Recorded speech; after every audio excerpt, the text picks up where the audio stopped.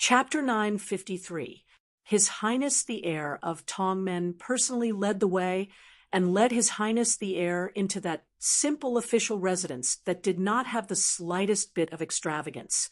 When Pei Nanwei woke up with a splitting headache, she discovered that she was lying in a room as warm as spring, aside from the fact that her snow-soaked fur coat had been taken off. Her clothes were in perfect condition. Only then did Princess Consort Jingan, who looked as if she had just made a trip to the gates of hell, slightly recovered her soul. Turning her head, she saw that a stove had been set up in the room. The man whose back was facing the bed was currently boiling wine. The aroma of the wine wafted through the air. Pei Nanwei, whose stomach was rumbling with hunger, rested her strength and put on a pair of brand new warm boots. She sat next to him and reached out to warm herself. Su Fengnian stretched out his hand and pointed at the carved mahogany food box on the stool, indicating that she was well-fed and well-clothed. However, he very kindly poured her a cup of scalding rice wine. Pei Nanwei opened the lid of the food box and did not pay attention to any decorum. She buried her head in the food and wolfed down the food. After drinking that cup of wine, she ordered another 2 cups. Very quickly, she began to feel a strong sense of fatigue. Perhaps because she was worried about him, she endured the urge to fight back and did not go to bed to sleep. In reality, the 2 of them were well aware that they were making a bet. They were betting on who would be the first to surrender. Before that, they would mind their own business. There was no need for her to deliberately put on a chaste and virtuous attitude.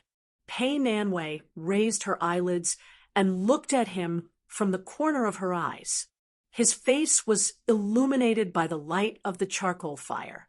He took off his outer coat, revealing the dark green soft armor that even a layman like Pei Nanwei could see was priceless.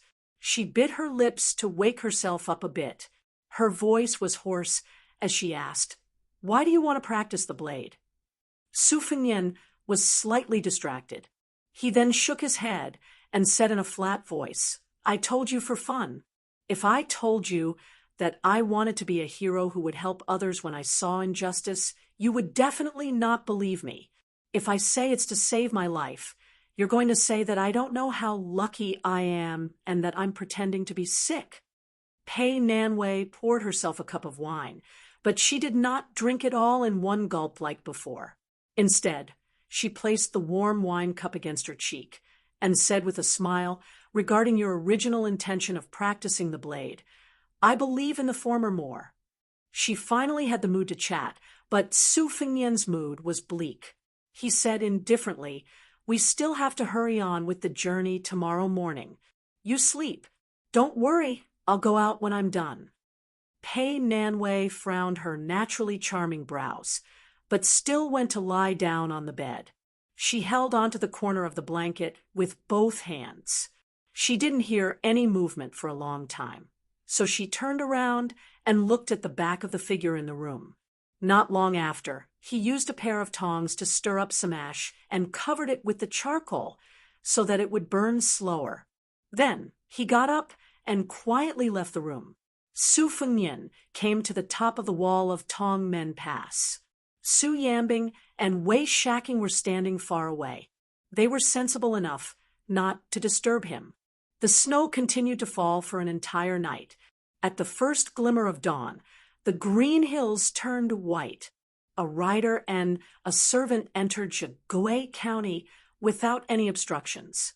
Ever since they entered the borders of Beiliang and intimidated a few squads of government troops that were as insignificant as ants, it was as if they had entered a no-man's land. The retainer with the strength of the Vajra realm couldn't help but ask, "Young master, is this Beiliang heir so scared that he's hiding? Does he really think that everything will be fine just because he's hanging a no-war sign?" The handsome young master, who was gently patting his palm with a folding fan, was enjoying the snowy scenery along the way. He mocked, "Yuzhong, oh Yuzhong, you really think with your butt. Back then, Han Jiaozi didn't kill you. Was it because He thought you'd dirty his hands? The robust retainer chuckled softly and didn't dare to talk back. The young master opened and closed the peach blossom beauty folding fan in his hand. He smiled and said, "His Royal Highness won't be so cowardly as to avoid the sharp edge. However, this young master really doesn't put him in my eyes. I still want to experience White Bear Yuan Zhuozong's left-handed saber. Everyone only knows that Yuan Baixiong is the world champion in horse combat, but they don't know that he had once sparred with Gu Jiantang. After that, he switched to using his left hand to practice his saber, thinking of getting back at our General Gu someday. However, it's not easy for this young master to meet Yuan Baixiong, the commander of the cavalry. No matter how useless the Beiliang cavalry in Lingzhou is, they still can't be underestimated. Let's see how big of a welcoming party Su Fengnian can put up. Yuzhong, if it's just a small fight with a few hundred cavalry, I'll leave it to you. Remember, it's okay to break an arm or a leg, but don't kill anyone." The Vajra realm servant twisted his neck, and it cracked like a string of soybeans. He nodded and smiled sinisterly. If His Royal Highness is stingy and uses 300 to 400 cavalry to fool you, no matter how thick the formation is, it won't be able to withstand a few attacks from me. The young master didn't wear a saber on his waist. Instead, he used a long vermilion rope to tie the famous saber. The other end of the rope was tied to his wrist, and he just hung it on the side of the horse's belly, swaying. Yu Zhang glanced at the saber, and there was some fear in his eyes. This thing was a heavy weapon that was on par with the world's #1 talisman saber, South Flower. He didn't know which senior came up with the name, but he didn't care at all. It was simply called Crossing the River. Yu Zhang was a famous figure in the Devil sect.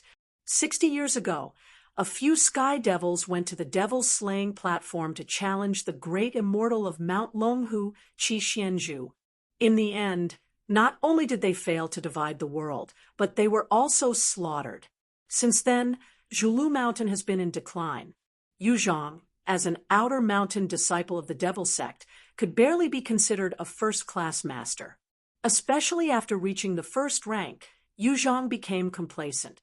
He refused the recruitment of the last remaining Duke of Mount Zhulu and did not enter the mountain to be conferred the title of Marquis. Instead, he led a group of people to revolt, calling himself the leader of the Devil sect. He set off a bloody storm in the martial arts world, but before he could make a name for himself in Jianghu, he was stopped by a big eunuch in a bright red robe. This human cat came alone, and except for him, everyone else was skinned and had their tendons pulled out. If Han Jiaoxi hadn't spared his life to find out the secret location of Mount Zhulu, he would have died a long time ago. However, after Mount Zhulu no longer invited him to enter the mountain, Yu Zhang was like a rat on the street. He was always on tenterhooks, afraid that this human cat would treat him like a piece of trash and kill him. When news of Han Jiaoxi's death came from the capital last year, he cried tears of joy. He was wondering if he could make a comeback in Jianghu, but in the end, he was beaten up by this young master who claimed to be from Mount Zhulu. He was even able to use General Gu's Thunder Heart Square and many secret techniques of the Wu family sword tomb and Dongyue sword pool. His own skills were all seen by this young man once, and he was able to use them for his own use. So what if Yu Zhang was a first-rank master? How could he not be shocked? Yu Zhang had to admit that there were indeed martial arts geniuses that were hard to come by in 100 years. In the past, it was Wang Xianji, Li Chungang, and the other seniors of the Jianghu. In the future, it would most likely be the young owner of the Crossing the River saber. The young man raised his head and saw a peregrine falcon fly by. He smiled charmingly and said to himself, "It's a bit slow."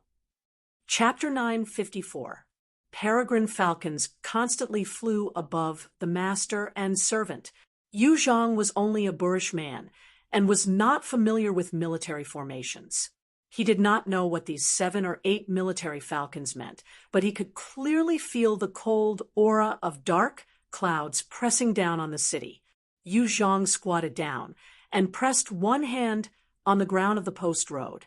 He wanted to report the situation of the enemy to the young master with the folding fan. There were 200 riders charging toward them, but Yu Zhang quickly remembered that the young master's realm was much higher than his, and the Xian finger had the mysterious power of divination, so he did not want to flatter him. Yu Zhang picked up a snowball and weighed it in his hand, wondering if he should smash an eyesore falcon to death. Out of the corner of his eye, he saw a particularly bold scout. The other scouts in all directions all stopped their horses at a distance. Yu Zhang stood up with a grim smile and swung his arm. Remembering the soldier's order, the snowball shot out and hit the warhorse's head. It suddenly exploded into a cloud of scarlet blood, and the warhorse died instantly. The scout rolled on the ground. Instead of running away in panic, he quickly took out his short crossbow and ran toward the man who killed the horse. After a dozen steps, he finally remembered the military order and turned around to retreat resentfully. On the way to his beloved warhorse, the young scout's eyes turned red.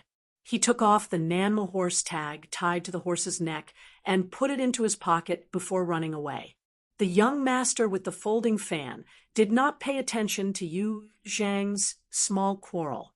His line of sight followed the mountain ridge and looked at a mountain peak that was not too tall in the distance.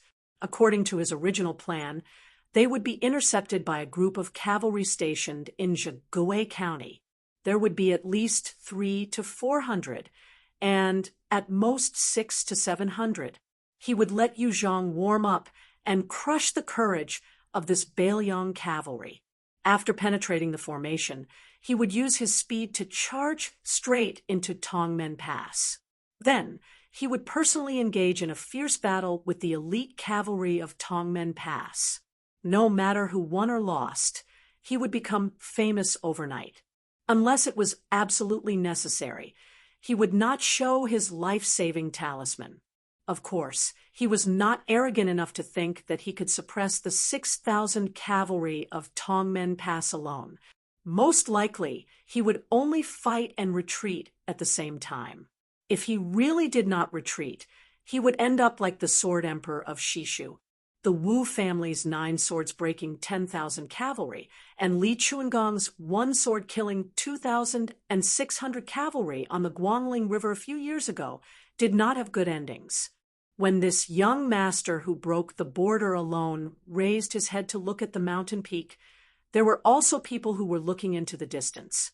By Su Fengnian's side, other than Pei Nanwei, Su Yanbing, and Han Laozhan, the 2 deputy generals of Lingzhou, there were also the 2 military officers of Tongmen Pass, Wei Shaking and Exinema, as well as the military officer of Pearl, Huang Xiaokuai. The 2 generals Wei and Exin were different from Huang Xiaokuai. This time, they did not bring a single soldier with them.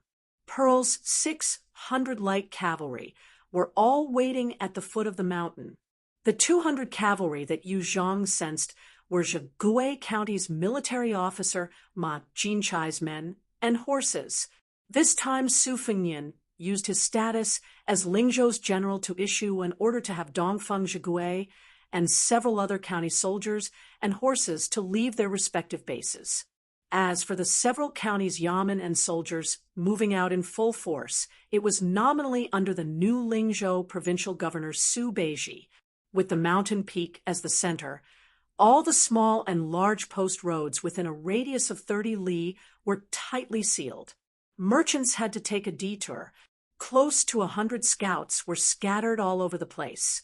Regardless of direction, they strived to have a scout every 3 li. Ma Jinchai's frozen field cavalry was divided into 3 groups, gradually forming a formation. The 200 cavalry took the lead to spy on the situation.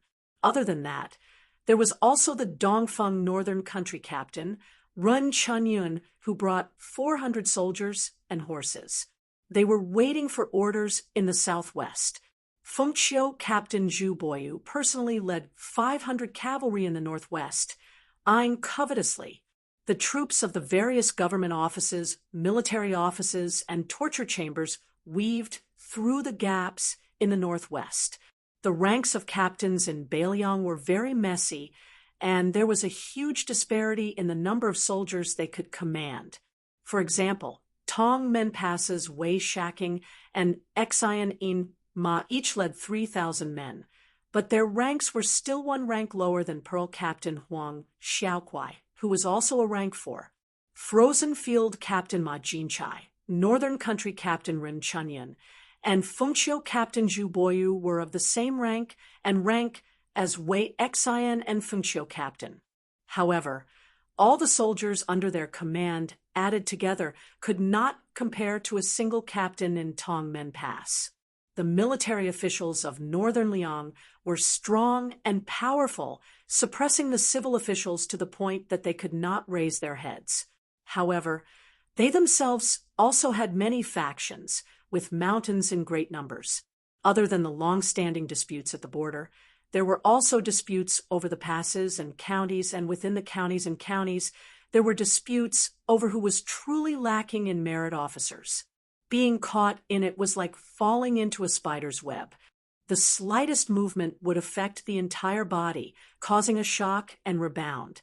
When Su Fengnian was trying to clean up the officialdom in Lingzhou, he was not looked upon favorably because of this.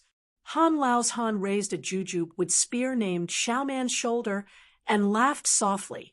This person definitely did not expect Your Highness to be so bold, directly mobilizing 4 captains and close to 3,000 cavalry to crush him in Zhigui County. You did not give him a chance to go to Tongmen Pass, much less enter Lingzhou to steal his reputation. Su Fengnian laughed. If he can use the methods of the Jianghu people and take the head of a general in the midst of tens of thousands of soldiers, do you think the court will bestow him the title of general? Tongmen Pass's Wei Shaking sneered. Based on this kid's ability, he can't even go up the mountain. I heard that this fellow is very tender and has the appearance of a beautiful woman. Brother Xian, you have a variety of tastes. When Your Highness has tied him up, why don't you ask Your Highness to bring him back to Tongmen Pass to be a concubine? Tongmen Pass's Captain Xian Yinma, who had a feminine appearance, was mocked by Old Wei. He did not retort, and said softly, I do have such an idea, but how would I dare to act on my own and ruin Your Highness's plan? Old Wei, since you're interested in drinking horses, why don't you give me your little son, and we'll become in-laws? In the future, I'll call you father-in-law. It doesn't matter if I'm 1 generation younger than you. Chapter 9:55. Wei Shaking, who had been checkmated, was so angry that he kicked Lieutenant Xian's horse in the stomach and cursed. He and Xian Yinma came from different mountains in the Bailiang army. Wei Shaking was a general who was close to the general, while Xian Yinma had moved through various armies. He had held a military position under Zhong Hongwu, Qin Zhibao, and other old Bailiang giants. Later on, he was involved with the infantry commander Yan Wenluan. Now, Xian Yinma could be considered half a member of the Yan family. However, he had gotten along well with Wei Shaking in Tongmen Pass these years. Inside the pass, they had schemed and plotted against each other. It was true that they had to support the 3,000 soldiers under each of them, who were crying piteously for officials, money, and military equipment. They could not tolerate their noble character and unquestionable integrity, but they had always maintained unity with the outside world. Everyone knew that Lieutenant Xian liked men. He did not care much about the matter of accumulating wealth and family property. If an old commander wanted to show filial piety to Xian Yinma, he would spend a lot of money to buy a well-trained young master from Jiangnan and send him to the Xian manor. This was more useful than anything else. Fortunately, the king of Bailiang had never been a harsh and merciless master. He had never made a fuss about these dirty things that did not affect Bailiang's military and politics. Xian Yinma glanced at the young man who had already left his post as Lingzhou's general. After hearing the conversation between him and Wei Shaking, he turned a deaf ear. His smiling face was still the same. He looked down at the courier road at the foot of the mountain and slowly said, "It's starting." Xian Yinma focused and straightened his back to look into the distance. Ma Jinchai's 200 riders had already charged toward the master and servant pair. Xian Yinma had always looked down on Lieutenant Dong Yi and Ma Jinchai's soldiers. In his opinion, the 3 legs of these soldiers were all weak. It was said that circling around to block the retreat path should have been Lieutenant Zhu Boyu's military mission. Ma Jinchai had shamelessly begged His Highness for this good job of achieving military merit. Furthermore, she did not care about the established military order to keep a distance from the master and servant. Instead, she initiated the charge on her own. It was clear that she believed the pair of Jianghu ruffians were easy to bully. As long as she captured the 2, she would not be afraid of His Highness's punishment afterwards. As for whether or not she would become enemies with Huang Xiaokuai, who was isolated in Lingzhou, Ma Jinchai, who had a marriage relationship with Commander Yan's relative, would not care. Fan. The young master fanned himself and closed his eyes to rest. Behind him, he could hear the sound of horse hooves. There was no such thing as the rumor of 100 Bailiang cavalry being able to shake the heavens. He had already experienced General Gu Jiantang's skill in managing an army when he was at the eastern border of Ji province. He had once been pursued by 600 Gu Jiantang's cavalry across a vast plain for a long time. That was the true definition of a powerful army. If the Bailiang cavalry was only at the level of 200 cavalry behind him, then the Bailiang cavalry would be a huge joke. Even such a force of 2,000 could be defeated by the 600 Gu Jiantang cavalry. Without needing his master's signal, Lu Zhang turned around to face the 200 embroidered pillows. Taking a deep breath, the tip of his foot rubbed against the cold and hard ground of the relay station, instantly creating a pit. His figure floated out of the pit, the short crossbow sprinkling a black rain that didn't hurt or itch. In the eyes of an expert, it was somewhat comical. Although Lu Zhang looked aggressive, he was actually still 60 to 70 zhang away. Ma Jinchai, who was at the bottom of the 200 cavalry, didn't feel anything wrong. There were more than a dozen brightly armored cavalry escorting her. Among them, there was actually a charming and petite retainer wearing a gorgeous light armor. She was clearly a woman with a graceful figure. It turned out that in addition to snatching the credit, Ma Jinchai also wanted to show off his commanding skills in front of the doting beauty. However, Ma Jinchai's expression changed drastically. She saw that the 200 riders were only focused on charging forward, but that Jianghu Man's speed was far faster than a warhorse's. The second wave of crossbows splashed down on his head, but it could not be said that they missed. It was just that the man did not even bother to reach out his hand to block the crossbow bolts, allowing them to hit his body. Like a reed pole hitting iron or stone, the crossbow bolts broke off and slid down. He did not give the riders a chance to continue playing. He had already come face to face with the 3 riders in the lead. The 3 riders were shocked and immediately threw away their crossbows. They hurriedly raised their spears and rushed into the gap between 2 galloping riders. Yu Zhang jumped high. His body flattened, punched his horse, and kicked it. The rider on the left that was closest to the outside was also affected. The 2 war horses were stacked on top of each other and were thrown out of the relay station. The war horse on the right was even smashed 50 to 60 zhang away by the man's fist. It crashed to the ground with a loud bang, causing snow to fly everywhere like willow catkins. Yu Zhang's expression changed drastically. 2 war horses were stacked on top of each other and were thrown out of the relay station. The war horse on the right was even smashed 50 to 60 zhang away by the man's fist. Following that, the 3 riders were clearly terrified and wanted to avoid the man's unstoppable momentum.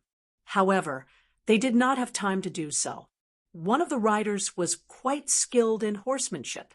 In desperation, a violent temperament emerged, and he directly urged his horse to crash into the boorish man of Jianghu. Ma Chaowei had already announced that whoever could kill this bandit would be rewarded with 600 taels of silver and a promotion of 3 ranks. Lu Zhang jumped lightly and raised his elbow to smash the horse's head. A tall horse that was charging forward was actually knocked down by the elbow.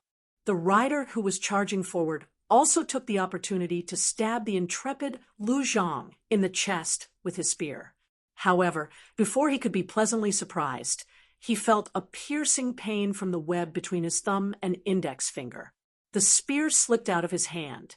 Lu Zhang grabbed the spear with one hand and grabbed the rider's collar with the other, throwing him high into the air like he was grabbing a chick. Then he flicked his wrist and raised the spear. His figure retreated backwards and caught up with the 2 riders who had luckily brushed past him. He then placed the spear horizontally and blocked their path. The 2 war horses collided with the spear and were actually unable to move forward. The few rows of riders behind them pushed their spears against each other. The charging formation from before was instantly disrupted. Lu Zhang infused internal energy into the spear with both hands and laughed as he stepped forward. The dozen or so riders in front of him clustered together and were thrown off their horses. Lu Zhang did not care about these weak ants. He switched from holding the spear horizontally with both hands to holding it with one hand. A few clever riders on horseback threw their spears. One of the spears was aimed at Lu Zhang's head. The man who was as docile as a domesticated cat and dog in front of the young master with the fan slammed his head forward and directly shattered the spear. He snatched the spear from his hand and swept it diagonally upwards, hitting the rider's waist.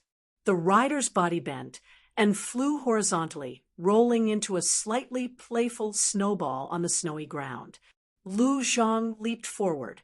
He did not care about spear techniques and only used the spear in his hand as a staff.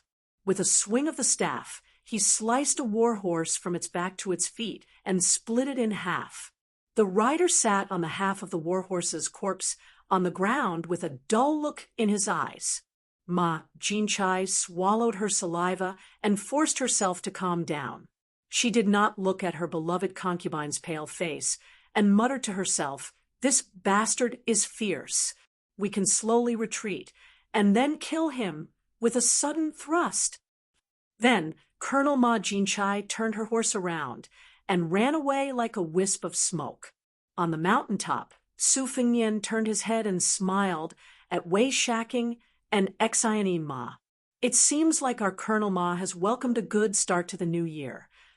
Then he looked at the sneering Colonel Pearl and said in a flat tone, "Huang Shaokai Ma Jinchai did not want to compete with you for military merits. She clearly put in a lot of effort to show weakness to the enemy and lure them in." The corner of Huang Xiaocai's mouth rose. He said softly, "Colonel Ma's favor, Huang Shaokai appreciates it. Your Highness?" Su Fengnian nodded. Huang Shaokai rode down the mountain alone. The 300 cavalrymen at the foot of the mountain did not move. The other 300 cavalrymen formed the left, right, middle, and middle troops and rushed toward the young master, who was slowly waving the peach blossom fan. Yuzhang looked back and sneered. He did not chase after the defeated Frozen Field cavalry. When they first charged at him, they were impatient like a hungry man who saw a woman. Now, before he could even warm up, they were already crying for their parents to go home. Yuzhang threw away the red-tasseled spear that was soaked in the blood of the war horse. He planned to experience the ability of the next cavalry in Bailiang's Lingzhou. In the eyes of this Vajra realm expert, the so-called Bailiang cavalry were all made of tofu. Yu Zhang spat a mouthful of thick phlegm on the ground.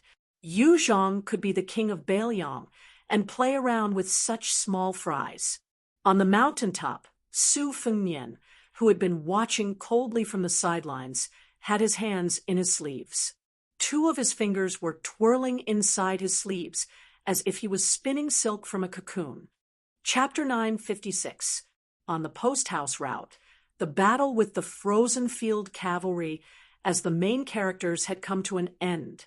Very quickly, there were scouts who passed on the general military information to the Commandant of the Northwest, Rin Chunyun, and the Commandant of the Northwest, Zhu Boyu. The reactions of the two generals were completely different. Dressed in bright red armor, Rin Chunyun stood with a saber at her side. When she heard that Ma Jinchai had suffered a setback, she laughed loudly and stroked her horse's mane with a gloating expression. As generals of the same province, their ranks were similar. Since the official hats on their heads were not too different, then naturally they were enemies. Rin Chunyun, who came from a poor background, had long disliked the laughably named Commandant Ma. Her subordinates were all descendants of Lingzhou's generals, so how could they train elite soldiers? There were two plains on the Lingzhou plains that were easy for cavalry to stretch out and train. Last year, Rin Chunyun had a dispute with Ma Jinchai and fiercely taught the flashy frozen field cavalry a lesson. However, Ma Jinchai quickly turned the tables on Rin Chunyun in the officialdom. The salary was not bad, and no one dared to do anything to this lightning pool. Rin Chunyun only received some leftovers that did not even have B-grade aptitude. Only after asking around did she find out that it was Ma Jinchai's in-law, who was an important member of Bailiang's military depot, who had set up a stumbling block. Later on, Ma Jinchai brought 100 cavalry with brand new armor to Rin Chunyun's territory to flaunt her might under the pretext of killing roaming bandits. If it were not for Rin Chunyun firmly suppressing the lower generals to not cause trouble, there would have been a mutiny. On the other side, Zhu Boyu was much calmer. His impression of Ma Jinchai had always been bad, but he never showed it on his face. If he really met her, he would drink and be polite. Therefore, the Windcoat cavalry got along quite well with Ma Jinchai and the other young masters. The main reason was that Zhu Boyu was also a military official who had come out of a general's manor. His father's generation had fought side by side, and there was a life and death relationship as a foundation. However, although Zhu Boyu had never been to the battlefield at the border and his achievements were rather thin, he was one of the few Bailiang youths who could calm down and manage the army. These years, he held real power and was often mocked by many surplus generals who had returned to Lingzhou with military achievements. This made Zhu Boyu more willing to get along with Ma Jinchai and the others. After all, the fake friendship and toasting was better than those old seniors who did not have any descendants who would show off their seniority the moment they met.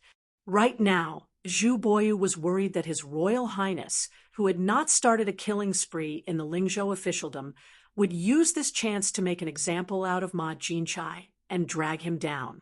Why would His Royal Highness care if a Windcoat cavalry without any military achievements was clean and honest or was in cahoots with Ma Jinchai?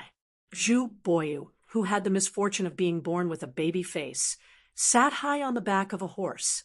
His war horse was only AB grade. The Windcoat cavalry only had 30 A grade war horses, and they were all given to those who had military achievements and elite soldiers. Zhu Boyu waved his hand and let the scout, who did not need to report based on the rules of the Windcoat cavalry, return to investigate. Zhu Boyu, who was wearing normal armor, let out a breath of air. His expression was abnormally serious because he could see that His Royal Highness had a bodhisattva heart for the Lingzhou officialdom. However, there was a difference between the military and politics. With the example of Huaihua, great General Zhong Hongwu as an example, Zhu Boyu was certain that the troops in Lingzhou would not be so lucky. The peach blossom beauty fan was gently fanned, and a gentle breeze blew across his face. The hair on his temples fluttered lightly. The handsome young master in a black fur coat looked over at the same level. The 3 cavalry units that surrounded them in a fan-shaped battle formation were like clouds and mud compared to the previous 200 cavalry units. The hooves of the horses were in sync, and there was no confusion at all. With his outstanding eyesight, he could clearly see the young faces of the cavalry. Their eyes were firm as if they had received instructions and did not have any intention of using the light crossbows. Bailiang had very strict restrictions on crossbows. If one carried a Bailiang knife, they could rely on their family background to get away with it. However, if one dared to carry a crossbow, even if it was an inch-long crossbow, which was a weak light crossbow that a maiden could use, once discovered, their family would be confiscated on the same day. There was no room for negotiation. The movement sprinted wildly on the post road. The straight line under his feet splattered mud in all directions. It was frightening. The Vajra realm martial artist, who was tired of being a lackey, only wanted to do whatever he could to his heart's content. In his eyes, the 200 cavalrymen, who could not withstand a single blow from him, were frail little girls who needed to be supported. The 200 to 300 cavalrymen in front of him were nothing more than slightly stronger and sturdier women who could not withstand a few blows from him. The first pin expert, whose personality did not match his name, laughed loudly as he charged forward. 3 iron spears pierced toward him at the same time.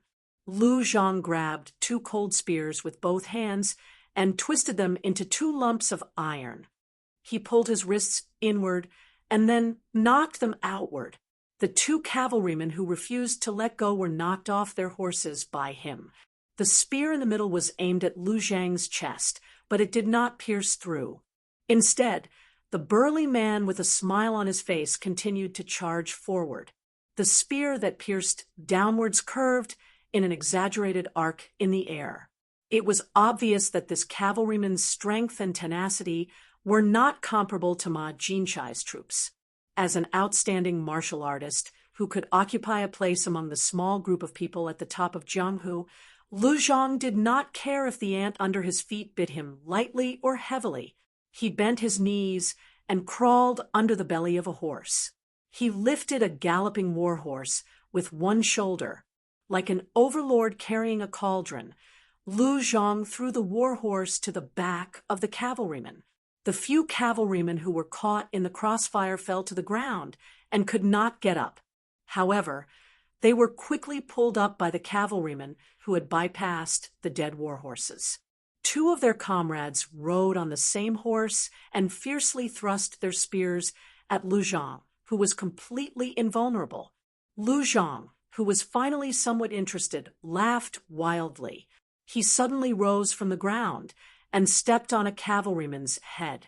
Then he took advantage of the situation and moved left and right, stepping on the cavalrymen and war horses one by one. In an instant, more than a dozen cavalrymen had completely lost their ability to fight. Lu Zhang seemed to be still not satisfied. After landing on the ground, he was too lazy to attack. He only focused on charging forward. Wherever he went, the war horses' bones were broken, and they died after violent collisions. Chapter 9:57. The cavalry formation was quickly penetrated by Yu Zhang, but Yu Zhang did not stay idle. The cavalry on the left saw the situation and did not charge recklessly under the command of their leader. Instead, they continued to lead the cavalry and threw their spears one after another. Most of the spears that pierced Yu Zhang's body either slipped or fell on the road, while some that did not pierce Yu Zhang were nailed into the frozen ground. Yu Zhang wanted to tease Bailiang and let them see his Vajra physique. so he stood still. After the spear forest, the cavalry on the right followed up with a rain of arrows. Yu Zhang's body was completely unharmed except for his tattered clothes. Although Yu Zhang seemed to be careless, he was in fact silently accumulating strength, trying to climb to the peak in one go before the battle. It was not that he could not continue to tease a group of rats, but it was better to be safe than sorry. If there was a martial arts master hidden in the cavalry, and he attacked when Yu Zhang's chi was weakened, although he would not be defeated if he lost even a little bit of face, who knew if the vicious young master behind him would vent his anger on him when he was bored. Serving this young master was more tiring than serving his ancestors. His heart was filled with hatred. If he could have a higher realm than that handsome young man, Lu Zhang, who had always scoffed at famous scholars, would not mind changing his taste. But Yu Zhang knew very well that this kind of ruthless revenge, which made him feel comfortable, was not something he could count on in this life. Unless that person was suddenly beaten to the ground by an immortal, then he would have the chance to kick him when he was down. However, the northern Liang path had already produced the old god of swords Li Chungang, and Chen Zhibao had already defected to the capital. Only the junior brother of the spear immortal Wang Xiu and Yuan Zuozong, who was the commander of the border cavalry, were left. Could these two top masters still join hands and appear here? Although the 100-man cavalry on the courier road had been pierced through, they quickly resumed their charge. At the foot of the mountain, 100-man cavalry under Huang Xiaokuai's personal command had also joined the battle. The 100-man cavalry on the left and right sides of the mountain switched between crossbows and javelins. Even though they were unable to achieve anything against a Vajra realm expert, their formation was tight, and their performance was far better than Ma Jinchai's frozen field cavalry. The fearless Yu Zhang let out a long breath, the fog lingering around him. He stretched out his arms and twisted his wrist joints. As if he was annoyed by the noise of the horse's hooves, he stomped on the ground, the dull rumbling sound faintly covering the sound of the hooves. Yu Zhang stomped on the road, the momentum gradually growing, rumbling like thunder. The horses on the road rose and fell more violently, but still no one was afraid of the battle. The political strife in northern Liang, especially the strife in the military, had always been disdained by the pillars of the imperial court of Liyang as a farce in the countryside.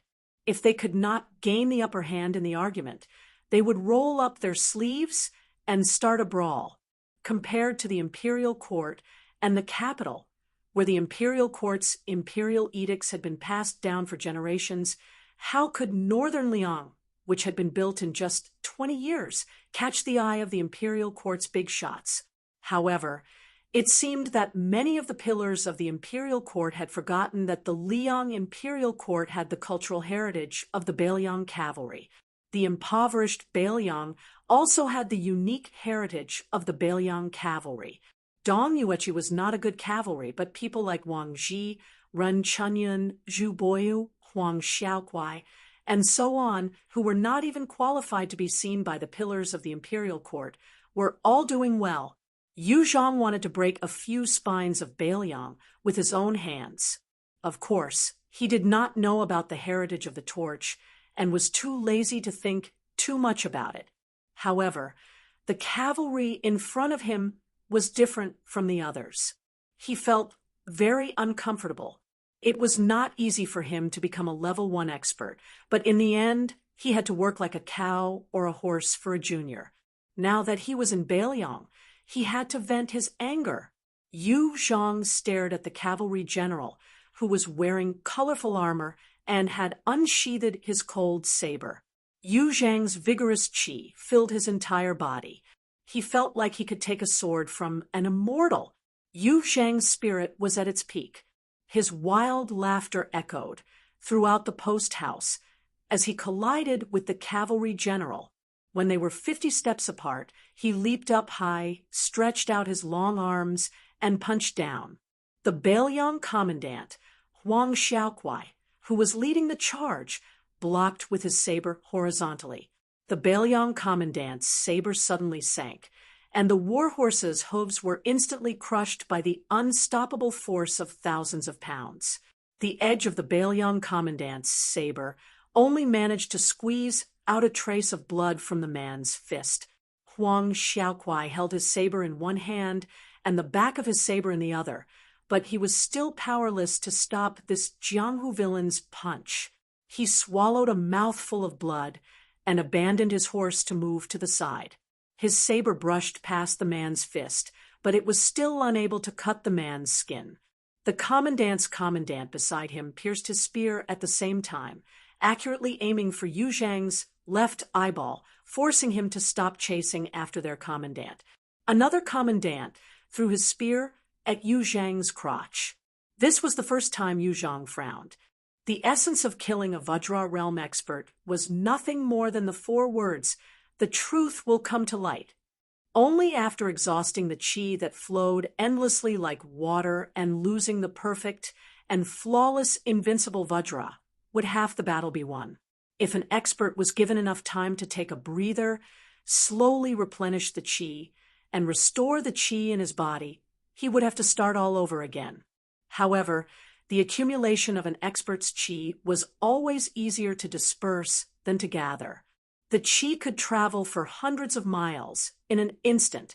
This legendary realm of Earth Immortals was something that even the Vajra realm and Finger Xian realm experts could only dream of. For example, Yu Zhang's qi had fallen to 80% after 2 consecutive attacks. He allowed the rain of arrows and spears to rain down on him without moving an inch, and only managed to recover to 90% using a clumsy method. The reason why the Jianghu people regarded the death of the Sword Emperor of Shishu as a tragic death was not purely because they felt pity for the expert who was crushed into a pile of minced meat. It was more because this Grandmaster Swordsman, for the sake of his worthless family name, guarded the gates of the imperial city of Shishu all by himself. The enemy he faced was a tide of locust cavalry, and he had no chance to catch his breath at all.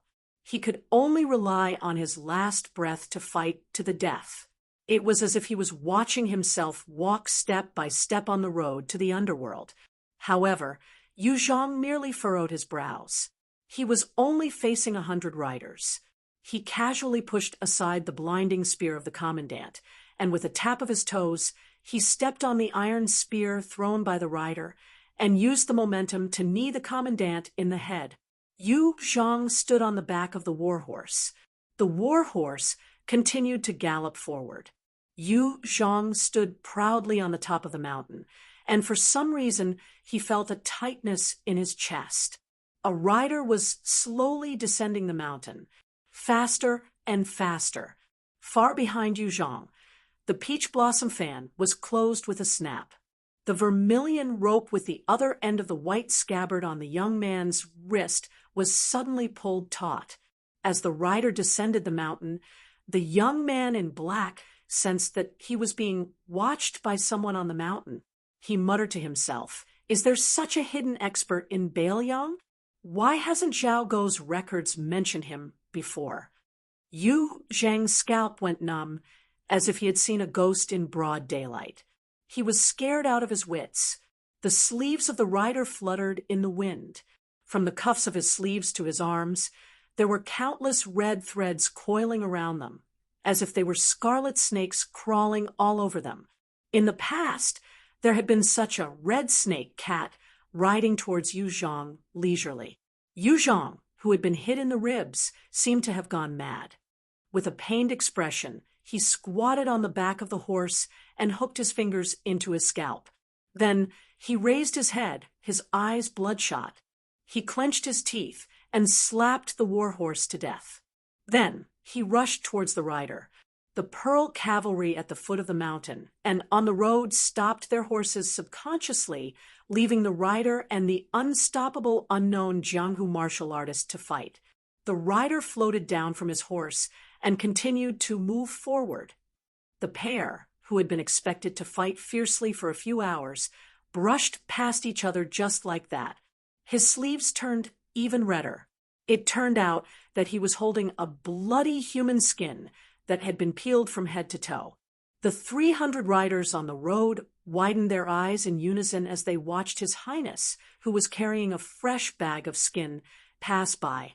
He stopped in front of the young man who was no longer waving his fan and casually tossed the human skin into the air. Huang Xiaokuai would never forget this scene for the rest of his life. His Royal Highness, who had an ordinary Beiliang saber on his waist, was up against the crossing the river that was not inferior to the Nanhua saber. Chapter 958. The two captains of Tongmen Pass looked at each other in dismay. Wei Shaking and Xianema's horizons were much higher than normal soldiers. They were even more shocked by His Royal Highness's method of killing people. The reason why it was called a magnificent feat was because there were usually military experts like Wei Xian hidden among the cavalry. The rule of Jianghu to measure the level of martial arts by the number of armor pieces was actually not accurate. After all, iron armor was a dead object, while the person wearing the armor was a living person with martial arts skills. They also had their own circulation of qi. Wei Shaking glanced at Lingzhou's deputy, General Su Yanbing, from the corner of his eyes. This retainer of the king of Beiliang, who was carrying an iron spear without tassels, had urged his horse to take a few steps forward. He looked at the post house in the distance. There were a few strands of light, purple flowing light moving around the tip of his spear. On the other hand, the other deputy general, Han Lao's Han, who was always beside them, seemed to be somewhat surprised. He shook the reins of his horse and urged his horse to come to the side of his fellow disciple, Su Yanbing. He asked softly, "What's going on?" Han Lao's Han, the mysterious finger, saw clearly what happened on the post house. However, this spear immortal Wang Xiu's junior martial brother was curious as to how His Royal Highness did it. The Jianghu man, with the physique of the first stage Vajra realm, charged directly at His Royal Highness. In the end, His Royal Highness took a punch head-on. His Royal Highness took the opportunity to let the scarlet snake crawl onto the man's body, like snow melting into the surface of the blazing fire in the furnace. The reason why the Vajra realm was called the unbreakable Vajra realm was because the qi in the body and the physique were tempered. The two merged together seamlessly. His Royal Highness's sleeves were densely covered with scarlet snake-shaped red ropes. In an instant, they blocked the acupoints of the first stage martial artist's body.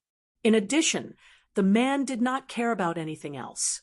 Not only did he hope to use brute force to break free from the scarlet snake, he also wanted to crush the scarlet snake in one go. The qi in his body, which could be said to be at its peak, was like adding firewood to the furnace. Due to the qi acupoints being blocked, the toughness of the red ropes was far beyond imagination.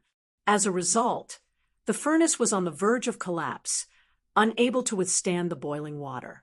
When the martial artist was on the verge of death and still failed to kill the enemy who was close to him, he finally realized that his qi and physique had been forcibly separated. Finally, he regained some clarity. However, by the time he came to his senses, it was already too late to stop. Before the martial artist died, he indeed had some courage that made Han Lao's Han take notice of him. He risked his life and finally smashed out with both fists, one on His Royal Highness's chest and the other on his middle dantian. Even Han Lao's Han admitted that he could not be as steady as His Royal Highness. It could be said that the overly conceited martial artist had killed himself.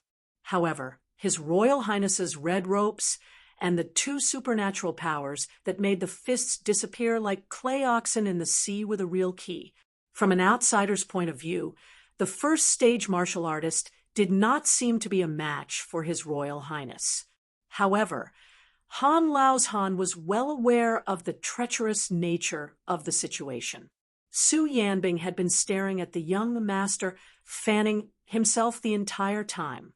He said calmly, "Lao's Han, you don't know this. When Li Chungang taught His Royal Highness the two-sleeve green snake, it was not an armchair strategist. Instead, he actually smashed hundreds of two-sleeve green snakes into His Royal Highness's body, giving His Royal Highness the opportunity to comprehend the essence of the path of the sword on his own. His Royal Highness once told me that at that time, other than learning the sword, he also wanted to polish the great yellow court that the Wudong sect leader had instilled in him. Using His Royal Highness's words, using the two-sleeve green snake to beat himself was not some stone from another mountain to polish jade, but to use the jade of another mountain to polish the stone was somewhat of a reckless waste of natural resources. Later, His Royal Highness had the only remaining great yellow court golden lotus seedling pulled out by the celestial phenomenon expert Lu Haoshi. However, Lu Haoshi had indeed pulled out the seedling's tendons and lotus leaves, but the pond where the purple gold lotus was cultivated and nurtured was still there. Most importantly, the roots were still there. His Royal Highness said that with his internal energy alone, no matter how hard he cultivated, he would not be able to make the decaying roots grow again. It was only after he had lost the Great Yellow Court that he learned of the old sect leader Wang Zhongluo's gift. The Great Yellow Court cultivation that was close to the celestial phenomenon level of internal energy was secondary. The unremarkable pond was the most precious. It was like a lotus pond. The scene of the lotus spreading across the surface of the water was very beautiful. However, without the pond, there would be no way to talk about the scene of the lotus growing out of the mud without being tainted. Therefore, on this trip, he once again used the stupid method of using a stone from another mountain to polish jade. He used the shady business of using an external force to stir up the muddy water in the pond. For this reason, His Royal Highness suffered quite a few beatings along the way. I don't know how His Royal Highness found out that the boorish man of the pugilistic world had a grudge with Han Jiaoxi, so he purposely used the human cat's trick to provoke him into attacking with all his might. The fiercer the attacks of a first-grade martial artist, the more beneficial it is for His Royal Highness. As for why His Royal Highness is so proficient in skinning the human cat, I don't know either. Han Lao's Han lamented, although it is beneficial to one's cultivation, every punch is on the flesh. Moreover, it is the final struggle of a Vajra realm expert. It is not easy to hit him. Su Yanbing smiled and said, to His Royal Highness he is already used to it and calls it a common occurrence. Moreover, no matter how painful it is still better than the two-sleeved green snake that the old god of swords, Li Chungang, casually threw out back then. Wei Shacking moved closer and asked cautiously, General Su, is the pugilistic world expert who died in the hands of His Royal Highness really a first-grade expert?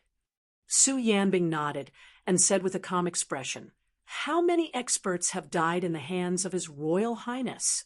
Wei Shacking secretly swallowed his saliva and didn't dare to say another word.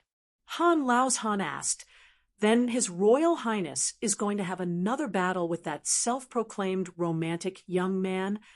Su Yanbing shook his head and said slowly, among the 4 realms of the first grade, only the Vajra realm is suitable for tempering one's physique any higher, and it is very likely that the gains will not make up for the losses. That young man is already at the Finger Mystery Realm. Lao's Han, you are also at the Finger Mystery Realm. You should know that the Finger Mystery Realm of a pugilistic martial artist is vastly different from the first-grade Finger Mystery Realm of a Taoist Shinran. In terms of the degree of fierceness in killing people, the same realm is like a capital official and a local high-ranking official of the same rank. The actual authority in the hands of the latter far surpasses the former. How can a 4th-grade official of a low-ranking government office in the capital have more authority to kill than the governor of a local county? Among the 4 realms, the Finger Mystery Realm is neither high nor low, but it has the most number of secret techniques. unless it is an earthly immortal or a celestial phenomenon realm expert. No one would dare to say that they can win against an unfamiliar finger mystery realm expert. Today, even if His Royal Highness wants to personally test the background of that person, Su Yambing, will also intervene. The Su Fengnian of Jianghu can take the risk, but His Royal Highness of Beiliang can't. Han Laozhan smiled and said, "That's good. Otherwise, if that guy is really killed by His Royal Highness, those military officers won't have anything to do. We can't let these officials come here and eat the northwest wind." On the post road. Chapter 9:59. Putting away his folding fan, the young master who had his crossing the river knife pulled on the reins and lightly dodged the bloody human skin. Indifferent to the movement's sudden death, he smiled and said, "Han Shengxian can kill celestial phenomenon with one finger. It's not unusual for a second class to kill a first class." He saw that Su Fengnian was expressionless and didn't seem to be interested in talking to him. So he was happy to talk to himself. But that's not surprising, but it's very surprising that you're proficient in the art of skinning human cats. I just don't know if you know the last two realms of scraping bones and pulling out tendons. He turned his wrist, and Bai Qiao, who was pulled along by the long rope, spun around as he looked down at the Prince of Beiliang, who had come alone. Zhao Go had a confidential file specially collected for His Royal Highness, which was only slightly thinner than Chao Chongqing's in the Heavenly Archive room. He had casually flipped through it earlier, and it had truly broadened his horizons. Han Jiaoxi, who was said to have died of an illness in the imperial palace, had actually been killed by the young man in front of him with a flying sword outside Godly Martial City.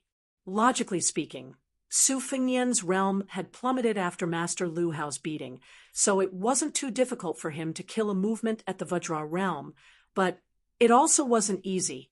The crux of the matter was how this Su fellow had obtained the unusual finger mystic realm of human cats. He didn't believe that there was anyone else in the world who had been lucky enough to comprehend the finger mystic realm's looking glass technique, which was known as pointing straight to the heart of heaven. Not only did it have a photographic memory, it could also extract the essence. The reason why the female sword attendant in the Wu family's sword mound, the one who carried the Su of Gojoseon on her back, could steal sword techniques and sword intent, no matter how obscure they were, was more of an instinct that only happened once in 100 years.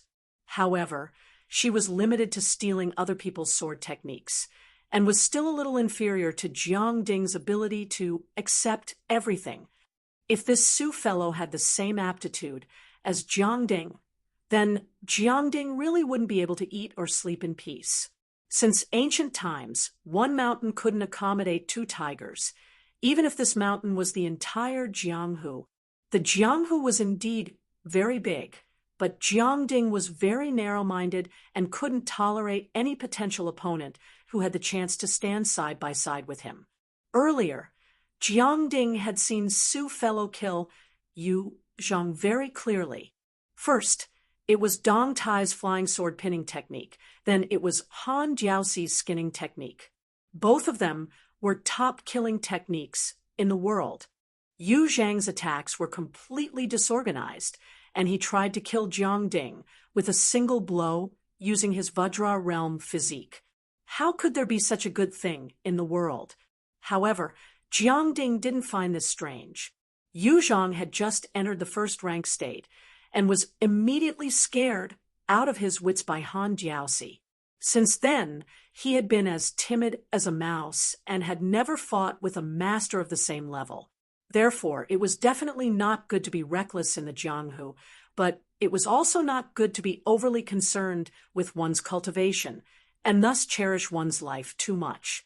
Jiang Ding raised his wrist and twirled the red string of his saber with 2 fingers. The crossing the river was still spinning as he bent down to look at Su Fengnian. There's an extremely powerful master at the top of the mountain. I definitely can't beat him. And even if I wanted to escape, I might not be able to escape alive. However, you and I are about the same age and background. You, Su Fengnian, can be considered a noble family, but I'm not bad either. Those dukes and marquises of Julu Mountain are also people who occupy mountains and call themselves kings. However, in terms of seniority, they still have to call me Marshal Granduncle or something. Therefore, in the so-called Jianghu of Yuzhang and the others, there's no one with a better background than me. How about it? Do you dare to fight me to the death? Don't worry. Even if I can kill you, I won't. I still want to live well and go to Beiliang's frontier fortress to experience Beimang's desert scenery. Su Fengnian, Beiliang is your territory. It's up to you whether you want to fight or not. If you dare, I'll accompany you to the end. If you lose, I'll give you this crossing the river pawn in my hand. If you don't dare and want to be a coward, I'll immediately turn around and run. Su Fengnian laughed. I dare, but no matter how powerful you are, you're only at the level of the fifth raccoon. Compared to a human cat, you're a long way off. However, whether you dare or not is one thing, whether you want to or not is another. You should run. I'll give you the time it takes for a stick of incense to burn. After that, Lingzhou's deputy general, Han Lao's Han, will lead the troops to suppress the bandits. Oh, let me tell you, you've been appointed by the imperial court to weave official documents and court bulletins. I estimate that very soon you'll reach the prince's mansion and the administrator's residence at the same time. However, I'll pretend I didn't see you. I'll say this first. While you're on the run, I won't count if you hurt anyone, but if you kill any soldier, I'll make you lose an arm. If you can make any cavalry throw away their armor, I'll remember your kindness. Jiang Fuding didn't panic, even though his amulet was so easily torn away. He straightened up on his horse and smiled. I heard you went with Li Chungang to Guangling River. How come I didn't see you learn the old god of swordsmanship? You're quite despicable. Su Fengnian reached out and grabbed the human skin of the movement. He was prepared to hang it on the easternmost city of Lingzhou along with the bones. He wanted to tell the restless foreign Jianghu people what kind of price they had to pay if they wanted to stir up trouble in Beiliang. Outside Shengwu City, Su Fengnian had not only collected some humans, cats, and a few remaining red snakes, but he had also collected some secrets from the skull. Among them was the Vajra movement of Mount Julu, who was in charge of waiting for rabbits to find out. Su Fengnian expressionlessly raised the human skin. Jiang Fuding suddenly shook his wrist and tightly gripped this pawn that had never appeared in the Jianghu. After Jiang Fuding made this murderous move, Su Yanbing also raised his spear at the top of the mountain. Finally, Jiang Fuding laughed loudly, his thick killing intent dissipating. Su Fengnian, don't force yourself. Since you've been beaten up badly by the movement, spit out blood if you want to. Don't suffer because you want to save face. Su Fengnian smiled. There's only half an incense stick left. Jiang Fuding smiled. That's not right. There should be half an incense stick left. Su Fengnian said calmly, my incense stick is different from yours. Jiang Fuding sighed and loosened the red rope. The famous blade in its white scabbard hung from it. He stared deeply at this guy, then silently turned his horse around. He was confident that he could win against Su Yanbing, but even if he killed him, he would die at the hands of the master on the mountaintop. It was not worth it. His life was much more valuable than that of the crown prince of Beiliang. A voice suddenly came from behind him.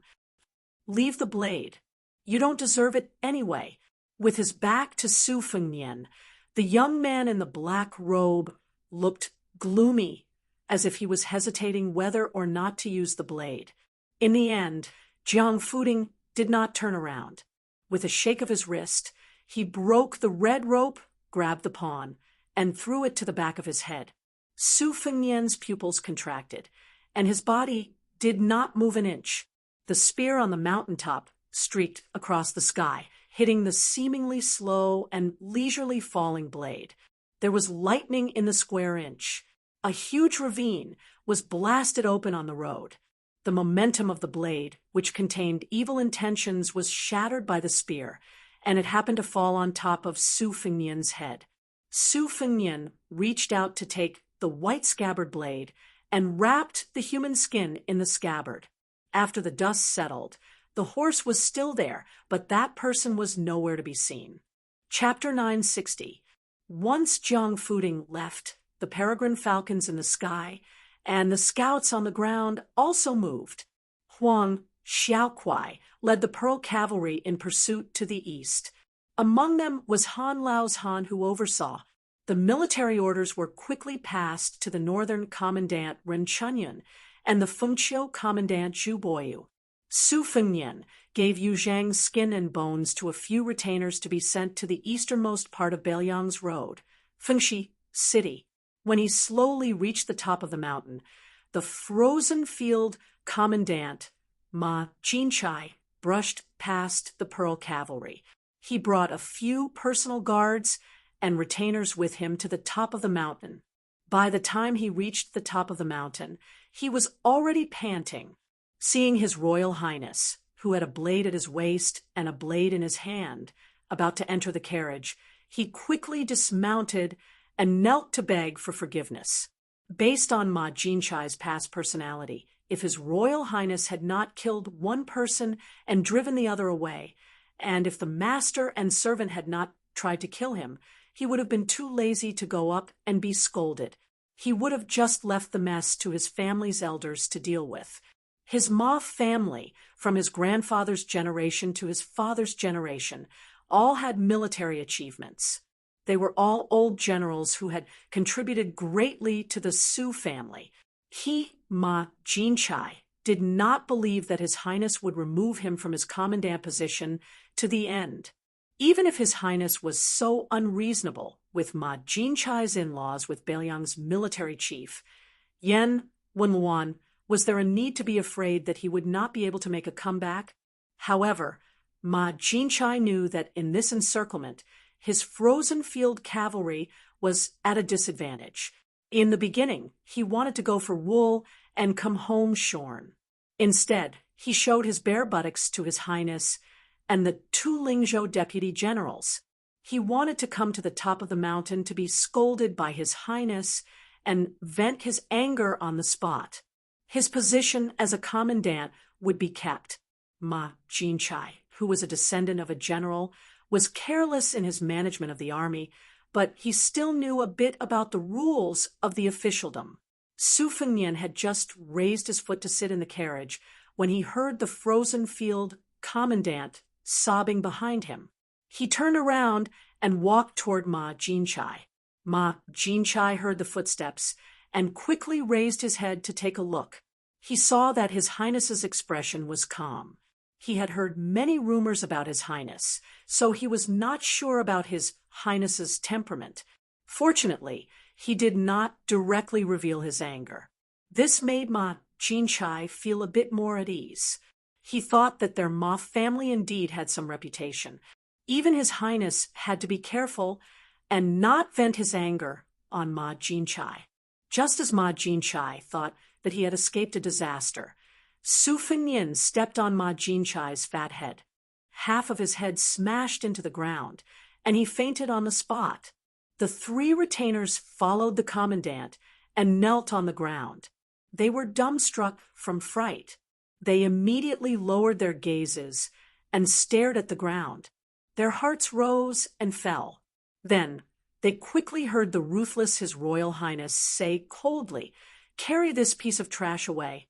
When he wakes up, tell him that the frozen field cavalry has been disbanded. Including the three of you, 600 people will be recorded and will never be employed in the Beiliang army again. If you want to join the army again, you have to use your father's military achievements to offset it.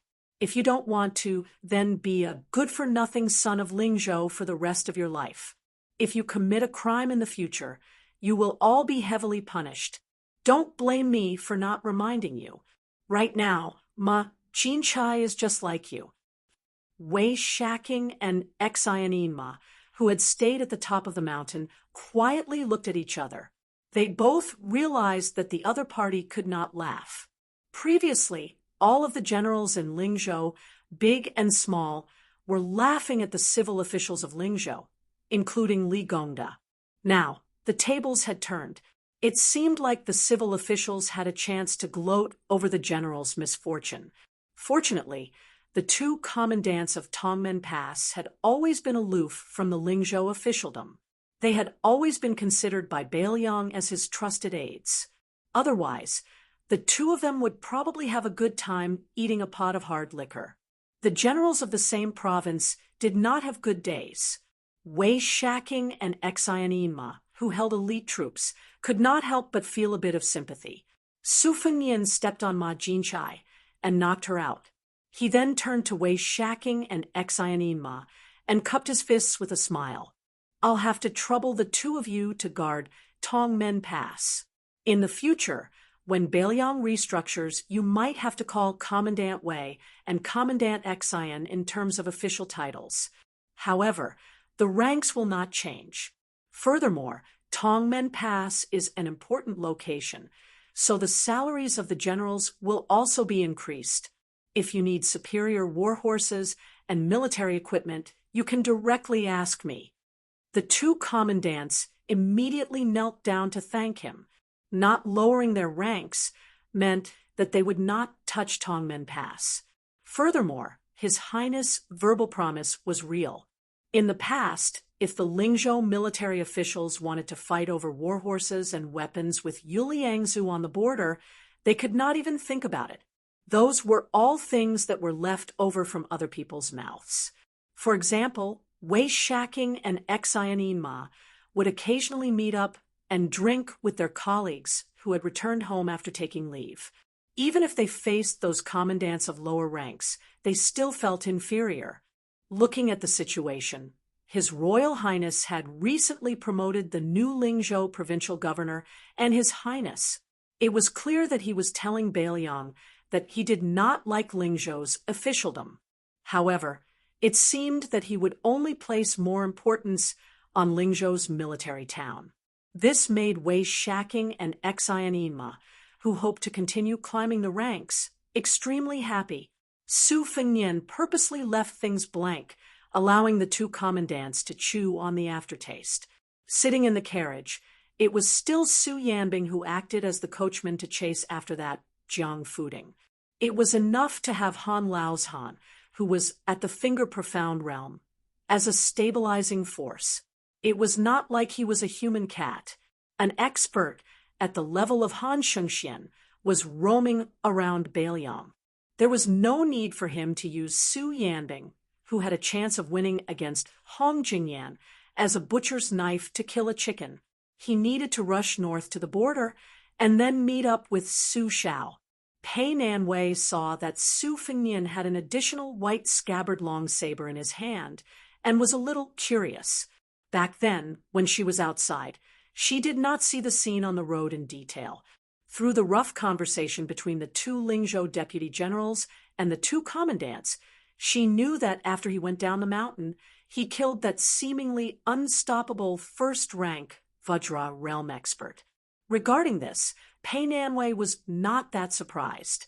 Back then, this young man brought 200 cavalry and confronted the old king of Jing and Zhao Heng's 1,000 cavalry. He even dared to raise his spear and kill people in front of the formation. Pei Nanwei shifted her position and sat in a corner. She placed the saber on her knees, and blood seeped out of her 7 orifices. It seemed like it was not easy for him to kill people just now. He waited until there was no one around before revealing his weakness. Pei Nanwei smiled. Was she actually laughing at herself for not being human? However, Su Fengnian mistook it as mocking him. He glanced at her coldly. Pei Nanwei did not mind and asked, "Why don't you go and beat the dog that is down?" Chapter 9:61.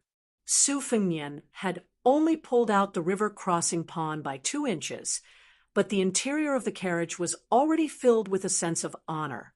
Even Pei Nanwei could not help but take a few more glances. When Su Fengnian unsheathed the river crossing pawn, Pei Nanwei felt a chill seeping into her skin. She could not help but wrap her arms around her chest to resist the chill, probably because he noticed his sorry state from the blade that was as clear as a mirror. Su Fengnian used his sleeve to wipe the blood off his face and tapped the middle of the blade with a finger. Unexpectedly, the river crossing pawn did not tilt up like other heavy weapons. Instead, the blade rippled, quietly eliminating the vibrations caused by Su Fengnian's finger tapping.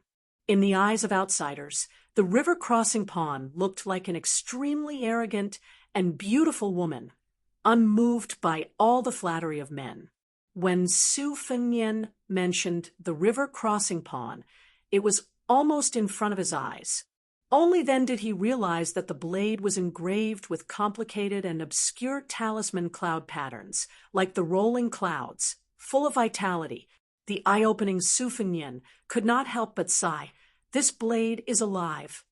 Pei Nanwei was really sarcastic this time.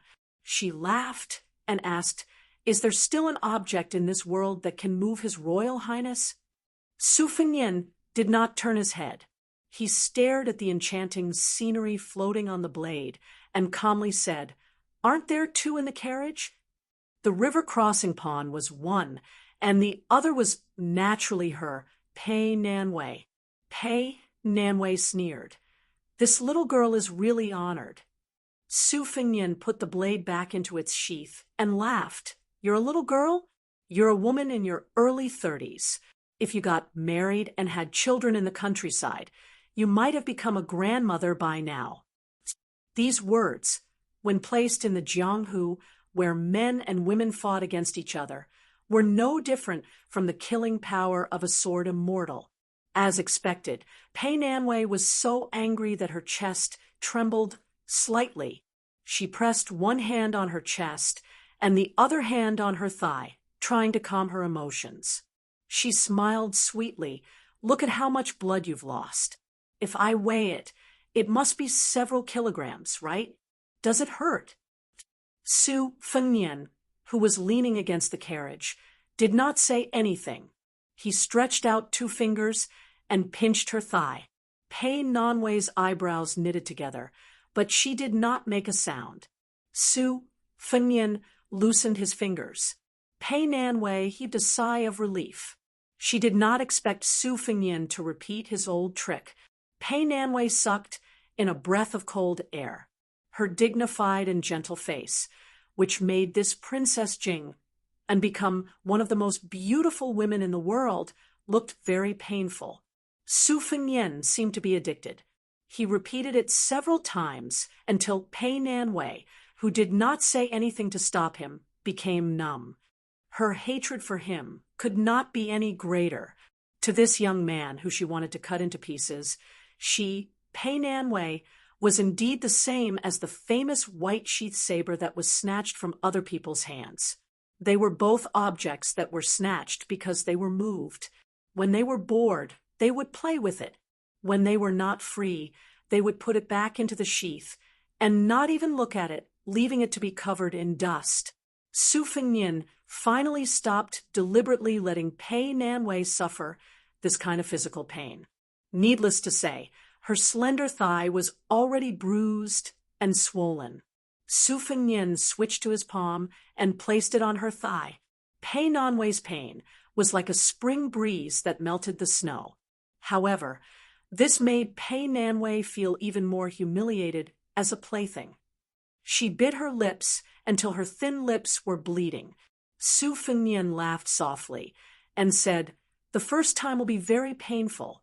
Later on, it will be nothing more than that. You ask me if it hurts when I bleed from my 7 orifices.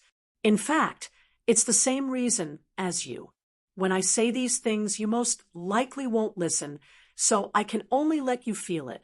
How about it? Now that you know that it doesn't hurt, you already feel that it is a kind of happiness. That's why we are all cheap goods. We don't know the good fortune of standing and talking. I once heard a joke saying that the poor commoners wondered whether the old emperor would eat scallion pancakes for every meal. They thought it was funny. When I first traveled the Jianghu, I only realized that being able to fill my stomach when I ate those cornbread and roasted sweet potatoes. I was so happy that I didn't even think about those delicacies. A person's happiness and suffering are different depending on where they live, but the depth is roughly the same. That's why no one should look down on anyone. No one should laugh at anyone. Anything can be fought for, but the place of reincarnation is something that no matter how hard you work, you can't fight for in this lifetime. When encountering injustice, being able to accept one's fate is a skill, and being able to put your life on the line is even more amazing. However, those who are unwilling to accept their fate and are willing to put their life on the line are also not good because they often do things without a bottom line and like to harm others. Yuan Tingshan, who rose to the top in Jizhou, is one such example. I've seen all kinds of people at the bottom of the Jianghu, and I've seen all kinds of people at the top of Mount Qingliang. I've never liked to associate with those who don't have a bottom line. Pei Nanwei sneered. If you weren't the hereditary heir of Bailiang, who would be willing to exchange pleasantries with you? Don't even talk about flattery. It's only because you reincarnated well that you have the qualifications to say these things. For the first time, Su Fengyin didn't refute and grunted in agreement. However, not only did Pei Nanwei not have the feeling of returning victorious, she actually felt somewhat dull. The heir of the king of Jing and Zhao Sun was undoubtedly one of those who reincarnated well. But so what? Su Fengyin suddenly asked, I'm going to take a trip to the desolate border that borders Beimang. You want to see the desert scenery? I've been to Beimang before, and I've seen the clouds fall with my own eyes. It's like the sky and the earth are aligned. It's really not bad. Seeing this, one's state of mind can also be a bit more open. In the northernmost part of Yuzhou, there's also a mountain called Rooster Crow. When day and night alternate, the sand sounds like a rooster crowing in the morning. Pei Nanwei didn't directly answer, but asked in passing, You're going to the border to participate in the military parade? What, has the great general already begun to prepare for you to be the hereditary heir of the king of Bailiang? He's afraid that you won't be able to convince the masses, so he's going to personally hold the line for you in the Bailiang border army? As soon as these words came out, Pei Nanwei was as silent as a cicada in winter. She wasn't afraid of the young man beside her, who she had the confidence to be on equal footing with, but from the bottom of her heart, she was afraid of the old man with a hunched back and a smile whenever she bumped into him in Bailiang Palace. That old man was old, but Pei Nanwei still couldn't imagine when and where the old man would die. If the old man finally died, would the fallen 8 kingdoms of spring and autumn be able to close their eyes in peace? Su Fengyin silently left the carriage, requested a war horse from Tongmen Pass, and rode it alone. Would a Bailiang without Su Shao still be a Bailiang? At this time, a simple carriage quietly entered the desolate border of Beimang, which had been trampled by the Bailiang cavalry. The coachman was the second most powerful person in the world, Tuoba Bodhisattva. Chapter 962. Winter passed, and spring came. Orioles sang among hundreds of birds. Flocks of small orioles could often be seen shuttling among the green grasses on both sides of the post-house road in Yuzhou.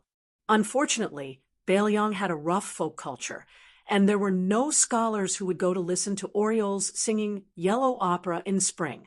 A carriage was moving slowly northward. A woman in the carriage was holding an oriole's nest that she picked from a low branch. Occasionally, she would lift the curtain to take a look at the scenery along the way. Along the way, in order to save time, she seldom stopped in the city. She was in the middle of nowhere, and the most embarrassing thing for a woman was that she had 3 urgent needs: The first time she wanted to go to the toilet, she clenched her legs and gritted her teeth to hold on for half an hour. However, the man, who had long sensed that something was wrong, didn't say anything. When she finally couldn't hold it anymore and asked to get off the carriage, she lowered her head and sat back in the carriage. She even heard a bad joke from the man. He said that there was once an official who dressed incognito to observe the public's opinion, but his stomach felt uncomfortable in the wilderness. Every time he wanted to go to the toilet, he asked the coachman to find a quiet place for him to take off his pants. The coachman found several places for the official, but every time the official untied his belt and squatted down, he didn't want to go there anymore. Later, whenever the official asked if he had found a place, the coachman said no. Finally, the official couldn't stand it anymore, so he jumped off the carriage and took off his pants while running. In the end, he even added fuel to the fire by asking her if she had found a place with good feng shui. On the way back, she had conveniently picked up a bird's nest made of pine needles and grass. After hearing his words, she threw it at him fiercely. The man gently caught the bird's nest with one hand and handed it back to her with a smile. He made up for his mistake by telling her an embarrassing story. He said that when he was traveling, he accidentally went to the toilet and heard a lot of noise next door. He was bored to death, so he opened his mouth to tease his brother a few times. In the end, his toilet door was torn down by a female hero with a cold face with a sword. He was so scared that he almost fell into the toilet pit. He quickly covered his crotch with his hands. In the end, the female hero coldly threatened to cut off his 3 legs. This mother *cur really is a loose tongue. If he hadn't been quick-witted and suddenly let go of his hand, letting that heroine have a good look at what it means to have a great display of masculinity, scaring her away, he probably wouldn't have been able to avoid a good beating. Pei Nanwei didn't know whether to laugh or cry when she saw him say these shameful words. She didn't argue with him anymore. Even the heir apparent of Bailiang was so embarrassed. She, a woman who was no longer the princess consort of a vassal state, was too lazy to pretend to be a heroine. On this trip north to the border, peregrine falcons had been constantly passing on secret reports. Naturally, Su Pinyin did not tell her the important military information, but he did tell her all the harmless secrets. For example, the Qingcheng Prince Wu Lingsu of the Qingyang Palace had entered the capital to be conferred a title. He had been given half a cup of the Taoist Master's Mansion's Minister of Feathered Dress and was able to rule across the river.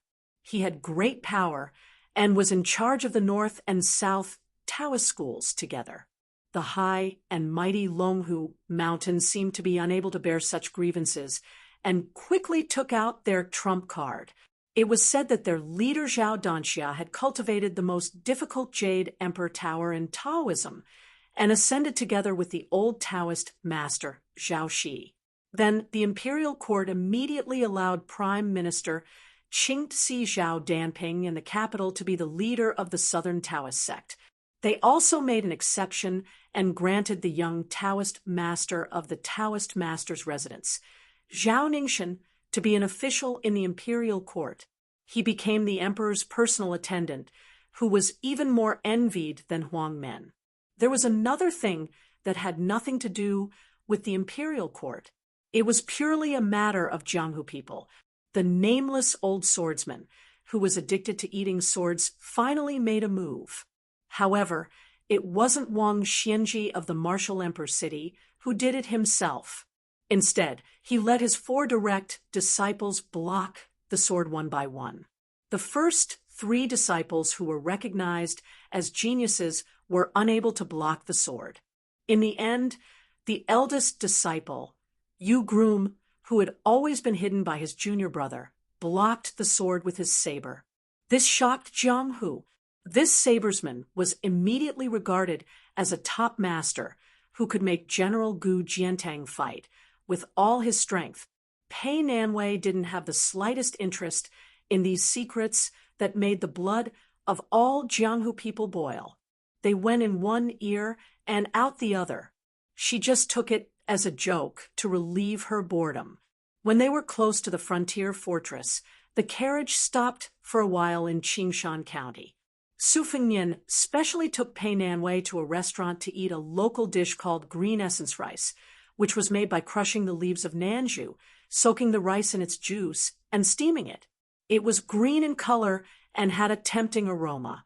However, the large blue and white porcelain bowl used to hold the rice was almost a foot wide, which made Pei Nanwei stunned. She went all out and ate less than half of the bowl before she couldn't swallow it. Su Fengnian finished his own bowl, like a whirlwind in clouds, and took Pei Nanwei's bowl without hesitation. He still enjoyed the meal with relish. Su Yanbing didn't enter the restaurant earlier. When he showed up later, he was accompanied by a middle-aged man in satin casual clothes.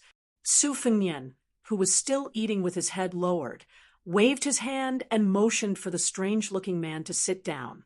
After the man sat down, he said softly, "Greetings to His Royal Highness." Su Fengnian put down his empty bowl and chopsticks and leaned lazily against the back of the crudely made and slightly rugged chair. He joked with a smile, "Huang Fucheng, what are you calling me? I've already changed from Commandant Guai to General Yuzhou, who is in charge of the military power of a province. Are you still used to it?" Huang Fucheng, who was already the new general of Yuzhou, didn't have the fear and modesty of an ordinary general. He only said in a deep voice, "I dare not disappoint your highness, even if I have to die 10,000 times." Su Fengnian nodded and said, "Chen Shiliang is in charge of the salt policy. If he doesn't ask you for help, you don't have to think too highly of yourself and let those unrestrained local tyrants do whatever they want. When Chen Shiliang asks you to borrow soldiers to kill someone, you can take action. At that time, don't be soft-hearted."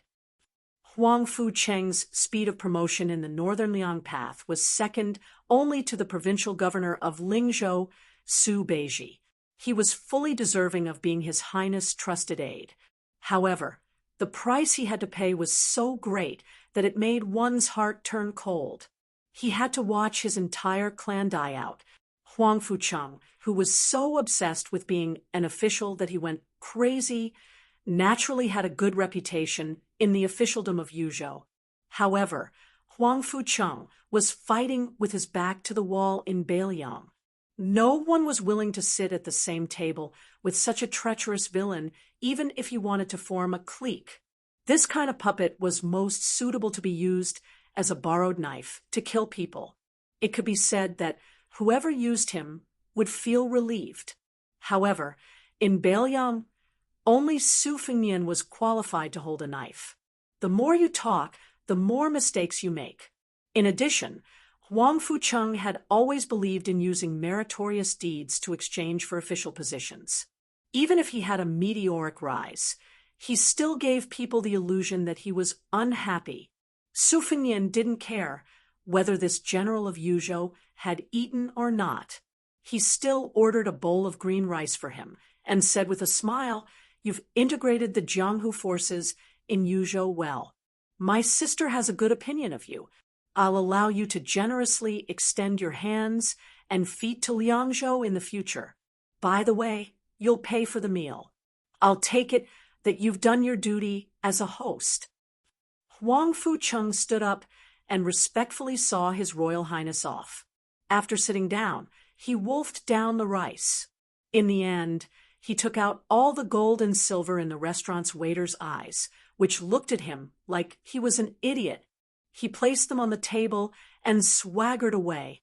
His duty as a host. He had bought the military power of the entire Yuzhou with the gold and silver he carried with him. Was it expensive or cheap? The carriage drove out of Qingshan County City. Su Fengnian lay comfortably in the carriage, crossing his legs and burping. Pei Nanwei sneered and said, "Isn't this notorious Huang Fucheng, the person you said has no bottom line? Aren't you also comfortable using him?" Su Fengnian laughed and said, "How do you know he has no bottom line?" Huang Fucheng and even Chu Lushan are actually not as simple as the outside world thinks. Naturally, they have nothing to do with good people. But when it comes to whether they have a bottom line or not, in my opinion, they have a much higher bottom line than those talkative and famous scholars who keep saying that they are worried about the country and the people while having sex with prostitutes. Those who regard themselves too much as human beings will easily not regard others as human beings. Those who do not regard themselves as human beings will, on the contrary, leave a little bit of a pure heart. To make an inappropriate comparison, Mount Wudong and Mount Longhu are both Taoist ancestral courts. The Taoist Master's Mansion's yellow-purple noble lady is full of immortal aura, so high and unapproachable that only high-ranking officials and dignitaries can walk through that door.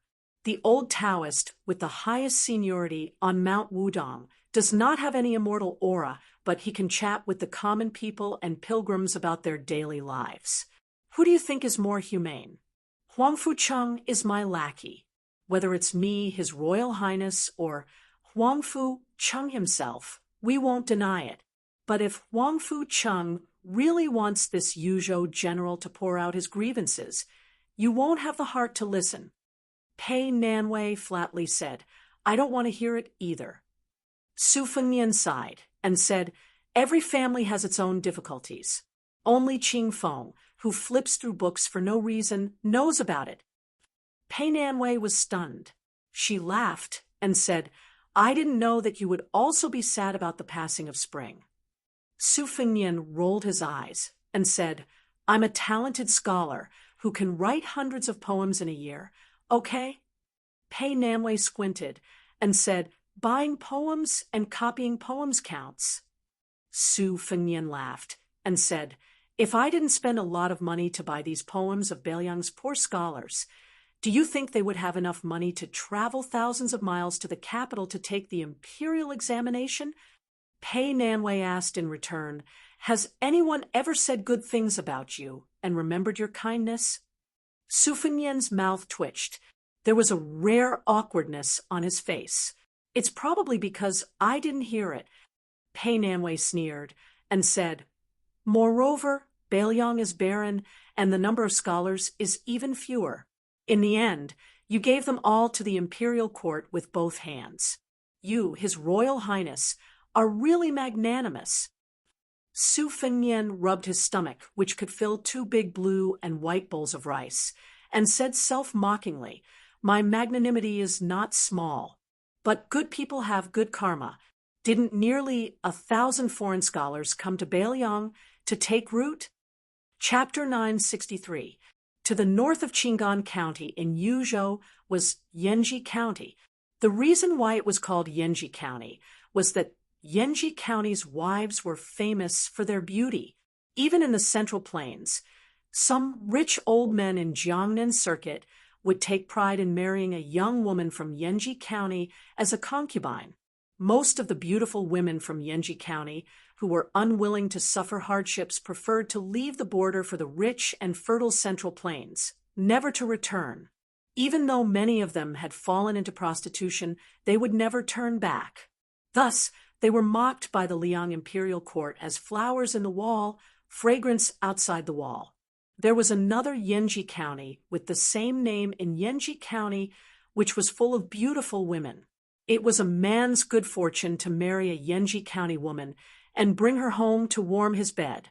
If an official in Yuzhou didn't have a Yanji County woman as a concubine or a concubine, he wouldn't have the face to go out and greet his colleagues. Pei Nanwei might have been tired of wearing that cumbersome curtain hat. When she entered the inn in Yanji County to spend the night, she abandoned the curtain hat and was shocked by the men and women who were lucky enough to recognize her face. Today was the Lantern Festival of the first year of Xiangfu. The Lantern Festival was a big festival. Officials and people enjoyed it together and went out to enjoy the lanterns together. Yuzhou was obviously very different from Lingzhou, which had a granary. Although the lantern market was lively, it didn't have a glorious aura. Men and women's clothes were also mostly simple, unlike Lingzhou, which liked to be luxurious. Yuzhou was neither Liangzhou, where the Su family lived, nor Lingzhou, which was relatively stable and comfortable. Yuzhou had always been mocked by the officials of Yuzhou as being raised by a stepmother. Of course, they didn't forget to bring 1 or 2 Yanji County women who were bought with a lot of money. As a stepping stone for the unfamiliar official career, it was tacky to give money. If they gave too little, they would be looked down on. Giving women was both elegant and practical. Su Fengnian and Pei Nanwei walked side by side. They looked like a perfect couple. In the night, they could only see Pei Nanwei's face from afar. Therefore, they didn't cause too much of a stir. However, those who had seen her face and figure didn't want to go too far away. If she wasn't in their bowl, they could take a few more glances at her bowl to satisfy their craving. Some idle ruffians were quite bold. They wanted to take advantage of the crowd, to take advantage of her. However, they were kicked far away by Su Fengnian.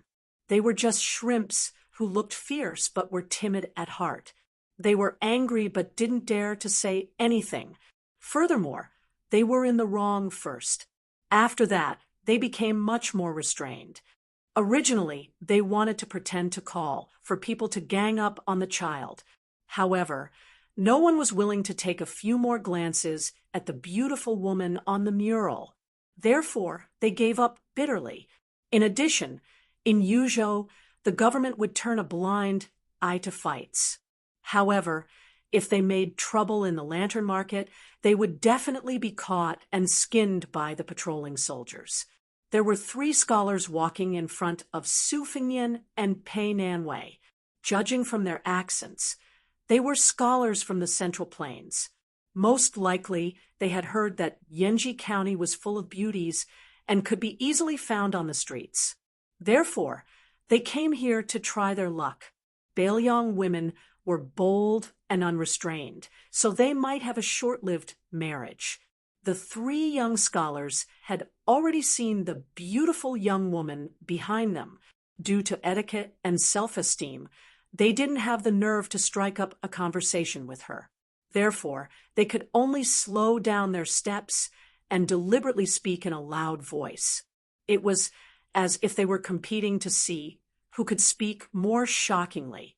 Some said that they were relatives of a certain official in Lingzhou and would soon enter the county government office to become an official. Some said that it had always been the Liang dynasty who had been watching Bailiang with ulterior motives. Now that West Chu was about to be reinstated, Bailiang could finally sit down and eat melon seeds while watching the imperial court make a fool of itself. There were also some who said that since childhood, they had yearned for the iron horses and golden spears of the frontier fortress. Which scholar had given up the scholarly honor that was within reach and had come to this impoverished land to enlist in the army? When Su Fengnian heard one of the scholars mention the endlessly prattling West Chu's victory and defeat, he smiled and quickened his pace. He took the initiative to ask, "Young master, how do you know that the rain station of West Chu is destined to end miserably within half a year?" The scholar, who did indeed have a somewhat refined temperament, did not reply to Su Fengnian. Instead, he shot a glance at Pei Nanwei and introduced himself. "This young one is a descendant of the Fan family in Huansha County, Gangnam-do." Su Fengnian went with the flow and feigned surprise.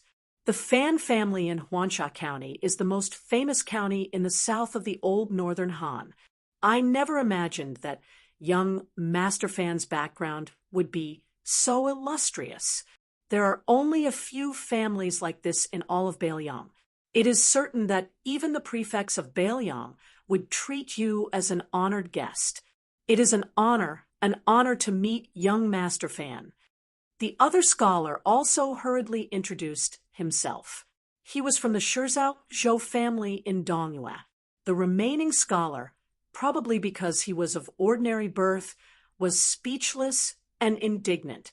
In reality, the Fan family in Huansha County and the Shizhou Zhou family were flourishing during the spring and autumn period.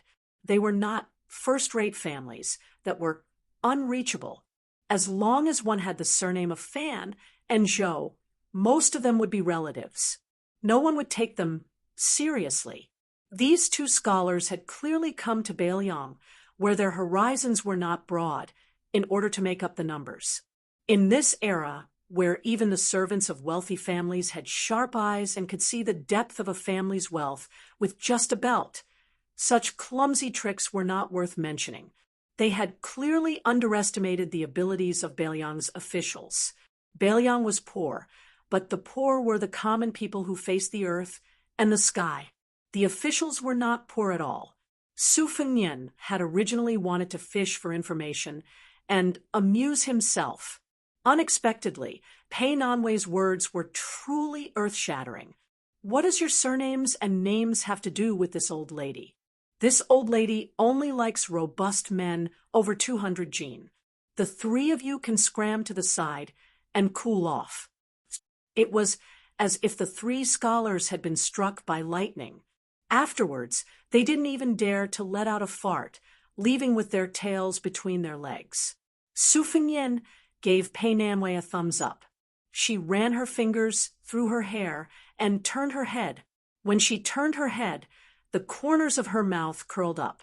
She had a rare expression on her face that said, "If this old lady doesn't make a move, she will be invincible." Su Fengnian touched the pot that didn't boil. He clicked his tongue and praised, "Beiliang is really a place with good feng shui. Sister Pei has also been infected with heroic spirit." Pei Nanwei scowled coldly. She kicked the back of Su Fengnian's shoe and twisted it hard. Su Fengnian was amenable to coaxing, but not coercion, let alone pain. He muttered to himself, "It's only been half a year? Chao Chongqing and Sun Shiji, two great remnants of West Chu, working together shouldn't be so useless, right?" Pei Nanwei said coldly, "A lot of people will die." Su Fengnian's eyes were ice cold. He said slowly, "Yes, a lot of people will die. But you also have to know that there are so many people in West Chu who have shaved their hair and fled to Zen. They don't hesitate to shut themselves in cellars and escape into the mountains to become wild elders. They've lost their minds and are patrolling the city in the middle of the night, shouting that everyone is a ghost. They're all living a life worse than death. This group of wandering ghosts who can't forget the West Chu dynasty can't wait to drag their families down with them. You don't even know how to evaluate such foolishly loyal remnants." Pei Nanwei said hatefully, "If they want to die a worthy death, no one can stop them. But don't implicate the innocent people who just want to live a peaceful life and have a good night's sleep." Su Fengnian said with a smile, "In the past, I always felt that you were lifeless, like a female ghost in human skin who haunts ancient temples deep in the mountains. Only today do I know that you can still speak human language. Why don't you stay in Yanji County? Maybe you'll become a living person in the future. When you miss the reeds by Tide Hark Lake, you can go back and take a look." Pei Nanwei said without hesitation, "Okay." Su Fengnian was momentarily absent-minded. He seemed to have said these words to others before. However, Su Fengnian quickly recovered and nodded with a smile. "Then I'll have to show off my status as the heir. I'll ask the governor of Yanji County to arrange a private residence for you where no one will disturb you." Su Fengnian asked for directions and arrived at the governor's mansion. Unfortunately, the governor had also brought a large group of family members to enjoy themselves with the common people. The gatekeeper, who had trained a pair of discerning eyes, saw that Su Fengnian had an extraordinary aura and had him sit in a small room by the side door. After waiting for 4 whole hours, even the gatekeeper was somewhat impressed by the young man's patience. During this time, the gatekeeper solicitously inquired about his well-being and served him tea. Naturally, this was because Su Fengnian had taken advantage of the beauty Pei Nanwei's reputation. Governor Hong Shandong rubbed his eyes as he returned in high spirits. He had never set foot in Bailiang Palace in his life and didn't recognize the young master. However, he recognized the retainer who could only stand. It was the general's personal bodyguard, Su Yanbing. One year, when the general was patrolling the border, he passed by Yanji County. Hong Shandong was fortunate enough to meet him once. This person was actually qualified to eat and drink with the general. His memory was especially vivid. If Su Yanbing had to stand, then who was the young man sitting and drinking tea? Hong Shandong wasn't an idiot. He immediately collected his thoughts and waved his sleeves. With a plop, he knelt on the ground and paid his respects to His Royal Highness who had come to his humble abode. The large group of Hong family descendants crowded outside the small room widened their eyes. The older ones knew the ways of the world and were somewhat fearful. The younger ones' clean eyes were filled with childlike curiosity. Although the threshold of the governor's mansion wasn't low, the highest position received by the governor was only the previous general of Yuzhou. How high was His Royal Highness's position? When this young man put on the yellow official robe and became the king of Bailiang, everyone in Liang would know how high his position was. Hong Shandong didn't have the courage to look at Pei Nanwei from beginning to end. After knowing that this woman with no clear status would live in Yanji County, he was surprised but not happy. He didn't mind enshrining her like a female bodhisattva. This was what he should do. It might not be a merit, but since ancient times, beauties were a source of trouble. If there was the slightest mistake, then wouldn't his originally smooth career come to an end? However, since His Highness the Crown Prince had spoken, Hong Shandong could only grit his teeth and squeeze out a smile to agree. That night, the governor tossed out an elegant residence with mountains and rivers.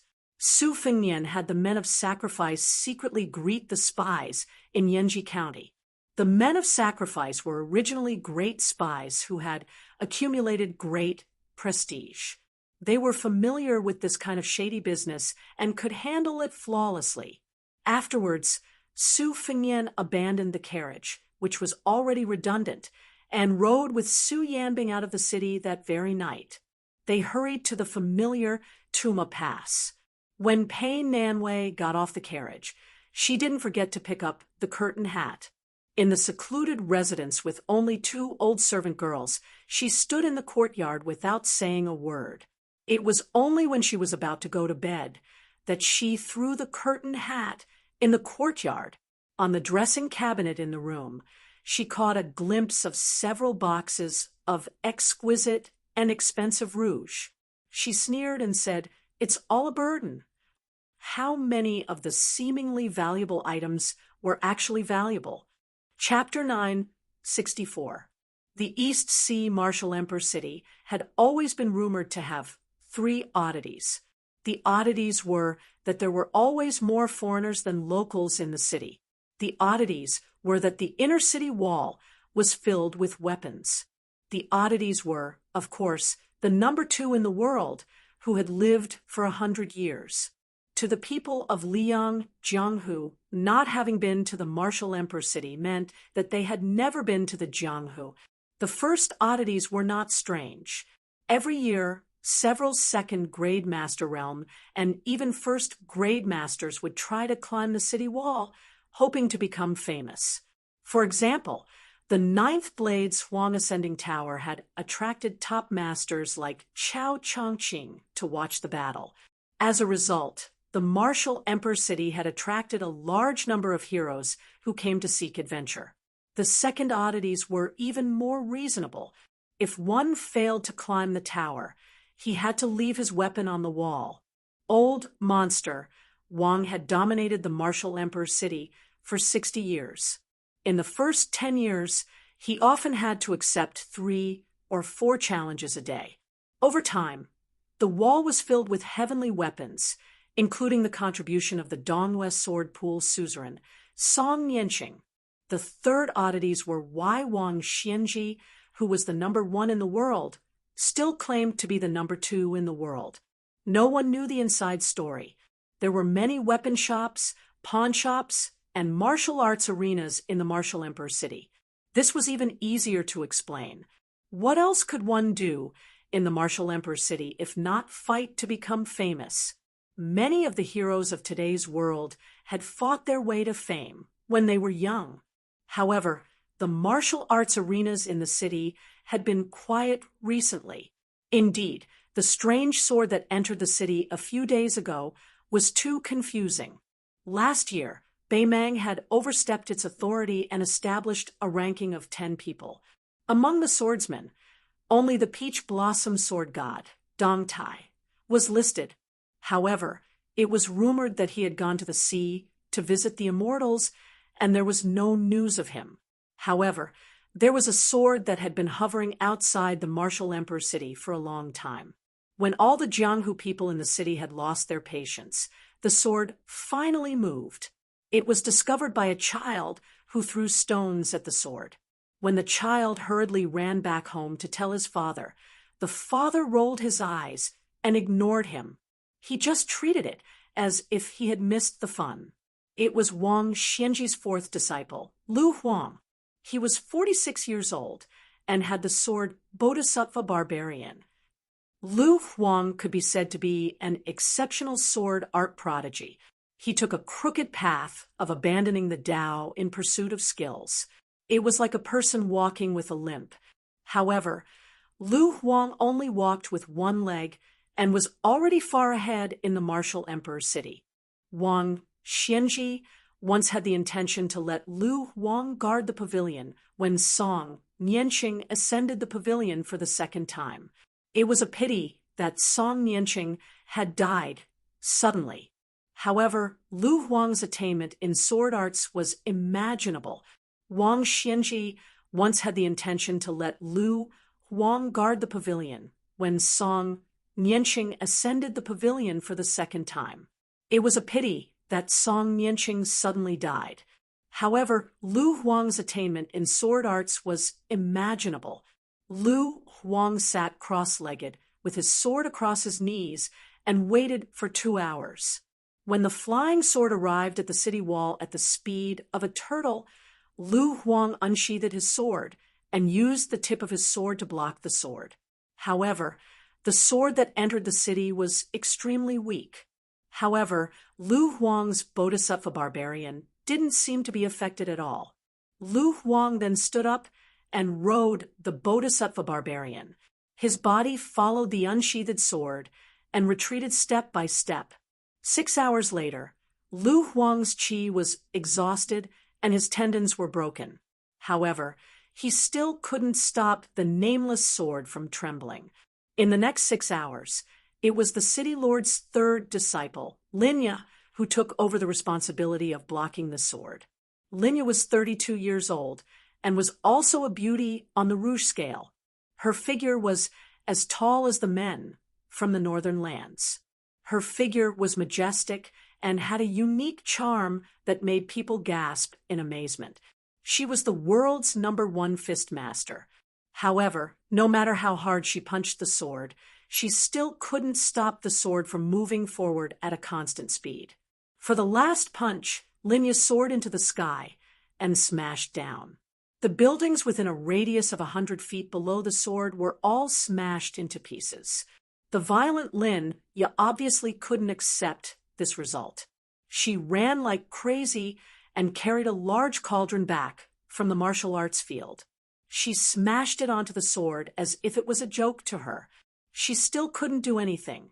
Linya sat on the ground dejectedly, with a dull look in her eyes. Then it was the Qi refinement Grandmaster Gongbong's turn.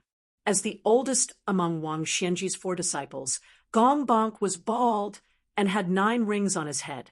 Instead of wearing a kasaya, he wore a Taoist robe.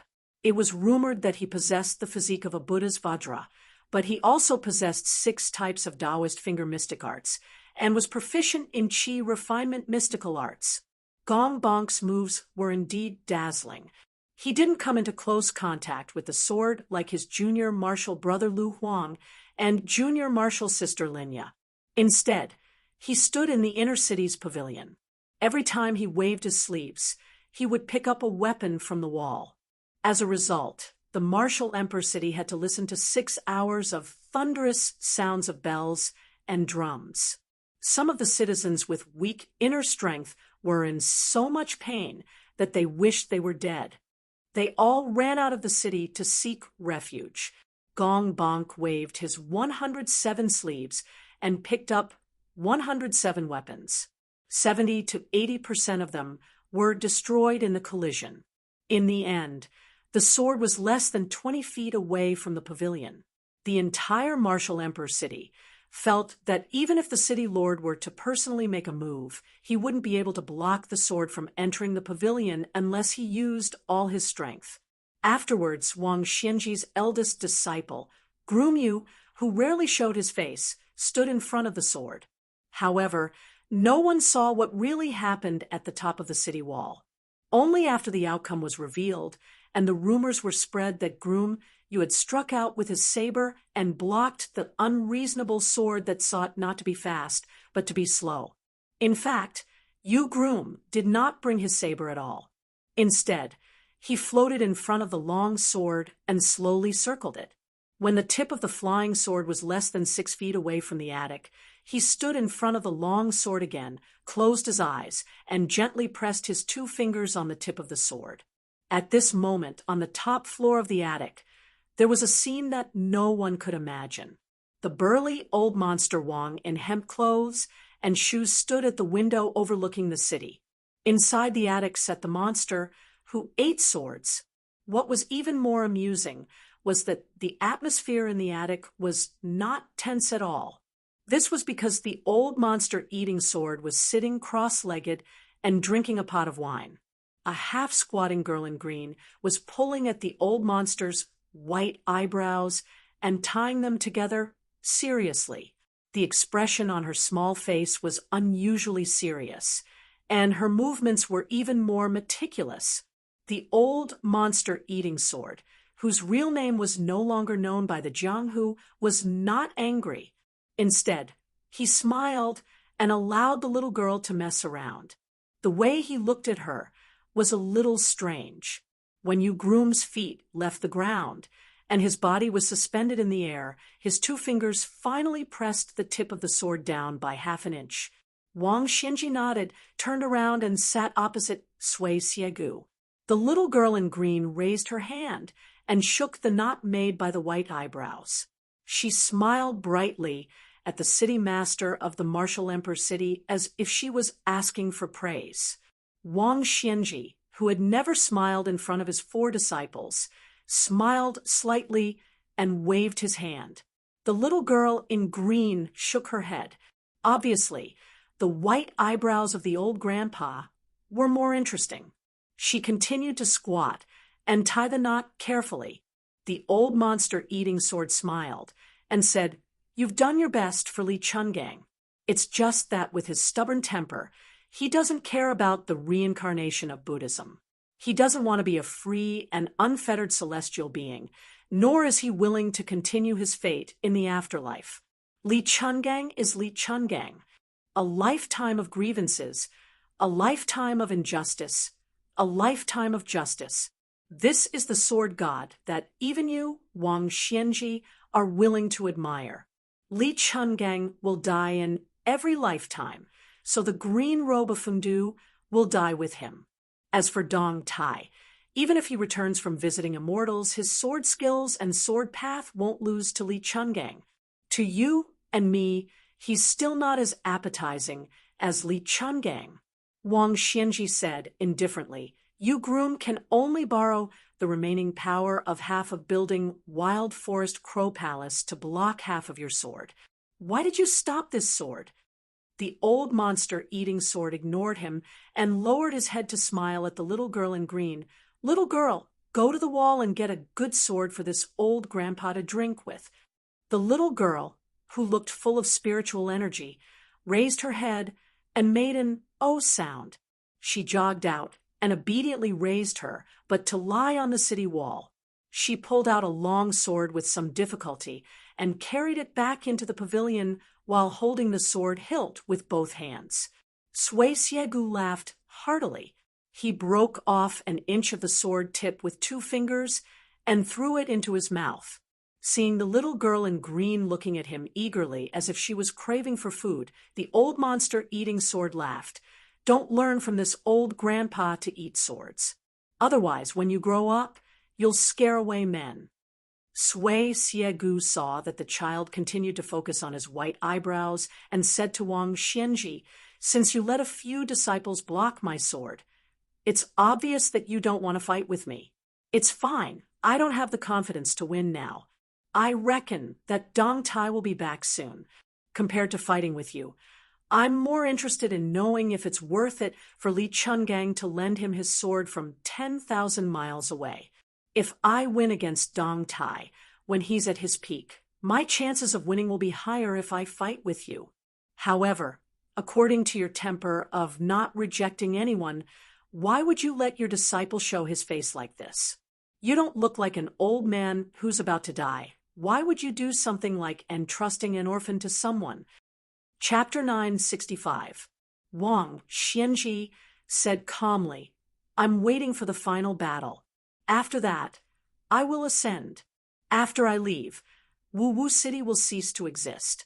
At first, Han Shengxian wanted to learn from Gao Shulu and slaughter all the first-grade 3-realm experts in Jianghu.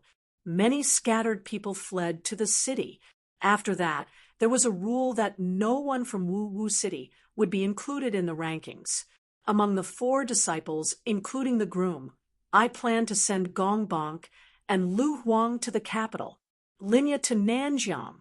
As for the groom, I still haven't decided. However, Lu Yi will most likely be taken care of by him. Sui Siegu stared. "From your tone, the final battle won't be between me and Dong Tai. It also won't be Chao Chongqing. Could it be Tuoba, Bodhisattva?" Wang Xianji sneered. "That northern barbarian? Eating dust behind me.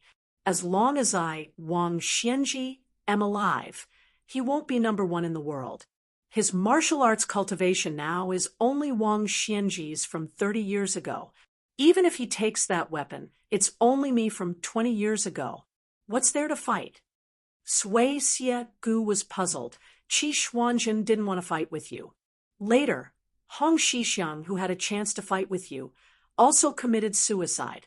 However, from what I see, these two, even one person can't compare to their status 500 years ago. I'm afraid that for 500 years after Lu Dongxian, you, Wang Xianji, were invincible. For example, Lu Songtao, the sect leader of Zhulu Mountain whom I helped guard, was slightly inferior to Li Chungang. 200 years ago, Wu family's sword immortal master, Wu Dobing, was a hero who made a name for himself. He dominated Jianghu for 40 years. At most, he was another Lu Songtao. 400 years ago, the great demon Gao Shulu caused a catastrophe and killed all the top experts in Jianghu. Although he was skilled, he was only slightly stronger than the current Tuoba Bodhisattva. Today's Jianghu is very different from before. You, Tuoba Bodhisattva, Li Chungang, Dong Tai, and that white-clothed woman, any one of you other than Gao Shulu's Jianghu would be invincible in 100 years in Jianghu. Of course, me too. Wang Xianji sneered. It's all Huang Longshi's fault. The girl in green suddenly ran to Wang Xianji and asked curiously, "Grandpa, why don't you call yourself this old man?"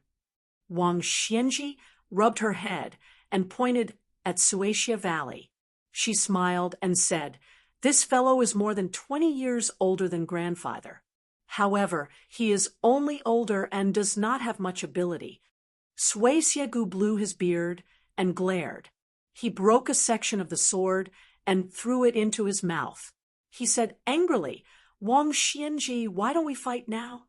Wang Xianji merely glanced at Sui Siegu and ignored him. The 2 white eyebrows of the sword-eating old man that had been tied into countless knots instantly straightened and fluttered in the air. The girl in green was anxious when she saw this. She quickly ran over and pulled down the 2 long eyebrows that were taller than her. She hugged them and continued to tie the knots patiently. Sui Xiegu sighed helplessly and asked, "Do you think that Qinjibao can defeat that Gu Jiantang after he used the dragon tree monk's death to become a Confucian saint?" Wang Xianji shook his head. Sui Xiegu said with a puzzled expression, "This kid is extremely talented and rare. Why did he go to Great Peace City to become the Minister of War? Why didn't he become a king and become a vassal of Western Shu? He would have a good state of mind and time to improve his cultivation." Wang Xianji smiled and said, "Chen Zhibao is equivalent to the Confucian saint Chao Chongqing, who died in West Chu to revive the country. When the time comes, he will be able to borrow the momentum and win against Gu Jiantang.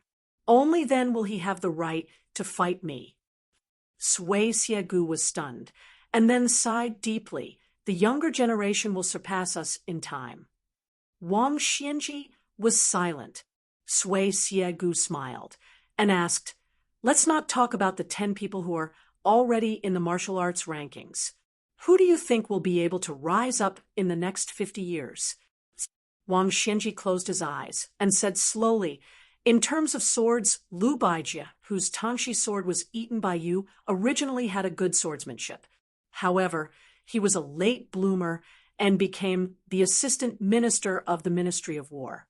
Wang Xiaoping was originally on the wrong path, but now he is inseparable from Lu Songtao. He has both Q sword and Buddhism. His future is limitless. Qi Xianxiao in the city used to be half a celestial at Mount Longhu, but did not have a chivalrous character. After going to Mount Wudong and leaving the mountain, he has changed greatly. Wu Luding is too focused on winning and will not be able to go as far as the female sword servant Cui Hua. In terms of the blade, Yuan Zuozong will definitely reach the celestial phenomenon realm. It is just a matter of time. As for Jiang Fuding, it's hard to say. His character is too evil, but because his martial arts path is the most similar to mine, if he is unlucky, he will stay in Xianji for the rest of his life. If he is lucky, when I ascend, he will have a chance to become a land celestial. The head of the Wu family sword tomb, Su Yambing of Bailiang. The 2 from Mount Lantua and Guanyin do not have a high chance of becoming the world's #1, but they have a chance to become land celestial. There are too many variables in the Jianghu now, and I dare not predict their final achievements. However, these people will at most be in the top 10. It's just that their positions are different. However, there are 2 people who are especially unpredictable. Nangong Push of Tide Listening Pavilion, who uses a blade, and Jiang Si, the princess of West Chu, who has already comprehended the sword. However, the latter is likely to be a flash in the pan. Sui Xiegu remembered a name. Jiang Fuding. Wang Xianji said calmly, "Do you know my wish to practice martial arts?" Sui Xiegu frowned slightly, but the little girl was dragged by the snow-white eyebrows. Ancestor Qi Jian turned his head and smiled apologetically. The girl in green smiled back and waved her hand to indicate that it was fine. Wang Xianji placed her fists on her legs. "Do you know that Li Chungang, you Tuoba Bodhisattva, Dong Tai, Chao Chongqing, your realms are not much different from mine. Why do you want to fight to the death? Why are you sure that you will lose?" Sui Xiegu laughed angrily. "Isn't it because you have thick skin?" The girl in green covered her mouth and laughed. Wang Xianji looked straight at Sui Xiegu and asked, "Do you believe that I can still kill all of you if the few of you join forces against me?" Sui Xiegu narrowed his eyes. He obviously did not believe it, but he had to believe it. Wang Xianji stood up. The top floor of the attic had no walls or windows blocking the east and west. Hence, one could see the East Sea from the east. Wang Xianji said softly, "After I Wang Xianji became an earth immortal from the martial Tao, and not the heavenly Tao. I have always called myself the second in the world. Not everyone in the world can fight to the death with me. The reason for this is because I missed the Jianghu when Li Chungang was invincible. At that time, Wang Xianji looked up to that sword-wielding green robe and was convinced. It was him who made me understand the meaning of the Jianghu. It was Li Chungang who made me walk the path that I have walked for 60 years. If the Jianghu thinks that I am the second in the world because I am mocking the world, I will not deny it. Whoever has the ability can come and be the world's number one in their eyes. Sui Xiegu waited for her to continue. Wang Xianji smiled, but more importantly, the enemy in my heart is the entire world. Wang Xianji clenched her fists. Above the East Sea, the tides rose and fell. So even if the 9 people behind Wu Ping and all the rank 1 experts in the world gather at Wu Wu City, I, Wang Xianji, will not be afraid of losing. I will only win. Sui Xiegu pulled his eyebrows out of the child's hands. The girl in green jumped up and down, trying to catch the 2 white eyebrows. Wang Xianji loosened her fists and stood with her hands behind her back. The East Sea returned to calmness. If Jiang Fuding did not die in Bailiang, he would have the spirit to be the enemy of the entire Jianghu. Only then would he have the awareness to be the enemy of the world. At that time, the Jianghu would be his and Nangong Push's Jianghu. At most, there would be a Hong Jingyan. You, Suatia Valley, are hung up on your sword. Chao Zhongqing is hung up on the woman who observed the chess. You all have your own obsessions in your hearts. Instead, you are not as relaxed as the heartless Jiang Fuding. However, your obsessions are coincidentally the foundation for you to become top martial artists. What is even more helpless is that even if you can disperse everything and rise again, you are still unwilling to give up. Sui Xiegu mocked. Do you think everyone is a martial arts fanatic like you?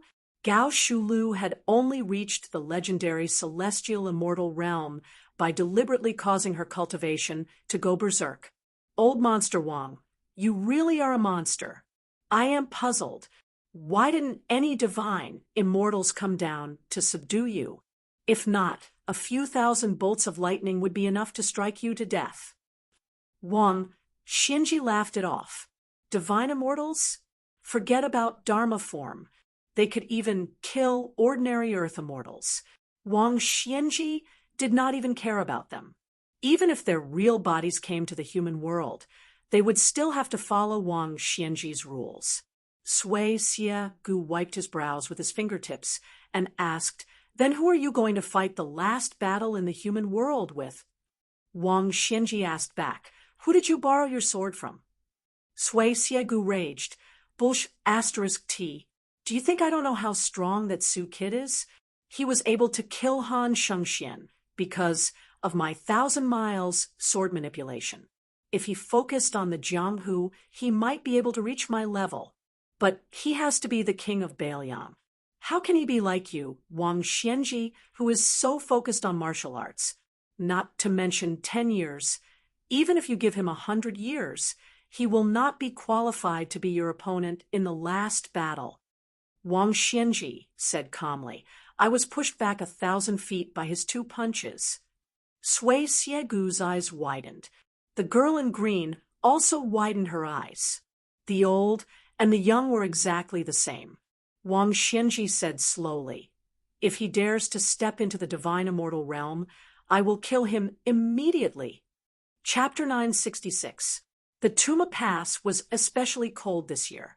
Although it wasn't to the point where young people were frozen to death, there were still some lonely old people in the villages near the pass who managed to survive the winter with great difficulty. However, they didn't manage to survive the cold that was said to be the gates of hell by the common people. However, this kind of silent death wouldn't cause any waves. Anyway, if they didn't die in the turmoil of war, They would die of old age on their beds at home. Who would be willing to care about them? Only some retired old soldiers could be casually arranged by the government. They could be considered to have died of old age. Compared to Liang, they were already very lucky. The two rode to the Tuma Pass and rested for a while before leaving the pass. Taking advantage of the lingering charm of the Lantern Festival, the pass market was still quite lively. The children were all staring intently at the old crow playing chess and other games. The travel-worn Su Fengnian was chewing on a big flatbread as he led the horse forward. His sharp eyes saw a familiar-looking chubby boy among the children. He walked over and lightly kicked the chubby boys, but the boy was so engrossed in watching that he didn't even turn his head to look at the thing that kicked his, but the chubby boy angrily turned his head and was about to curse when he saw that it was a handsome young master leading a horse and carrying a sword. He was stunned for a moment before finally recognizing that it was the knight who gave him a meat bun. He quickly stood up and saluted according to the etiquette taught by the private school teacher. The Su Fengnian smiled and asked, "Where's your Song? Didn't he play with you?" The chubby boy looked around and said with a smile, "He was here just now. Songzi came to the market with his mother to buy some satin. Now his mother must have pulled him away by the ear. Young master, do you want me to help you call for Songzi?" Su Fengnian shook his head and said, "No need. I have to leave the pass immediately. You can go back and tell you Song when you see him." Then he saw the chubby boy swallow his saliva and stare at the half-eaten meat bun in his hand. Su Fengnian smiled and said, "If you don't mind being bitten by me, take it." The little fatty smiled shyly and shook his head vigorously. Out of the corner of his eye, he caught sight of two sabers of different lengths hanging on the young master's waist. He became even more envious. Su Fengnian handed the child a meat loaf. While the child was chewing on the meat loaf, he mumbled, "Young master, I heard from my father that it is very difficult to come out of the closed door now. It seems that there are many, many soldiers outside the Fallen Horse Pass. Around the end of the year, not many people have entered the pass." Su Fengnian smiled and said, "I have some connections with the officials who are in charge of closing the door, so I am not afraid." The chubby boy smiled innocently and said, "I knew it. Young master, you must be a big shot. Pine Z often talked about you in the private school, but no one believed him. Only I helped Pine Z and said together with Pine Z that you are a hero who roamed the Jianghu." Su Fengnian rubbed the chubby boy's head and turned to leave. Behind him, the chubby boy immediately bragged to his playmates about how familiar he was with the young master who had a horse and a saber. Most of the children who had studied together in the private school did not believe that he was with Zhao Yuzong. Now that they had seen the chubby boy get half a meat loaf as a reward, this friendship could not be faked. The chubby boy's Jianghu status suddenly rose by several levels. The military parade of the Beiliang Frontier Army had been held for nearly 20 years. It had always followed the old rule of holding a small military parade every year and a big military parade every 3 years. However, last year's big military parade was delayed to this year for no reason. It was also set at the beginning of spring, which had never happened before. 2 rules were broken in succession. In addition, the scale of this military parade was particularly large, which made many border soldiers feel an unusual atmosphere. The small border pass, Tuma Pass, was small, but there were many bodhisattvas. If Deputy Commander Zhou Xian and Han Tao, who had the meritorious rank of Hanging Bao Commandant by his side, wanted to smoothly enter and exit the pass, especially if the goods were valuable, they had to be careful of these 2 sworn enemies.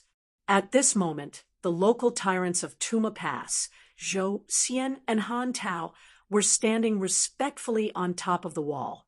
They did not even dare to breathe loudly. not to mention the two local tyrants who had just entered the ranks. Even a dragon would obediently lie down.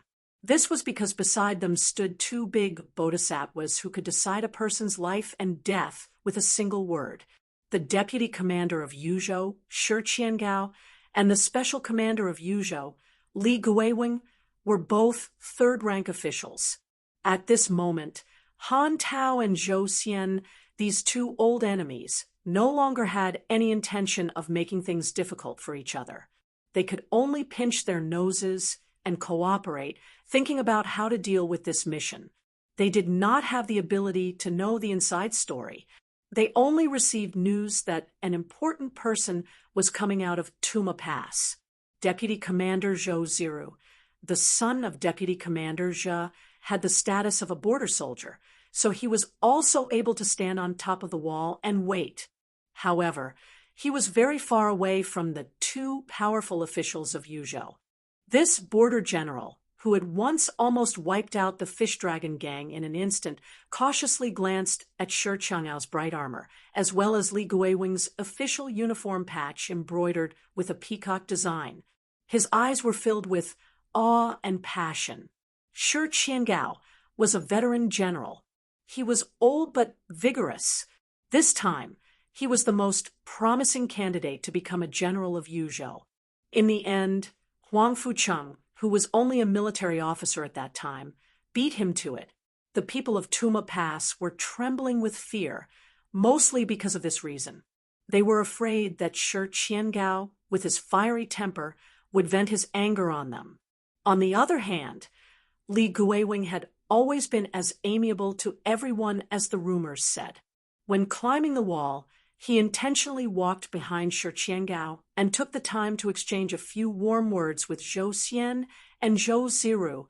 For some reason, Zhou Ziru carefully noticed that even General Shi Qiangao, who had a completely different personality, was somewhat nervous.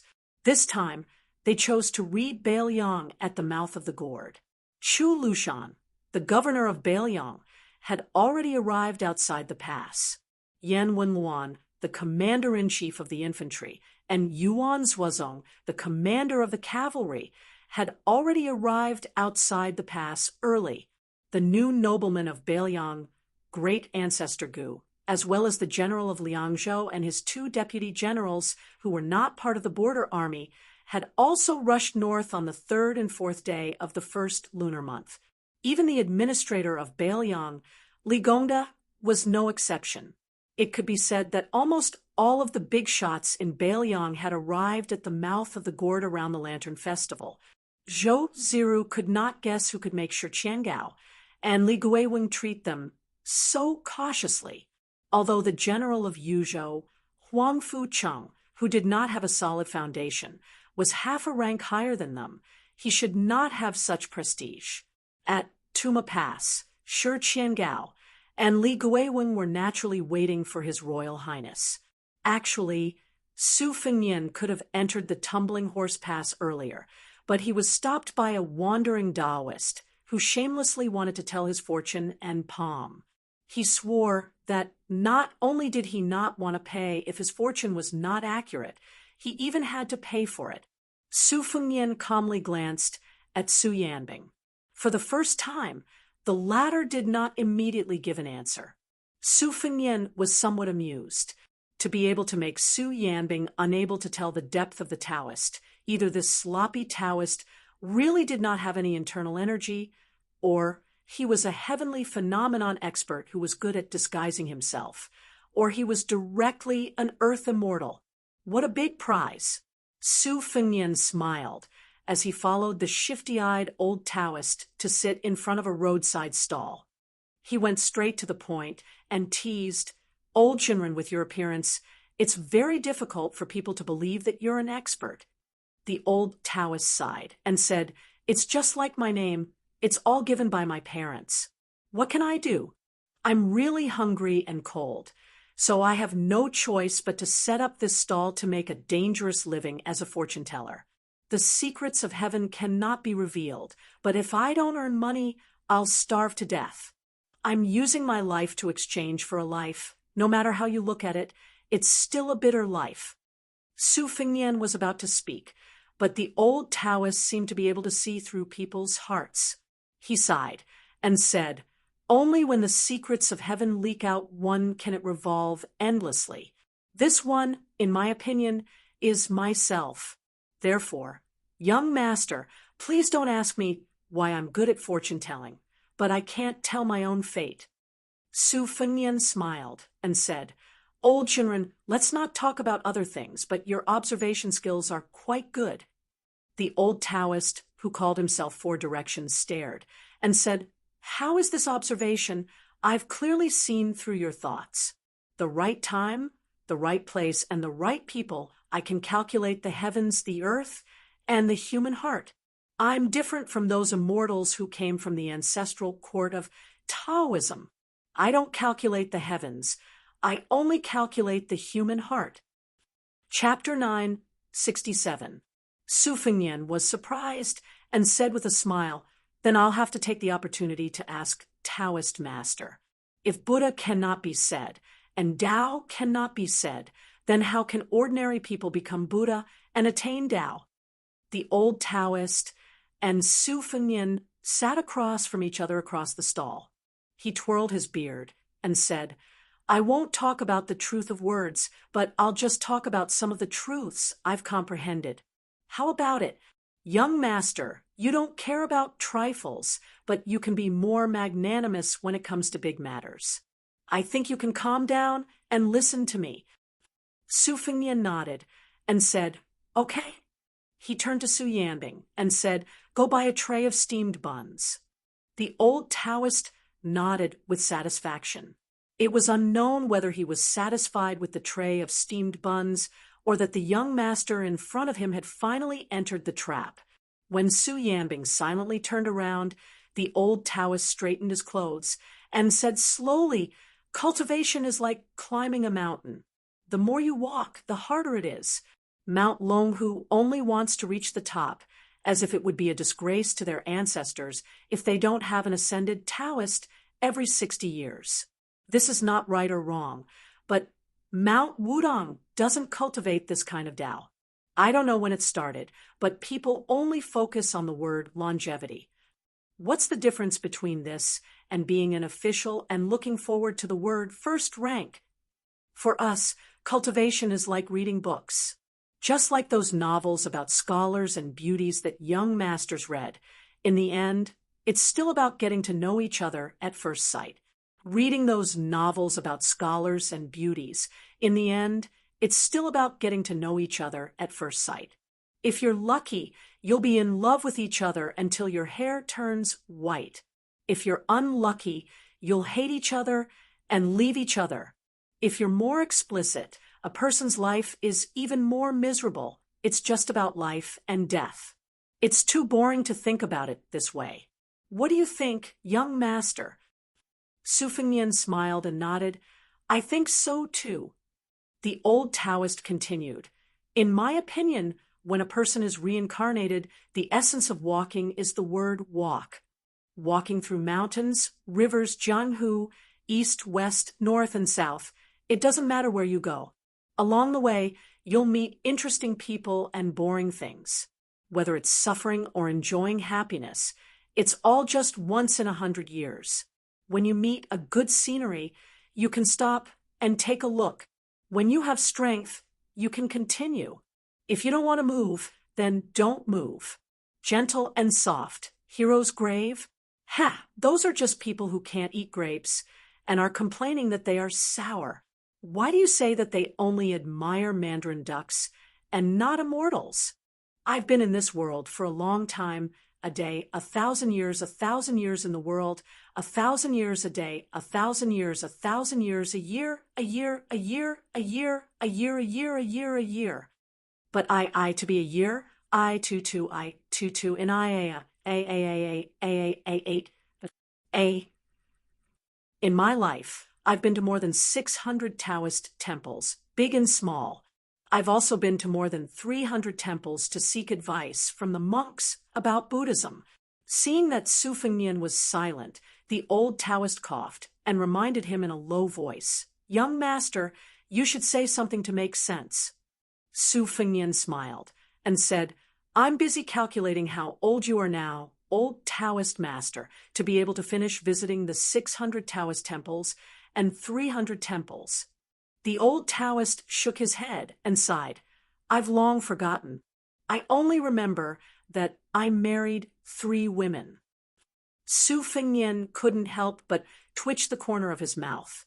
At this moment, Su Yanbing brought back a tray of steamed buns and placed it on the stall. The old Taoist picked up a steamed bun and blew on it fiercely before swallowing it whole. His face was filled with intoxication as he lifted his sleeve to wipe the oil stains on the corner of his mouth. He smiled and said, My muscles and bones are frozen in spring, and my meat is frozen in autumn. Even if I'm young and vigorous, I'm not afraid of the cold in spring. Su Fengnian smiled and asked, Old Taoist master, can you calculate who I'm going to meet? The old Taoist master was about to grab the second steamed bun when he said casually, Old woman painted gray. Su Yanbing's breath froze. The old Taoist master was still indifferent. He smiled softly and said, In the Jianghu, it's never a burden to have more skills. That's why I know a little about everything. I only know this because of my age. It's not much of a skill. Su Fengnian said calmly, I know who you are, old Taoist master. It's just that Taoist master doesn't seem to follow the rules if he doesn't show his face. Why? Do you want to avenge your Beimang Empress by using my head to repay the debt of Su Huainan and Diwu Raccoon's heads? The old Taoist smiled and said, Do you really know who I am? Su Fengnian frowned and said, I'm really confused. I heard that Li Xiaoxin of the 2 Zen temples had already pulled down the hovering mountain to crush the Qilin immortal who was carrying a sword. The old Taoist master laughed and flicked his fingers on his left shoulder. A young Taoist with a charming appearance floated out of his right hand. He was about 27 or 28 years old and carried a long sword on his back. He bowed to Su Fengnian with his hands folded. The old Taoist flicked his fingers, and another old Taoist floated out from his left. He had a sage-like demeanor and held a horsetail whisk in his hand. He twirled his beard and smiled. This Qilin immortal had clearly been killed by Tuoba Bodhisattva at the Yellow River after crossing the river. The old Taoist master who had been sitting on the stool clapped his hands, and a young Taoist priest ran out in front of him. It was the child who appeared beside the king of the North Courtyard, Su Huainan. The old Taoist master held a bun in one hand and stroked the little Taoist boy's head with the other. Su Fengnian, this is the second time we've met. The scene here was strange, but the passers-by on the street were unaware of it. The old Taoist master swallowed the bun and clapped his hands. He smiled and said, The 3 state advisors of Beimang were killed by Li Xiaoxin, Tuoba Bodhisattva, and Ilio respectively. They were only dead, but not dead. It's not enough for outsiders to know. After killing the 3 corpses and pulling out the 9 worms, the saint did not explain it in detail. The people were confused and confused. I wandered around and thought that it was the reason of my past life, present life, and future life. These 3 Qilin immortals of the Tao sect were me and not me. I was them without a doubt. They were very busy, but I was very free. I was so free that I wandered around Beimang for 360 years.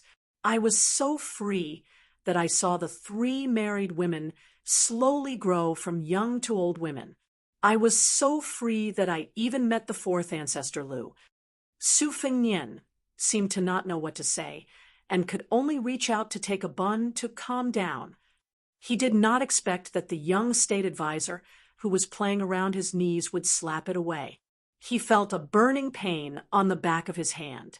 Su Fengnian was stunned and quickly waved his hand to signal Su Yanbing, who was already filled with murderous intent, to not make a move. The old Taoist master knocked on the little immortal Qilin's head and bent down to pick up the bun and pass it to His Royal Highness. Reading books and chasing the deer.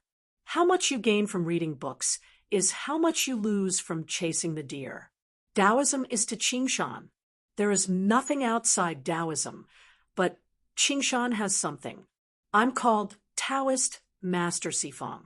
My real name is Yuan Qingshan.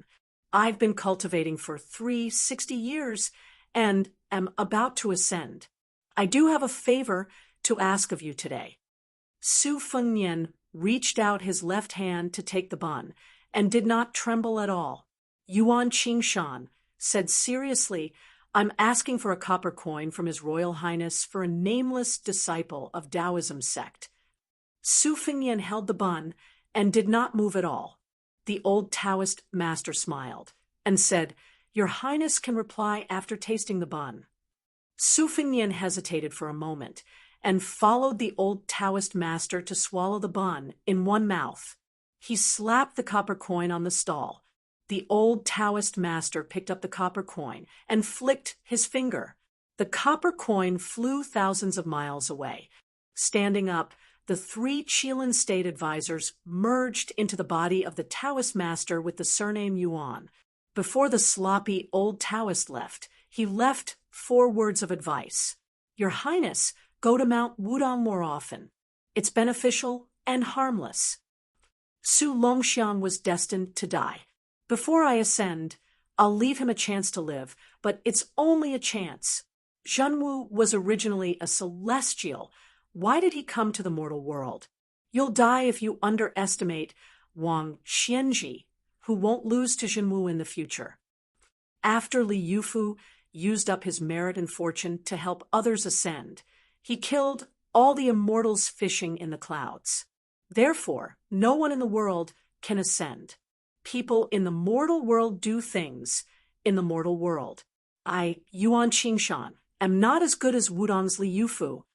Chapter 968. Everyone left, leaving behind only Su Fengnian and the bamboo drawer, without soup dumplings. That Taoist priest Sifang from before was like the 3 Qilin spiritual masters who came out from the 1 Qi turning into 3 pure ones. No matter who appeared in front of him, they could all be regarded as Northern Mang's national advisor. Su Fengnian knew what it meant to hand over the copper coin. He was in a daze, and his mind was filled with the 4 sentences. Wudong Mountain was Su Fengnian's blessed land. If it wasn't for the old Chief Wang, Zhongluo's big yellow court, he wouldn't have been able to leave the 2 Jianghu. Now, with Li Yufu in charge of Big Lotus Peak, Wudong was showing signs of resurgence. However, after the wanderer, he told Li Yufu about the child he saw by the river. Li Yufu hadn't returned yet, so he didn't know if he had found the child. On the top of Bull Landing's snow plateau, Xianyuan Jingsheng warned him not to let Huang Man enter the celestial phenomenon state. With Su Fengnian's temperament, let alone the celestial phenomenon state, he didn't even dare to let Huang Man enter the mysterious finger state. Therefore, he directly told Su Longxiang that he was not allowed to enter the mysterious finger state, which was only 1 step away from the celestial phenomenon state. As for the so-called slim chance of survival mentioned by immortal Qilin, Su Fengnian didn't know what it was. As for himself and Wang Xianji, Su Fengnian didn't think too much about it. Yuan Qingshan's last prophecy said that Li Yufu would kill all the immortals who sat on clouds and fished after helping people to ascend, closing the gate of heaven for the cultivators in the world. From then on, immortals were immortals, and the world was the world. Whether they hated each other or loved each other, they would be out of reach. Su Fengnian was even less interested in this. As long as the reincarnation of the bull rider could ascend before then, there would be no problem. Family affairs, state affairs, and the world affairs. Since he was Su Zhao's eldest son and had the surname Su, these 3 matters were already mixed up. For other vassal princes, the hereditary succession was the end. At worst, their father's vassal prince would be demoted to a county prince. However, to the north of Beiliang, there were millions of Beimang's soldiers eyeing them covetously. Su Yanbing said softly, "At such a close distance, if Yuan Qingshan wants to kill your highness, I may not be able to stop him." Su Fengyan said with a smile, "That's why I asked Uncle Su to buy this tray of buns to let Taoist Qilin know my sincerity." Su Yanbing felt a little regretful. If it weren't for the fact that Her Highness needed to protect him, it would be a waste if he didn't try his hand at the national preceptor of Beimang, who was undoubtedly a land immortal. Su Fengyan stood up abruptly. Purple and gold alternated on his face, glistening with multicolored light. He said bitterly, "I've wasted a lot of time. I'll have to trouble Uncle Su to send me to Tumbling Horse Pass." Su Yanbing also noticed the abnormality of His Royal Highness. He smiled and grabbed Su Fengyan's collar. With a shout, he threw him towards the top of Tuma Pass. On top of Tuma Pass, Lingzhou's Deputy General Shi Kanggo and Li Guiwing looked at each other quietly. They could see the uneasiness in each other's eyes. As a result, the bold and unrestrained Shi Kanggo became more and more anxious. This was because Li Guiwing was a famous clay bodhisattva in Lingzhou. He rarely showed any signs of panic. Both of them were the general's confidants. Back then, Shi Kanggo almost died in the battle at Jinghe River. It was Su Xiao who pulled him out from the pile of corpses. After guarding him for 2 days and 1 night, Shi Kanggo actually returned to the world of the living. He always said that he owed the general his life. Later on, as the second son of the commander of the Partridge Battalion, Shi Liping died on the battlefield, but Shi Kanggo never regretted it. Li Guiwing came from a local tyrant family in Beiliang. He belonged to a branch of the tyrant Luo Yongli for hundreds of years. Regardless of whether it was in peace or war, there would always be family members who would go to the ancient city of Luoyang to pay respects to their ancestors.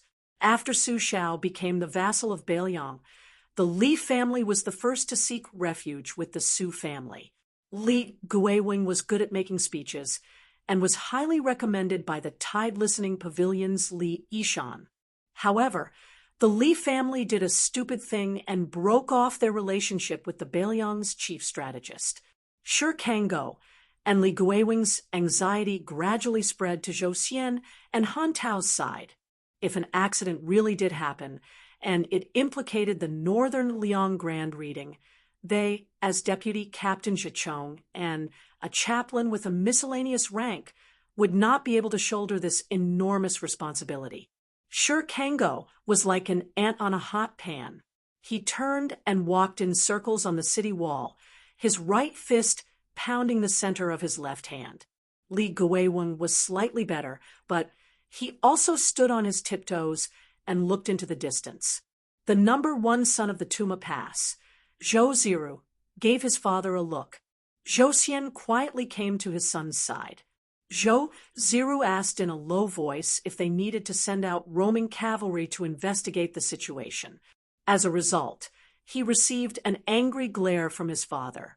Zhou Ziru quickly came to his senses. This kind of secret military intelligence was not something that they could blindly meddle in. It was an official's career. If they did not do it, they would not be able to achieve anything.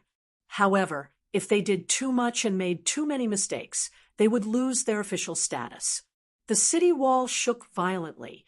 Li Guiwing staggered and almost fell. He rubbed his eyes and seemed to have seen something crash into the city wall. Was it a boulder thrown by a siege vehicle? Shi Kanggo quickly walked to the edge of the city wall and stuck his head out to take a look. His eyes widened. A person had been embedded into the city wall. Moreover, this person seemed to be alive. Su Fengyan, who had fallen into the hole, let out a long breath of purple-gold mist. He felt much more comfortable. He left the hole in the wall, grabbed onto the wall with one hand, and gently floated to the top of the city wall. Zhou Xian and Han Tao acted as if they were facing a great enemy. They quickly pulled out their sabers and were about to capture this unknown assassin. The elite armored soldiers below the city wall also rushed to the top of the city wall.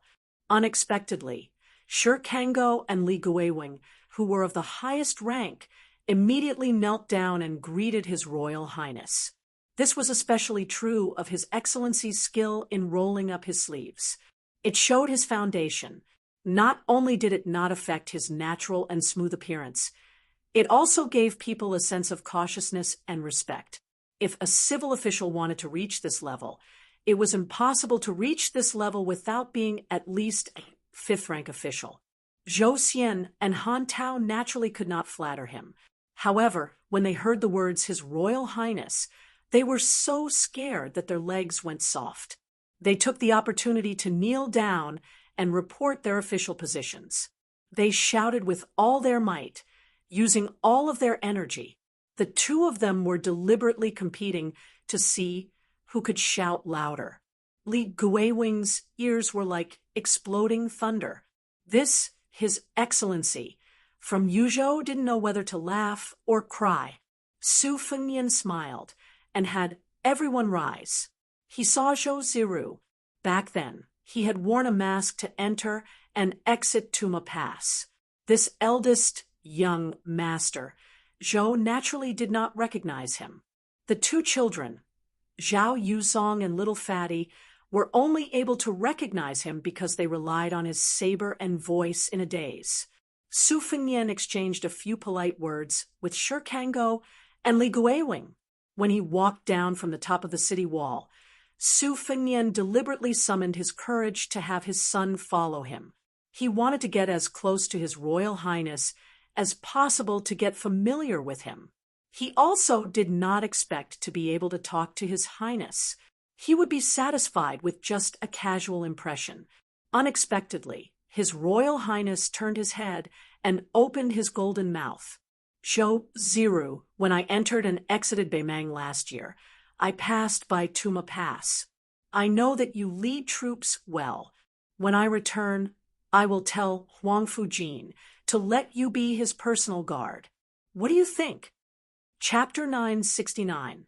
Zhou Ziru was a high and mighty general in the Fish Dragon Gang, but evil people have their own ways to deal with evil people. In front of His Royal Highness, the evil dragon of Beiliang, he was not even a shrimp soldier or crab general. He was so shocked that he was no longer as tactful as before. Fortunately, Vice Captain Zhechong, Zhou Xian, had been through ups and downs in the officialdom for a long time, so he still had some composure. He hurriedly pulled his son to kneel down and thank him. Everyone in the world knew that there was a party in Beiliang who would often have outstanding achievements in the future. The general's adopted son, Qi Danghua, and the richest man in Qingzhou, Lin Quan, were both flag bearers of the Beiliang cavalry. Being the personal guard of a big shot had the same effect. Huang Fujin was now very influential in Yuzhou. As long as Zhou Ziru became the confidant of the general of Yuzhou, Zhou Xian would not worry about his son not being able to bring glory to the family. Su Fengnian asked Zhou Ziru to follow him. Zhou Ziru walked as if he was walking on thin ice. Su Fengnian asked with a smile, "Is there a gang in Lingzhou called the Fish Dragon Gang that often passes through Tuma Pass?" Zhou Ziru's heart tightened. With his outstanding memory and extra attention that he could not tell others, he nodded and said in a deep voice, "Your Highness, if I remember correctly, the Fish Dragon Gang has passed through Tuma Pass 6 times. The last time they came out of Tuma Pass was when it was snowing, and they entered Tuma Pass 2 days after the winter." Su Fengnian nodded and did not comment. This made Zhou Ziru worried. Could it be that the Fish Dragon Gang was involved with the spies of Beimang? Last time, the Fish Dragon Gang overturned their boat in the gutter.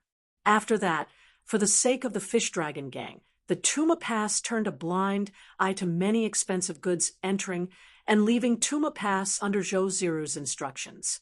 In this world, information was blocked. Even if some urgent military information was sent through the courier route, it was possible that it would sink like a stone into the sea, let alone other small news. Su Fengnian completely fell out with Zhong Hongwu, the great general of Huaihua, in Longqing Prefecture of Lingzhou Province. It was a big deal, and everyone knew about it. However, few people in Yuzhou knew about it, since it was in the Fish Dragon gang. The main reason was that Lu Nirong, who took over as the gang leader, never mentioned His Royal Highness. No one in Longqing County dared to gossip about this matter. In the past, it did not matter if they mocked His Royal Highness, but now even old General Zhong Hongwu, and with him. Fortunately, His Highness did not let the father and son of the Zhou family tremble in fear for too long. Before coming out, he said to the two local gangsters of the Tumbling Horse Pass, "I have a friend in the Fish Dragon gang, Deputy Commander Zhou, and Mr. Han, please take care of him in the future." In the future, His Highness would be so valuable that he would only be inferior to the one sitting on the dragon throne in the capital. Since His Highness had spoken, Zhou Xian and Han Tao naturally agreed.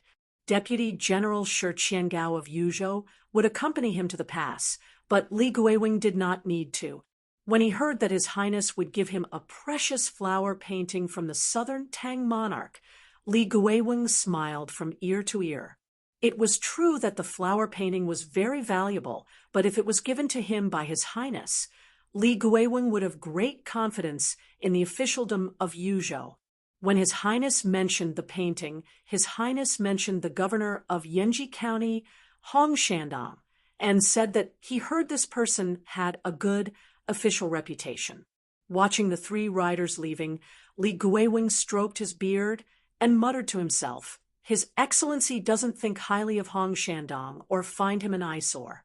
As Hong Shandong is the favorite student of the provincial governor of Liangzhou province and is a prefectural governor himself, Li Guiwing couldn't control him even if he wanted to. However, now that he's favored by His Excellency, Li Guiwing didn't mind doing some icing on the cake. Hong Shandong always intended to be a scholar of classics in Yuzhou province, so as to be transferred to the hub of the officialdom of Yuzhou province.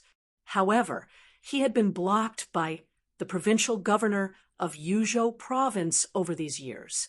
Although Li Guiwing was an auxiliary official of the provincial governor, he was not a vassal of the provincial governor.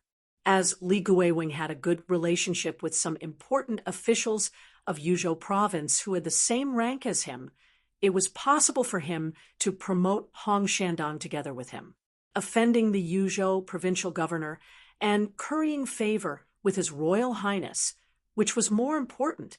Li Guiwing, who was a hardcore crop of the Su family, did not need to think too much about it. Inside the pass, a young lady was being dragged by a child towards the Tumbling Horse Pass with quick steps.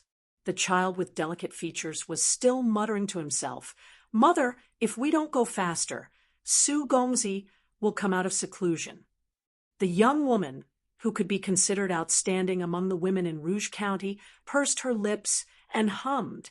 She told herself that she just wanted to tell young Master Su that she owed him 200 taels of silver.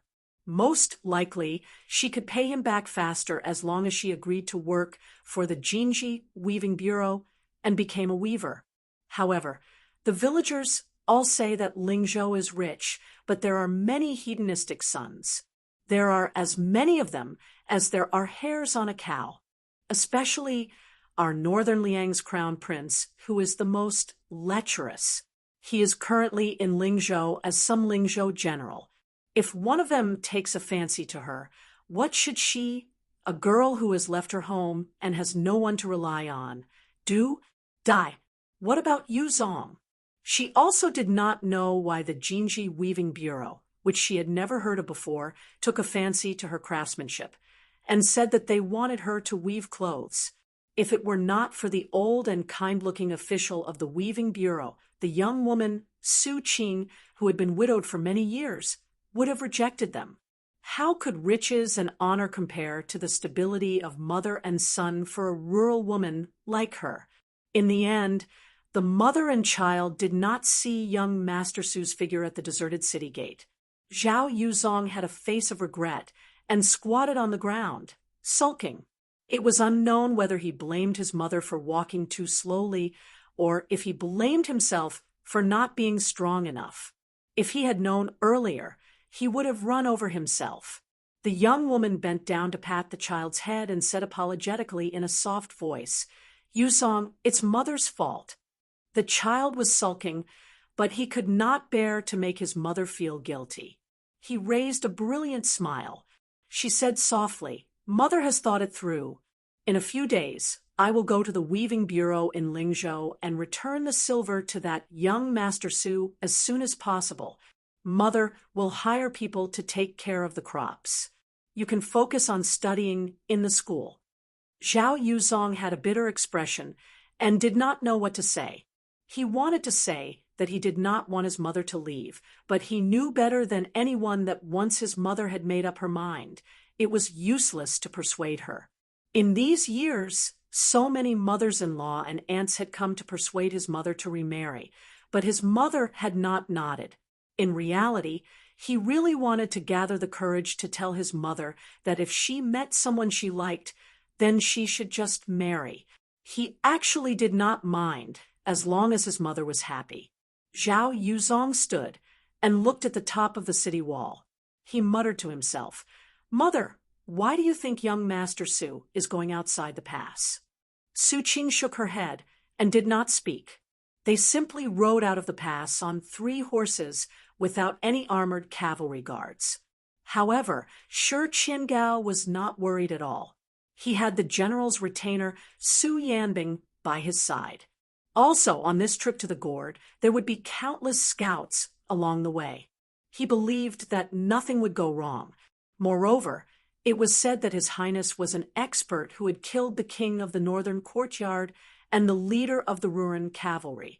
Who would dare cause trouble here? For some reason, Su Fengyan stopped his horse. He reined in his horse and turned to look south. Tuma Pass was only a black dot in his field of vision. Su Fengyan raised his head, took a deep breath, and closed his eyes. The early spring sun was warm. There was no wind or snow, and the world was peaceful and peaceful. Before he went to Beimang, he had been drinking with Su Xiao at the top of Mount Qingliang. Under the influence of alcohol, he had impudently said to Su Xiao, "If you're old, then you're old. Don't sneak around and die." At the time, Su Xiao had readily agreed, saying that he had not yet held a grandson and could not bear to die. He had even bragged that he did not want to die, and that even the king of hell did not have the guts to take Su Xiao's life. However, Su Fengyan could see more than anyone else that Su Xiao was growing older with each passing day. He was so old that even when the father and son climbed the mountain together, they needed to stop and rest. Before becoming a father, most young people would find it very difficult to imagine that their father could be old or that old. Su Fengyan opened his eyes and continued riding north. After all, nearly 100,000 Bailiang cavalry who had participated in the Great Reading were waiting for him. There was a saying that Su Fengyan had never said to anyone, and Su Xiao was no exception. If Bailiang was trampled by Beimang's hooves one day, then Su Fengyan would definitely have died on the border. If he were to die, he would die north of Su Xiao's grave. Chapter 970. A simple and crude carriage leisurely went south. It first visited the 3 military towns of Gentleman's Mansion, Maolong, and Li Valley outside the military town of Huachu. Last year, the border of the southern dynasties was filled with gunpowder. The Bailiang cavalry crushed everything along the way like a hot knife through butter. However, to everyone's surprise, they did not occupy the military towns in order to push the border to the north to resist the Beimang cavalry. Instead, they looted all the goods and craftsmen and left. They did not even bother to destroy the cobweb-like post roads on the border. Obviously, they were not afraid that the Baimang would smoothly launch an attack on the border. The carriage went past the 3 towns. It was a scene of desolation and panic. The owner of the carriage occasionally lifted the curtain expressionlessly. Then, the carriage turned east and rushed to the lower city of Lioa at the border of Longyao Province and Yuzhou Province. The city's governor, Tao Qianji, died suddenly during the Qingming festival last year when he was visiting the tomb. The carriage did not enter the city. It went straight south and approached the border of Liangmang. The owner of the carriage seemed to be in a good mood. She sat behind the coachman and leaned against the thick cotton curtain. She held a pot of homemade glutinous rice wine and drank a few mouthfuls. Then she sang a familiar high-pitched song. The desert was vast, and the carriage seemed to be lonely. The old woman's song was not gentle at all. Instead, it was soul-stirring.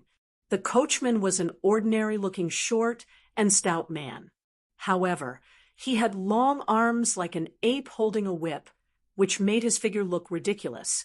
The middle-aged man was serious in speech and manner. During this time, the old woman touched his back with the wine pot. The man did not turn around. He just shook his head, indicating that he did not drink. The old woman was not annoyed by his lack of tact. After singing the song, she raised her head and drank a mouthful of rich, glutinous rice wine, showing her heroic spirit. However, when a Jianghu heroine acted like this, others would applaud her. But when a white-haired old woman acted like this, no one would find it pleasing to the eye. The old woman probably knew the coachman's indifferent nature and did not expect him to respond. She looked at the distant sky and said to herself, "You men have money and power, and all like to keep women in a golden house. As for me, I have a hobby of raising literary heroes. My ability to raise soldiers is stronger than the old emperor of the Zhao family. In literature, first there was the king of the northern courtyard, Su Huainan. Then there was the imperial tutor, Tai Pingling. Then there were the old and famous scholars of the southern imperial court. In military, there were the 12 generals, including Yang Yuanzhan and Lu Gui. All of them had outstanding military achievements, and they were all in my hands. In the 6 battles where the 2 sides used the power of the entire country, we lost 2 and won 4. If we were not caught off guard by lame Su of Beiliang last year, no one in the Liang court would not fear the iron hooves of Baimang. But this is also good. After the disturbance caused by the Beiliang cavalry, Liang began to underestimate our Baimang. Great Peace City quickly took away that kid, Gu Jiantang, as the Minister of War. The blue-eyed girls' move to tilt taxes to the north finally began to face heavy obstacles. The people in the center of the capital were not united, which was a good thing. In my opinion, the reason why the new Minister of War, the villain too, did not pay any attention to this, and even intentionally or unintentionally suppressed the generals of Gulu and allowed the court officials to make things difficult for the blue-eyed girl, was because he was secretly happy to see the war in the north erupt everywhere. It was not enough for him to decide the spring and autumn with one battle. If he fought again, he would decide the world. This kind of ambition, to put it bluntly, is the ambition of a wolf. The white-clothed soldier immortal's thoughts and appetite are far greater than his adoptive father's. No wonder he is a young man who has been scolded as a wolf. If he was in our Baimang, I would already have a headache with the ambitious fatty Dong. If he was added, how would I deal with the 3 of you? Wouldn't I be worried to death? That's right, Hong Jingyan, who came from the same chess and sword music school as Tai Pingling, is also quite ambitious. It's just that between him and Dong Zhuo, only one of them is destined to rise up in the southern dynasty. I have already rewarded him with all the Ruran cavalry from the 3 towns of Rochuan, Laohui, and Wuchuan. It's about the same as Dong Zhuo's current military strength. If he still loses, he can only blame himself for only having the good fortune of being a Jianghu master and not having the fate of a ruler of the world. However, to be honest, the fatty Dong's conduct in life is quite likable. The blind, Hong Jingyan is detestable at first glance.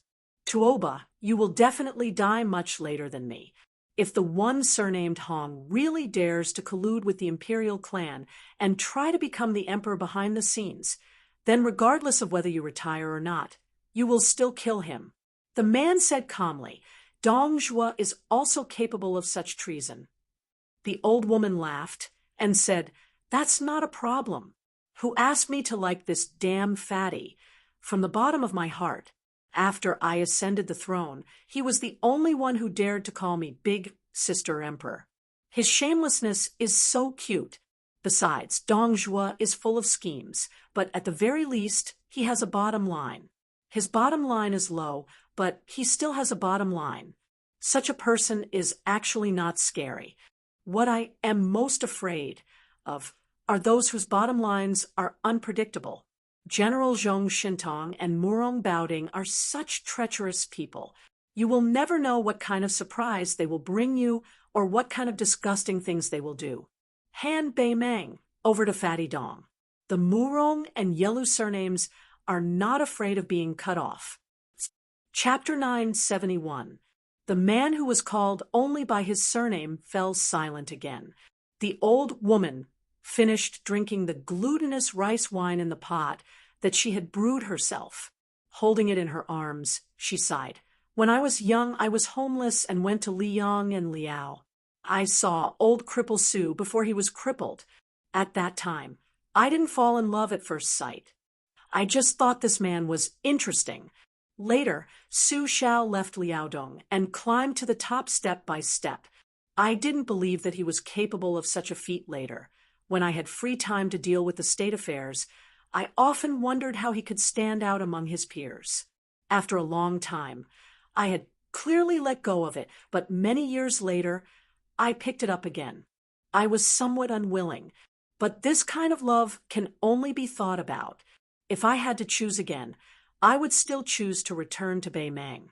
If I really had to spend my life on daily necessities for a man, I would be so bored that I wanted to kill someone. After the Battle of Western Fortress, I even wrote a letter to Su Xiao, advising him to follow the general trend and establish himself as the emperor so that I could coordinate with him from a distance in northern Meng. I promised that in the future, when I went south, he would go north, just like when we first met in Jinzhou, when he divided that large flatbread, each of us half. Together, we divided Liyang, ruling from the north and south. But he was unwilling. Of course, when that day came, I would also regret it. How could we really rule the world together? Women and vile characters are hard to raise. I, a woman and a vile character, count as one. So in this world, who can afford to raise me? It's the same, even if he's Su Xiao. It's more like I raise him. The old woman sighed. Only by sacrificing the 3 armies can we subdue the rebellion and pacify the situation. You and those generals have done well. Only when the people have been reborn can they not be in chaos and have no intention of starting a rebellion. Those old people from the Southern Dynasty also did well.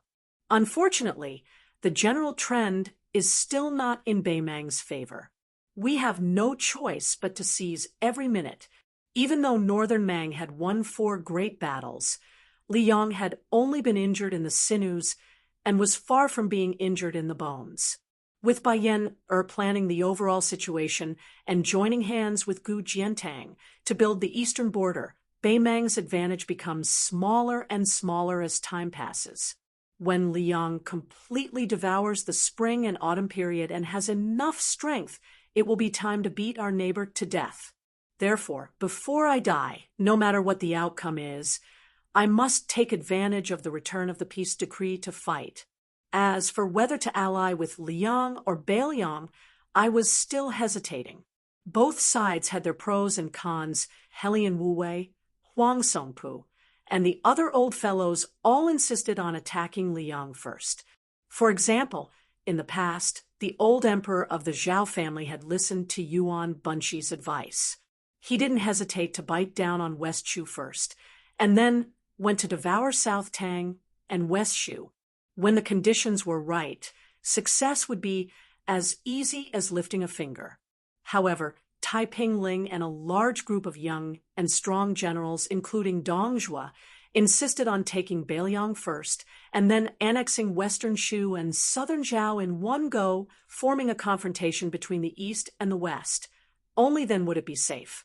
However, after Qin Jibao showed signs of vassal of Western Shu of the two dynasties, only Taiping Ling and Fatty Dong remained firm in their views. Many people felt that since they had to face Su Zhao's 300,000 cavalry and Qin Jibao guarding Western Shu, it was better to go to Gu Jiantang alone on the Eastern Front to take advantage of the situation. As for me, when it comes to fighting for favor in the imperial harem, even Zhao Ji of Great Peace City has to learn from me.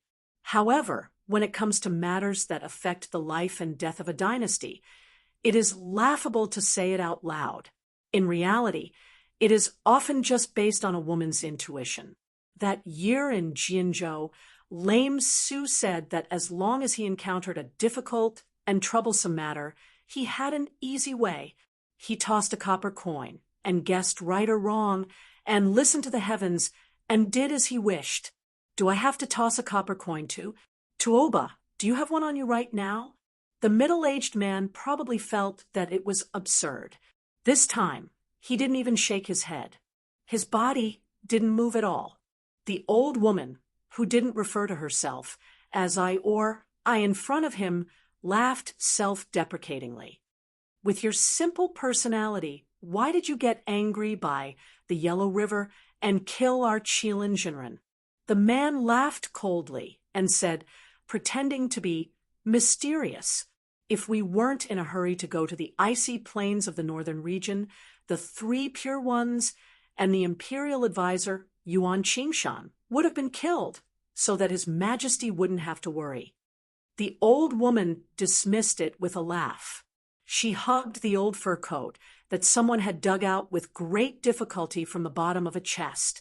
She said softly, Li Yang learned from our Bei Meng how the imperial court should interact with Jianghu.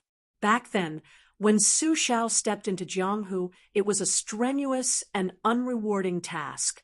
The imperial court, Jianghu, and Su Xiao, who was used to being the scapegoat, didn't have a good ending. If an emperor with power personally went to compete with martial artists, not only would his status drop, but he would also ruin his reputation. It would be better to let the Jianghu people fight to the death for him. That would be the best method. However, even if you support several influential Jianghu families, you still have to be careful not to let them become too big to get rid of. A powerful family that produces talented people in large numbers is no different from an arsenal in your own backyard. If the spearhead is pointed at your back, you will suffer even more. The cart driver frowned and said, what about the Daoda sect and the chess and sword music school, who are the leaders of Bei Meng's Jianghu? The old woman played it down and said, one strives desperately for immortality. The other strives desperately to get involved in the secular world. They both have weak ribs and can't stir up a storm. Even if I give you, Tuoba Bodhisattva, 20,000 troops and horses, you still can't deal with them. The man nodded. The old woman shook the wine pot. That woman and Murong Baoding's illegitimate son, hidden in the spider's web. If it weren't for the great calamity in Liyang this time and being beaten back to his original form, I would have almost been fooled by Li Mibi. However, this old man also has his difficulties, so I won't argue with him this time. No wonder previously I couldn't find him even if I scoured the ground 3 feet deep. Turns out he was hiding right under my nose. A section of willow, a good section of willow, really a section of willow. As soon as you plant a willow, you will become a shade. You have the ability to cut the grass, but not pull out the roots. Regarding this secret scandal involving the imperial family, the man naturally wouldn't comment on it. In his entire life, he Tuoba Bodhisattva was only interested in learning martial arts and leading an army. Whether it was beauties or official positions, they were all dispensable worldly possessions. The Empress of Beimang looked at the color of the sky and laughed softly. In the past, the Zhao family wished that the Su family's child would die early so that he could be reincarnated. They waited until he didn't die prematurely.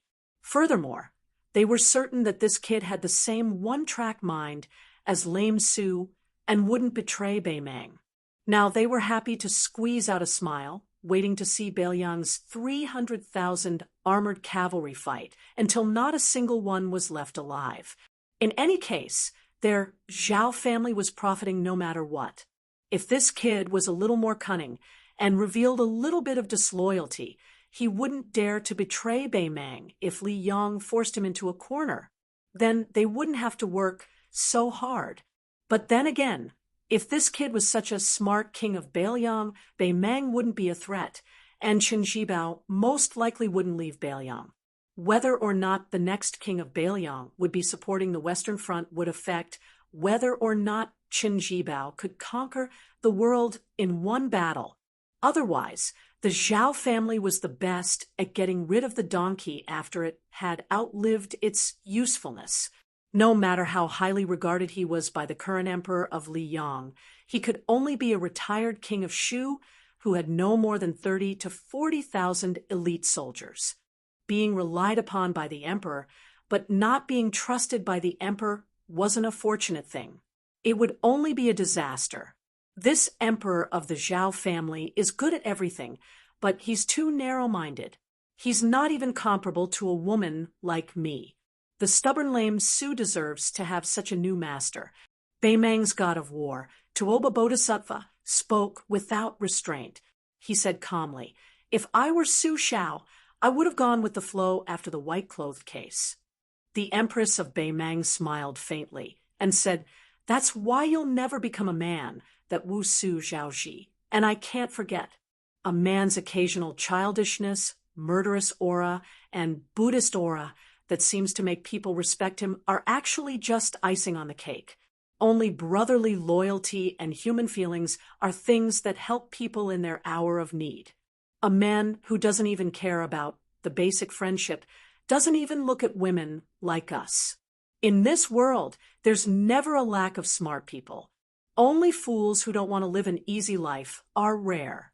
Su Shao is a butcher, the king of Beiliang, but he's also a fool. Unfortunately, this old fool who's always smiling and looking at the world is going to die of old age after meeting you and me." Chapter 972. I asked for a 3-day leave. Originally, I should have resumed the update yesterday, but I was late by 1 day. Therefore, other than this 7,000-word chapter, there will be another chapter around midnight. This month and next month, I will have to work hard to repay the debt. Everybody is looking forward to it.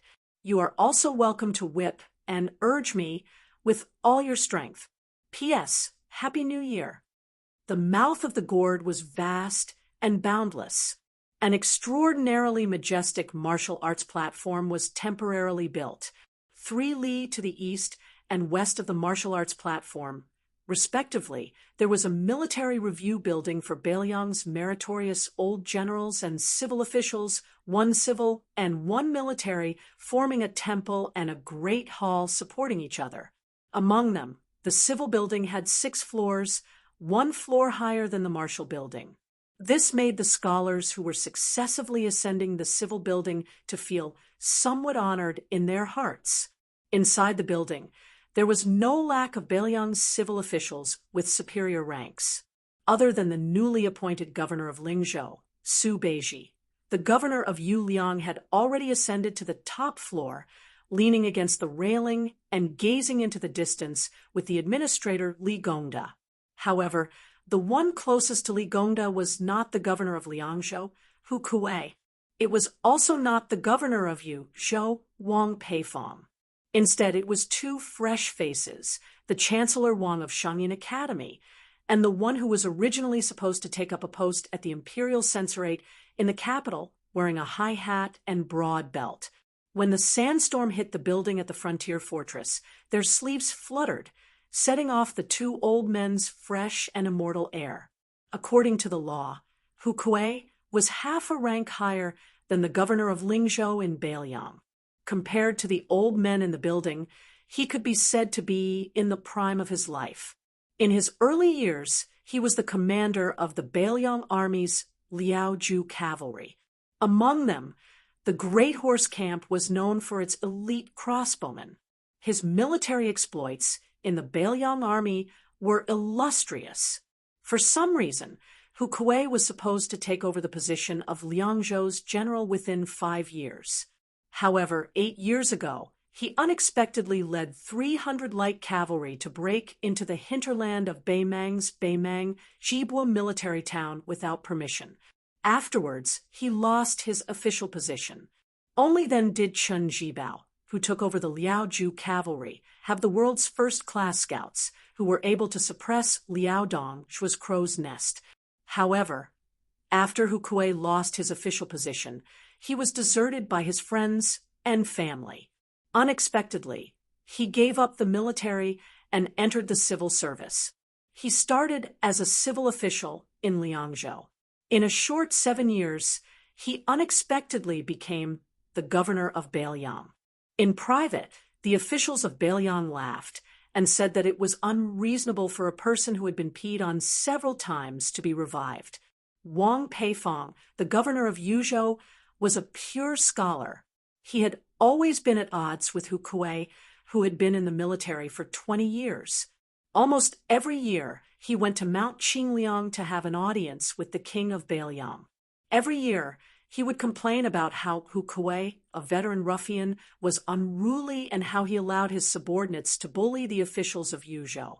Unlike the eccentric Hu Kuei, who stood alone on the far right of the top floor, since Wang Peifong could not get close to the administrator and the two old men with good reputations in the imperial court, he would exchange polite greetings with some famous scholars of the Jixiao Academy.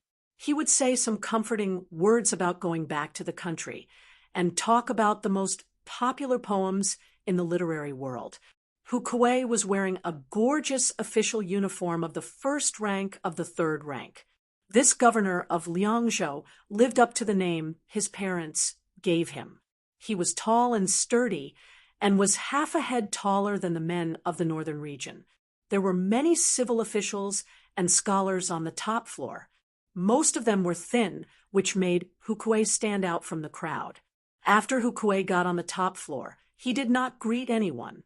He stood by the railing and looked into the distance. The yellow sand was rolling and the fierce troops of Beiliang were lined up in battle formation. Hu Kuei's eyes were in a trance. If it were not for the disaster that year, he would also be among them and even be qualified to stand there to review the troops and practice martial arts. Hu Kuei moved his eyes and looked at the martial arts platform. He held the railing with one hand. Among the civil officials of Beiliang, the governor of Liangzhou was second only to the king of Beiliang. He sighed softly. A young scholar who was personally introduced by Mr. Wang of Shangyan Academy to Li Gongda to make himself familiar was named Yu Wandao. Even when he talked to the administrator, he was neither servile nor overbearing. His character was slightly distant, which made the scholars of the two places at the back of the top floor criticize him for not knowing the severity of the situation. He was really too arrogant because of his talent. Yu Wandao wore a jade belt and a long saber. His face was like jade, and his appearance was extraordinary.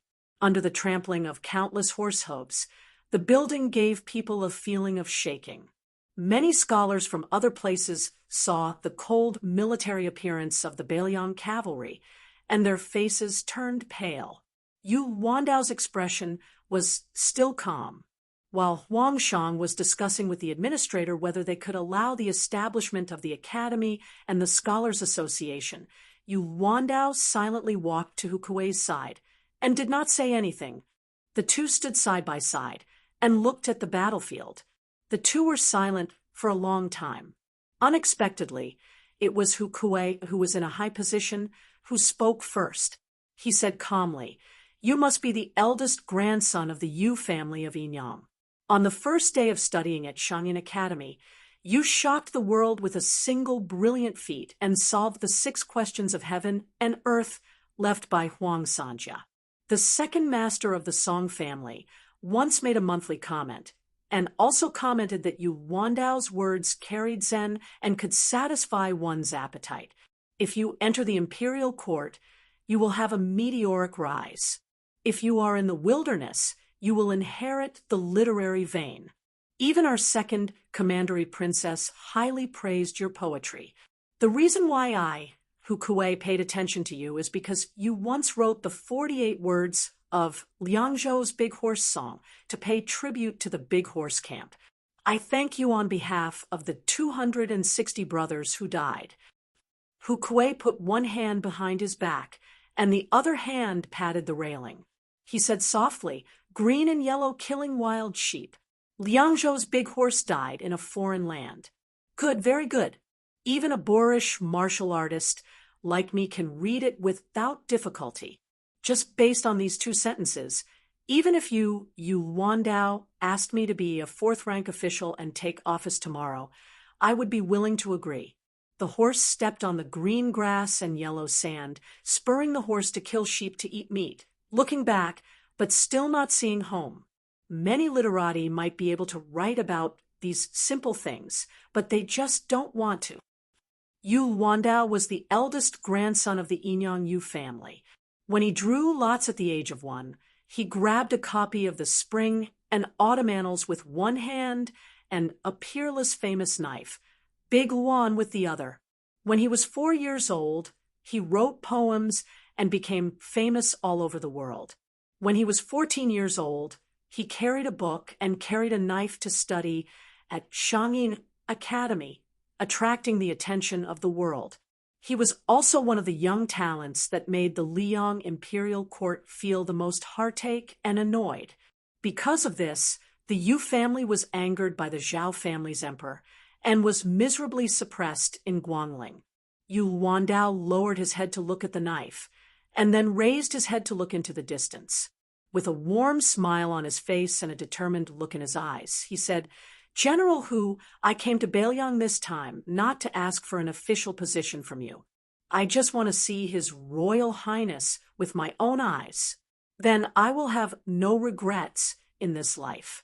I can't stand the arrogant and willful noble families that break the law, the pretentious imperial college, and the imperial court that gets rid of the hounds after the hares have outlived their usefulness.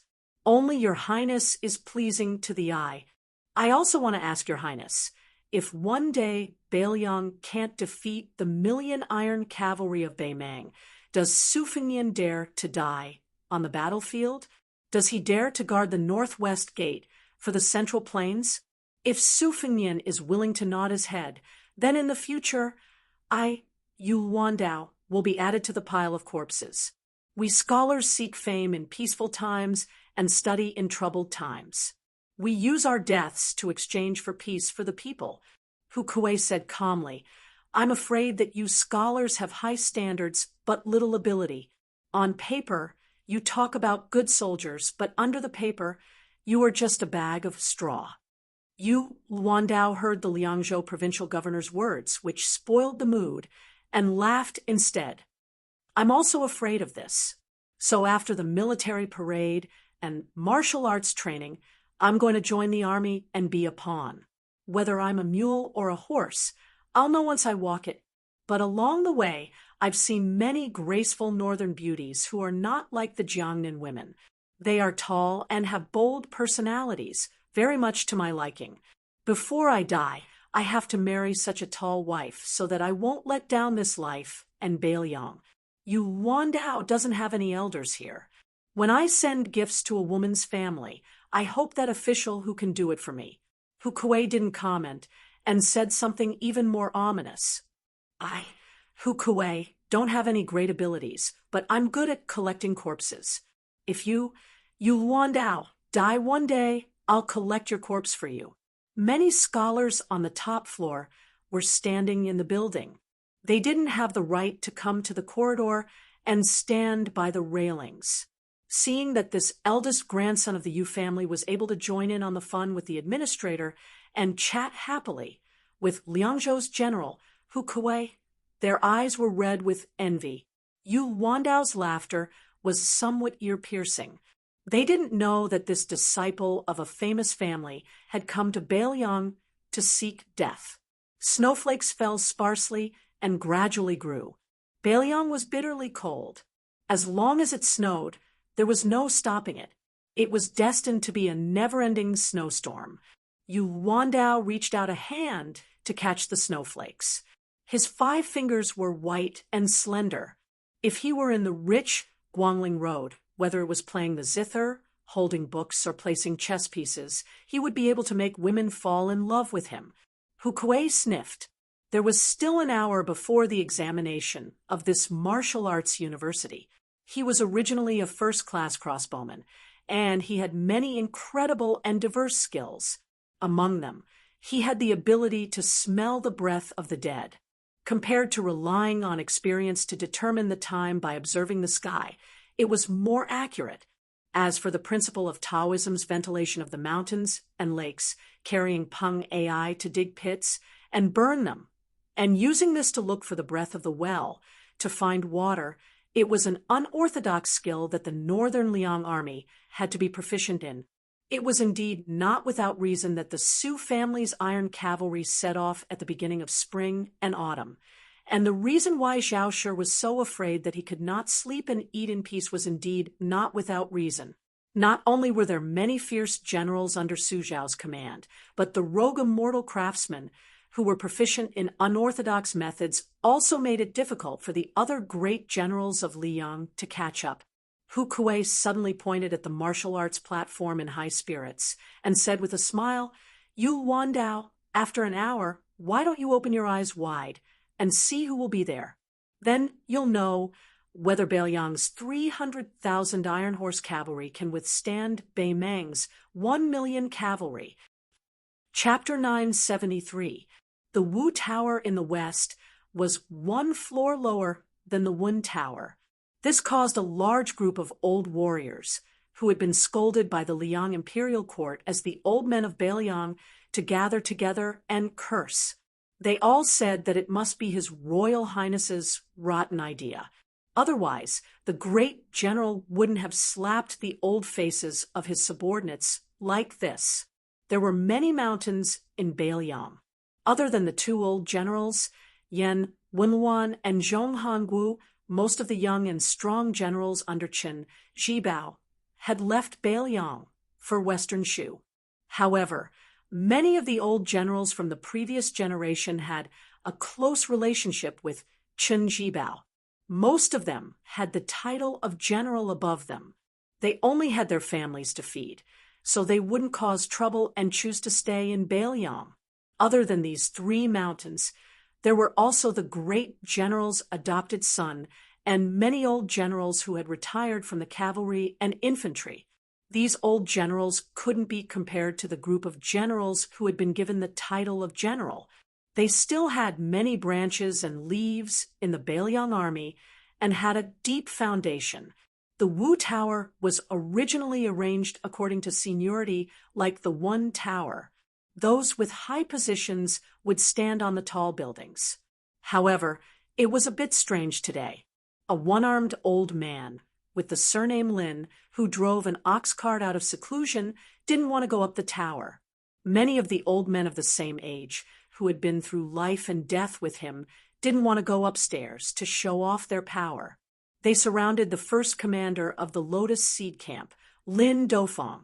Although Lin Dofang had resigned and lived in seclusion after following the Su family to Beiliang and had been a nameless field chewing for almost 20 years, everyone knew that Lin Dofang and the great general had been through life and death together. Moreover, they had almost become relatives by marriage. In addition, when the old soldier respectfully sent the crown prince to the capital, Lin Dofang had also appeared outside Liangzhou city. At that time, the ox cart old man, the former Yuzhou General Jean Partridge Zhou Kong and the commander Yuan Nanting, who controlled most of the White Feather Cavalry, were also among them. Lin Dofang had always been popular in the Su family's army. After he had resigned, there were no more conflicts in the officialdom. This time, his retirement seemed even better. Even some of the old generals who were not familiar with him back then were happy to chat with him.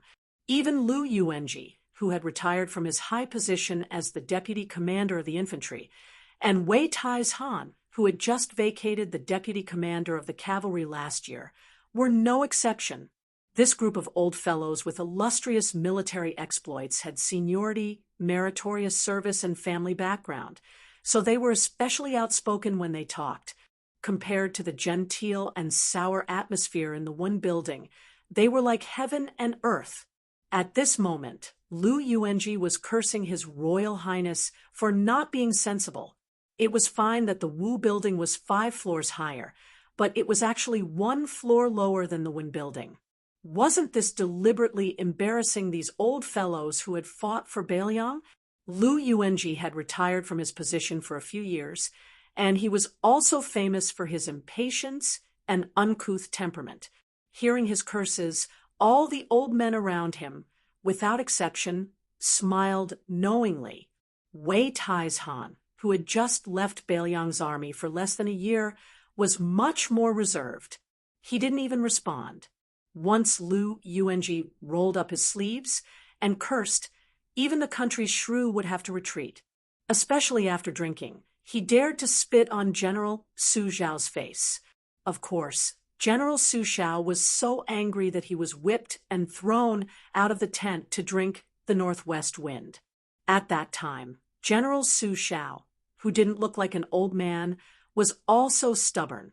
After being thrown out of the tent by General Su Zhao, he refused to go back to the tent to rest.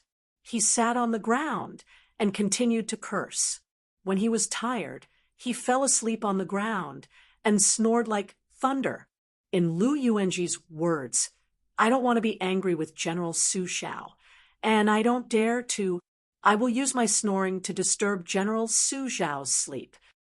Lu Yuanji was still angry after cursing His Royal Highness for half an hour. He wanted to use His Royal Highness bullying of Huaihua General Zhong Hongwu in Longqing County as an excuse. Out of the corner of his eye, he saw Wei Taizhan curling his lips and winking at him. Just when he was puzzled, he was punched hard. Lu Yuanji was stunned. He turned around and was punched in the face again. His nose was bruised and his face was swollen. Lu Yuanji finally saw that it was Old Man Lin's dirty trick. Lu Yuanji was so angry that he immediately punched Lin Duofang's head back. He cursed, "Lin, I've wanted to beat you for a long time. What did you tell me? You said that you wanted to kill the northern barbarians with me. We were born in the same year, month, and day. There's no difference between us. We'll say that whoever kills more barbarians will be the big brother. You'll be a coward when you get to Beiliang. Also, when you plan to elope with the princess of southern Tang, who was the one who kept watch for you? What's wrong? I cursed His Royal Highness a few times. Did I get in your way, Lin Duofang? It's none of your business. You're just a coward. I don't know where you've been hiding. You haven't touched a blade for 20 years. What right do you have to call me brother?" The 2 old men were immediately pulled apart by the other old men beside them. While Lu Yuanji was cursing, Lin Duofang, who was tied up, kicked Lu Yuanji a few more times. He said angrily, "Lu San, what you did with me was a mess. I owe you. I'll be your slave in my next life. If you blink, I'll be your grandson. Don't you King drag His Royal Highness into this. Fine, you cursed His Highness. Then I'd like to ask you, when you were whipped and thrown outside by the Grand General so many times, who was the one who secretly brought you good wine to drink? Who was the one who listened to you telling those bullshit stories for the whole night? who was the one who personally told me that the Grand General had a good son, and even said that he would marry a few daughters to that kid in the future. You Lu San, now that you've become the deputy commander of the infantry army, you think you're so great? Don't think that I don't know that your son has taken over a few government salt pans. He's not just making a lot of money every day, not to mention salt pans. He even dares to kill government soldiers. You Lu San are amazing. You have 3 sons who are even more powerful than His Highness. His Highness only killed the king of Jing and Zhao Heng's cavalry in Qingzhou. He also killed the 5th raccoon of Tibbing Mountain in Beimang. He never dares to kill the people of Beiliang. Lu San, do you believe that I'll go to the Grand General and ask for an official position? I won't do anything but kill those bastards of yours who call me godfather. The old general, who was called Lu San, was stunned. Then he became furious and scolded, **T. Lin, tell me clearly who killed the soldiers of the Salt household and the Armor household. My son wouldn't do such a heinous thing. Lin Dofeng somehow got the strength to break free from the pull of Wei Tai's Han and the other old men. He punched Lu Yuanji's face again. The whole of Beiliang knows. Only you, an old fool with bad eyesight, don't know. The ground floor of the martial arts building instantly became silent. Lu Yuanji looked around. Wei Tai's Han was still calm and silent. Many old men avoided the gaze of this Lu San. Finally, Deputy Commander Lu's lips couldn't stop trembling. He waved his arms and didn't want anyone to help him. He sat down on the ground and panted heavily. Lin Dofeng was still angry. He wanted to step forward and kick Lu Yuanji. Fortunately, Wei Tai's Han hurriedly held him back. Only then did they manage to stop the old man who built the Lotus Seed Camp. The scene inside the building was enough to stun any outsider. Chapter 974. Lin Dofeng took a deep breath and patted the back of Wei Tieshan's hand. The latter slowly let go of his hand. Lin Dofeng sat in front of Lu Yuanji, facing him. He turned his head to look at the snowy sky outside the tower and sighed softly. Lu San, and old Wei, we old people with half a foot in the grave always talk about how we helped the great general conquer the world and protect the country. I know that you are not greedy for riches and honor. To you, it is enough that your descendants have no worries about food and clothing. Any more is the good fortune that you worked so hard to save in the past. You think that this is the good fortune that your descendants deserve.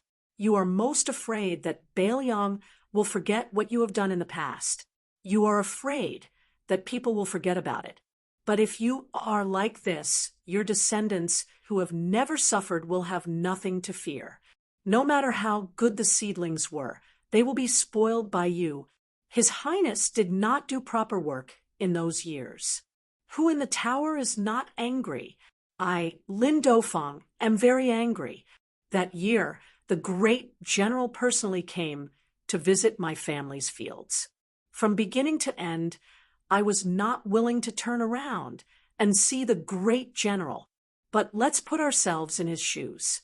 It is fine if Liang does not admit to what His Highness has done in these 2 years. You are not blind. How can you not know what is true and false?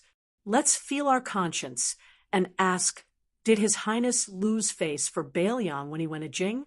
Xiangfan City, Guangling River, Iron Gate Pass, Beimang's Ruoshui River, and Great and City's Imperial Road. Who in the tower can do what His Highness has done?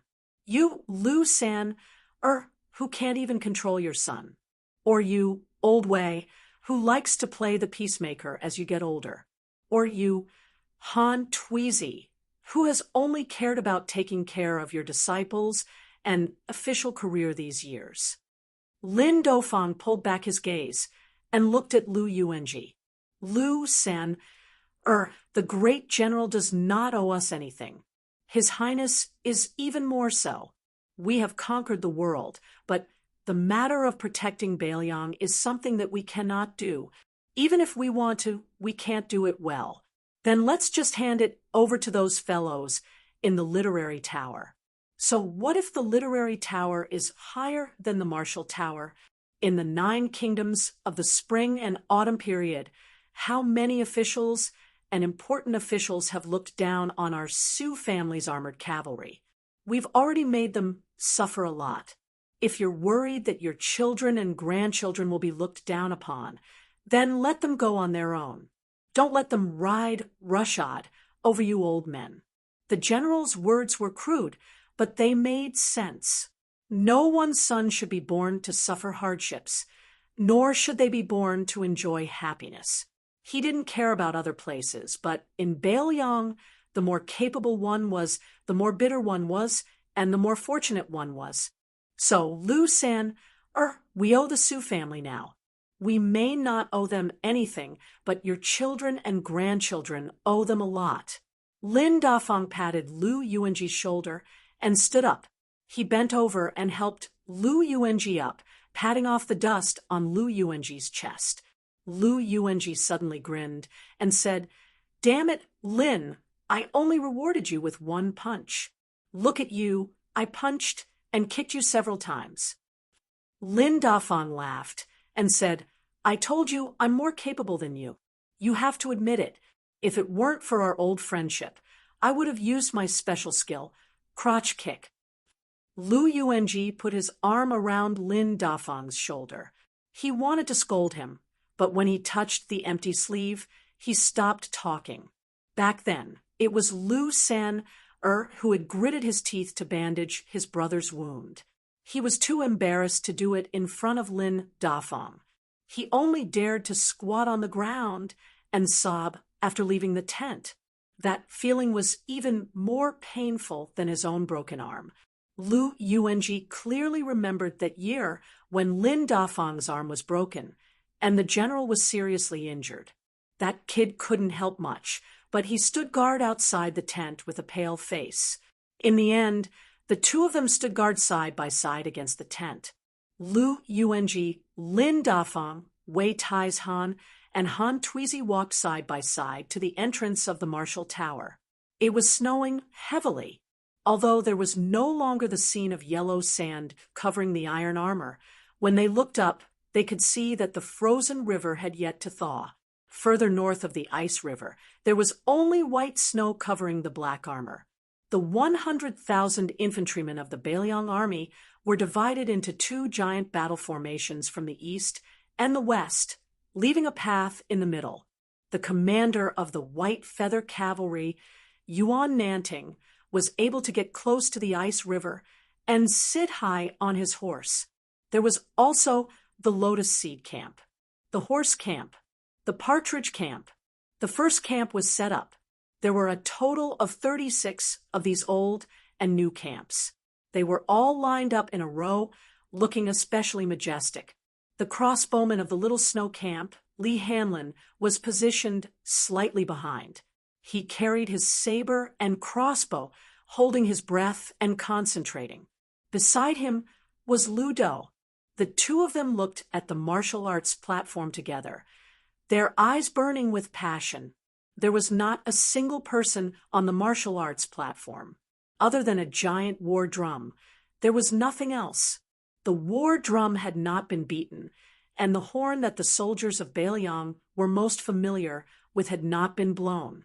The martial arts platform, which had stone steps to the north and south, finally revealed the figure of a small mountain. The protector general of Bailiang, Chu Lushan, appeared in armor for the first time in 20 years. Chu Lushan stood slightly to the left of the martial arts platform, leaning on his saber. The new commander of the cavalry of Bailiang, the #1 cavalry in the world, White Bear Yuan Zuozong, and the famous infantry commander, General Yan Wenwan, walked up to the martial arts platform at the same time, one on the left and one on the right. Yuan Zuozong was known to be a handsome man. now that he was wearing heavy armor and holding a cold saber, he looked even more imposing. Yen Wenluan was far inferior to the protector general of Bailiang and the cavalry commander in terms of height. General Yen was short, perhaps even shorter than the men from Jiangnan. He had been shot blind in one eye by a stray arrow on the battlefield. This man, who was neither tall nor strong, had pulled out an arrow and swallowed his eye before continuing to fight. Before the fall of West Shu, the war saint Yi Baikue was invincible in the spring and autumn Nine Kingdoms. Only Yen Wenluan's infantry could fight to a draw with Yi Baikue's great halberd army. The Song and Shu kingdoms were not suitable for the Su family's cavalry to roam freely. This was also Yen Wenluan's contribution. With Yen Wenluan standing there, who dared to look down on him? Then there were the two infantry and cavalry commanders, Chun Yinxue and He Zhonghu, who had been deputy commanders with Lu Yuanji and Wei Taizhan for many years. Then there were the two new deputy commanders, the number 1 general of Southern Tang, Great Ancestor Gu, and Zhou Kong, who had been promoted to deputy commander after more than 10 years of controlling the Yuzhou army, Liangzhou's general Shi Fu, Yozhou's general Huang Fucheng, and Lingzhou's general Han, Lao's Han followed closely behind. But why was there no general or king of Bailiang? Finally, Su Longxiang, who was barefoot and dressed in black, led Qi Xuanzhen's black tiger onto the school stage.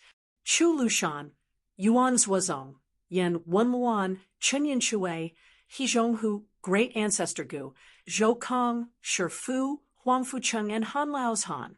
The 10 of them stood in a row with their sabers in their hands. When the second son of the Su family, who had led the dragon elephant cavalry to crush the southern Tang towns of Bailiang, appeared, a mournful and melodious horn sounded. Su Longxiang walked step by step toward the war drum that was half the height of a person. The sound of the Bailiang drum was once the loudest in the spring and autumn western wall. Behind the Bailiang army, there were 800 phoenix battalions with white horses and white armor. When a gray-haired young man changed into a jade-white robe that only vassals of the dynasty could wear and mounted the horse with a saber and a spear, an old man led the horse forward. The snow-white horse slowly moved a few feet away. The hunchbacked old man let go of the reins, straightened his back, and patted the horse's head lightly. Then he smiled with relief. Go. This rider led the 800 phoenix insignia-like cavalry in between the two armies, galloping through the sky full of flying snow. The old man looked at the back of the rider, his hands in his sleeves, and smiled from ear to ear. Su Longxiang began to beat the drum. The drum sounded like thunder, rolling away the Bailiang. That rider didn't step on the surface of the frozen river. Instead, the rider and the horse leaped high into the air. The iron horse leaped over the frozen river. Along with the drum sound, the iron spear in the man's hand suddenly stabbed into the ice river. The entire ice river shattered. After the 800 cavalry stopped their horses, they filled up the line. The man in the robe, who only had a Bailiang saber, got off his horse in front of the school stage, walked up the stone steps, and stood in the center. Then he held the saber and shouted, "Bailiang, draw your saber." Bailiang Governor-General Chu Lushan did not lean on his saber anymore. He drew his saber. Yen Wenluan, Yuan Zuozong, Chun Yinxue, and the others drew their Bailiang sabers almost at the same time. The 100,000 Bailiang soldiers, who did not move under the snow, also drew their sabers. The snow became even messier. They shook off the snow on their armor and looked even more shocking. The Bailiang cavalry was the best in the world. The Bailiang drums were known throughout the world. Bailiang had a new king, Su Fengnian. Chapter 975. Because it was more than 4,000 words, it was a bit late. The great reading of Bailiang this time was probably the briefest and shortest reading ever since the Sioux family took over Bailiang in the past 20 years. However, it was also the one with the greatest gathering of generals and talents. The veterans of the Marshall Tower were almost in tears as they watched. They knew better than anyone else how difficult it was to gather the hearts of soldiers. The hearts of soldiers were like a person's soul. Once it was gone, it would be difficult to summon it back. For example, no matter how much Lu Yuanji scolded His Royal Highness, he was also worried that the foundation they had worked so hard to build would be squandered away by the prodigal son before it was completely destroyed by the Zhao family. Those who were more utilitarian, such as Han Tweezy, were also worried that the new king would not be able to convince the masses. They could not even convince them verbally, let alone in their hearts. If that happened, would they really have to move their entire family to the Central Plains where enemies were everywhere? Would the Zhao family deal with them bit by bit? If the son of the Zhao family was happy, he would reward them with some leftovers. If he was unhappy, he would cut off a few heads to win the hearts of the people. Therefore, when His Royal Highness, who was wearing a unique jade-white python robe, jumped onto the ice river and shouted, "Draw your sword," 100,000 soldiers of Bailiang unsheathed their swords at the same time. Everyone knew that Su Fengnian would be the rightful king of Bailiang. Therefore, these old men were relieved. They even thought that since the general was unable to conquer Beimang in one fell swoop, would it be possible for the young king of Bailiang to succeed? With this thought that had haunted their dreams for many years, they could not bear to die. They were also unwilling to turn a blind eye to their own family's seed being destroyed. In fact, many of the old men were not really senile. For example, Lu Yuanji. They really could not bear to see their children and grandchildren wreak havoc. They just did not believe in the legacy of the Su family. So what if they could take more of the Su family's property into their own pockets? However, from now on, they would have to plan carefully again. There were not many twists and turns in the Marshall Tower. After all, most of them were old fellows who were used to seeing battle formations and killing. However, the foreign scholars at the One Tower were trembling with fear. In the past, they had heard that the Bailiang cavalry's battle prowess was the best in Liang. As for how powerful they were, they had no idea. If it were those scholars who came from the Yan Imperial Palace and Guangling Taoism who had more or less seen the way the two vassal kings led their troops, they would not believe that the Bailiang's battle prowess was much greater than theirs by a large margin. However, when they saw with their own eyes the black mass of armored soldiers that stretched as far as the eye could see, even if they were looking from afar, the eerie atmosphere was suffocating. Especially when the 100,000 soldiers unsheathed their swords at the same time, it was as if the wind and snow between heaven and earth had to stop. Most of the people in the tower trembled violently.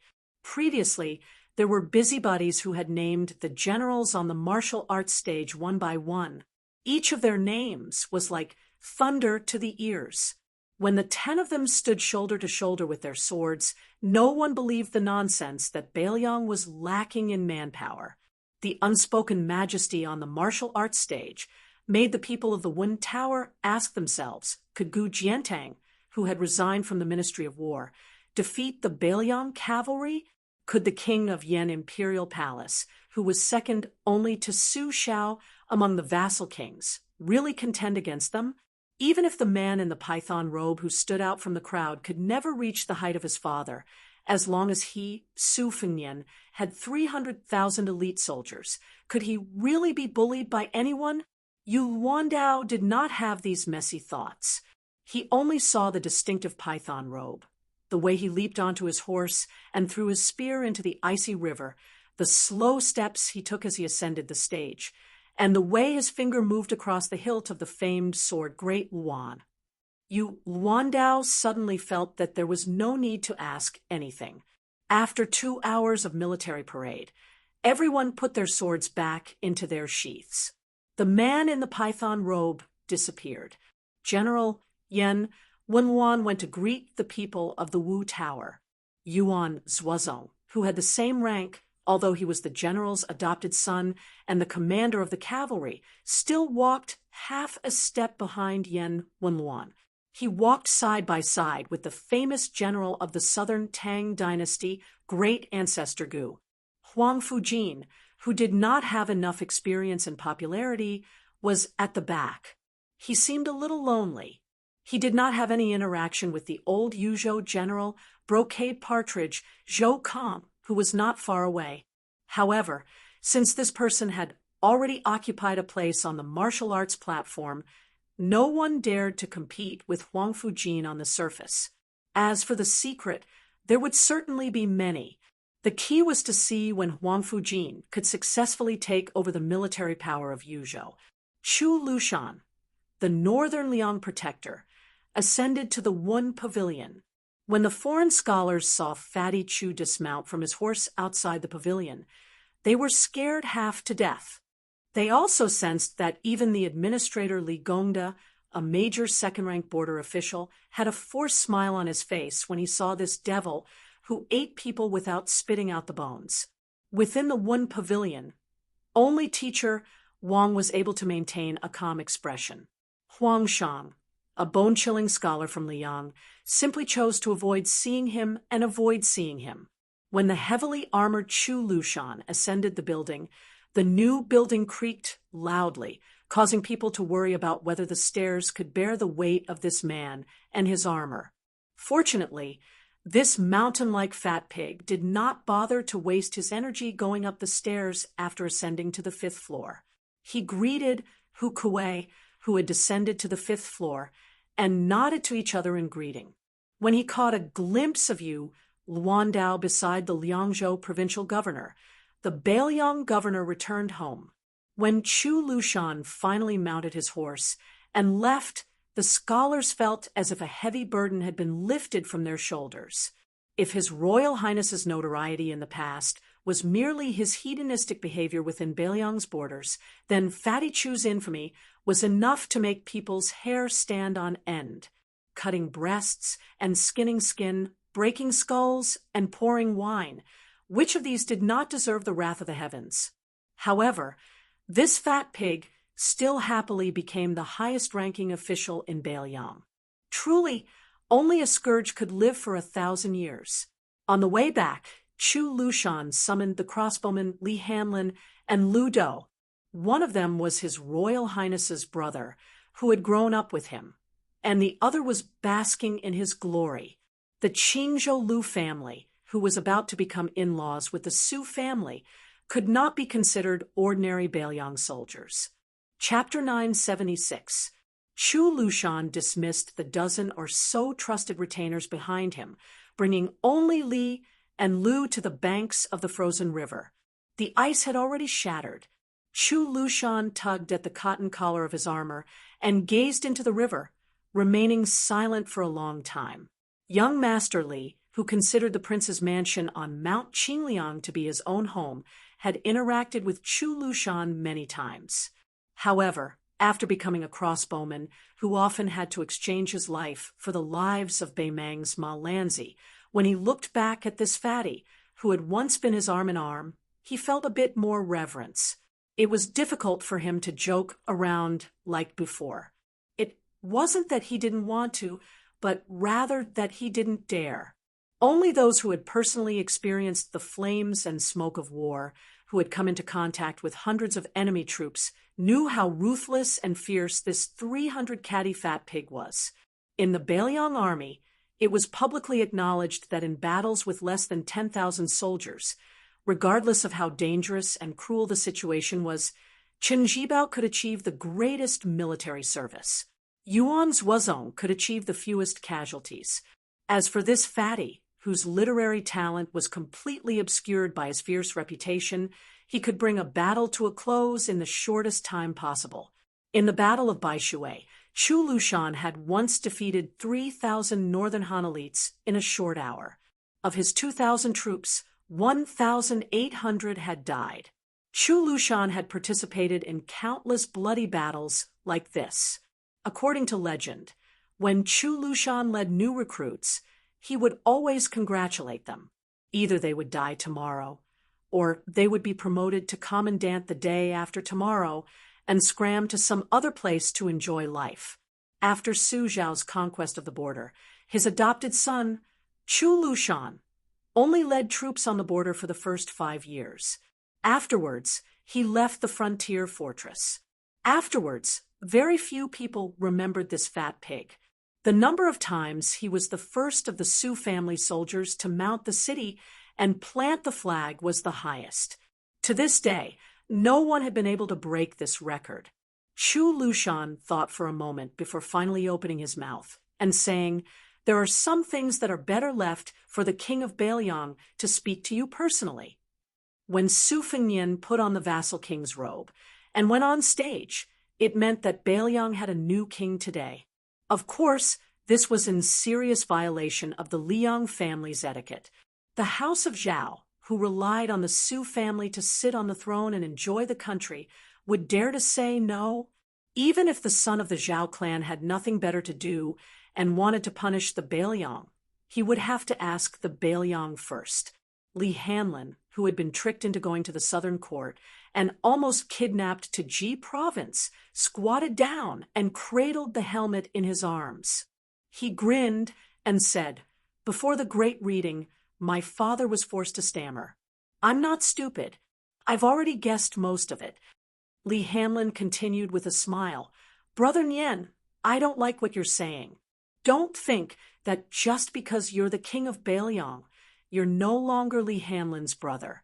There's no such thing. In any case, I've decided to follow Brother Nian for the rest of my life, if I make a name for myself, and he dares to not give me a big official title, I'll make a scene." Chu Lushan reached out a hand and rubbed Li Hanlin's head. He smiled and said, "It's good to be a crossbowman, but don't die. Otherwise, His Highness will vent his anger on me, the Protector General of Bailiang. Hanlin, you and I are brothers of the same family. I'll say the ugly words first. If you dare to die in front of your father, I will dare to vent my anger on your father." Li Hanlin stood up and spat a few times. He rolled his eyes and said, "Protector General, don't say such unlucky things just because you're an official." Chu Lushan waved his hand and scolded jokingly, "Damn brat, get lost." Li Hanlin ran away without any courtesy. Lu Do, who was born with double pupils, didn't forget to bow and bid farewell.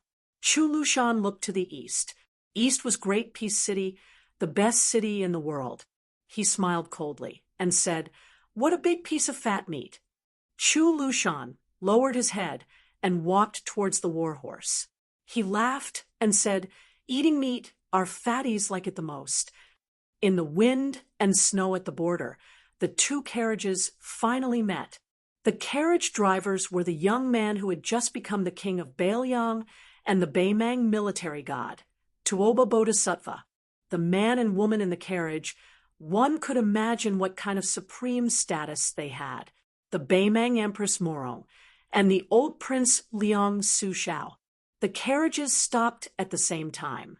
Su Shao didn't even bring along the Bailiang's #1 martial artist, Su Yanbing.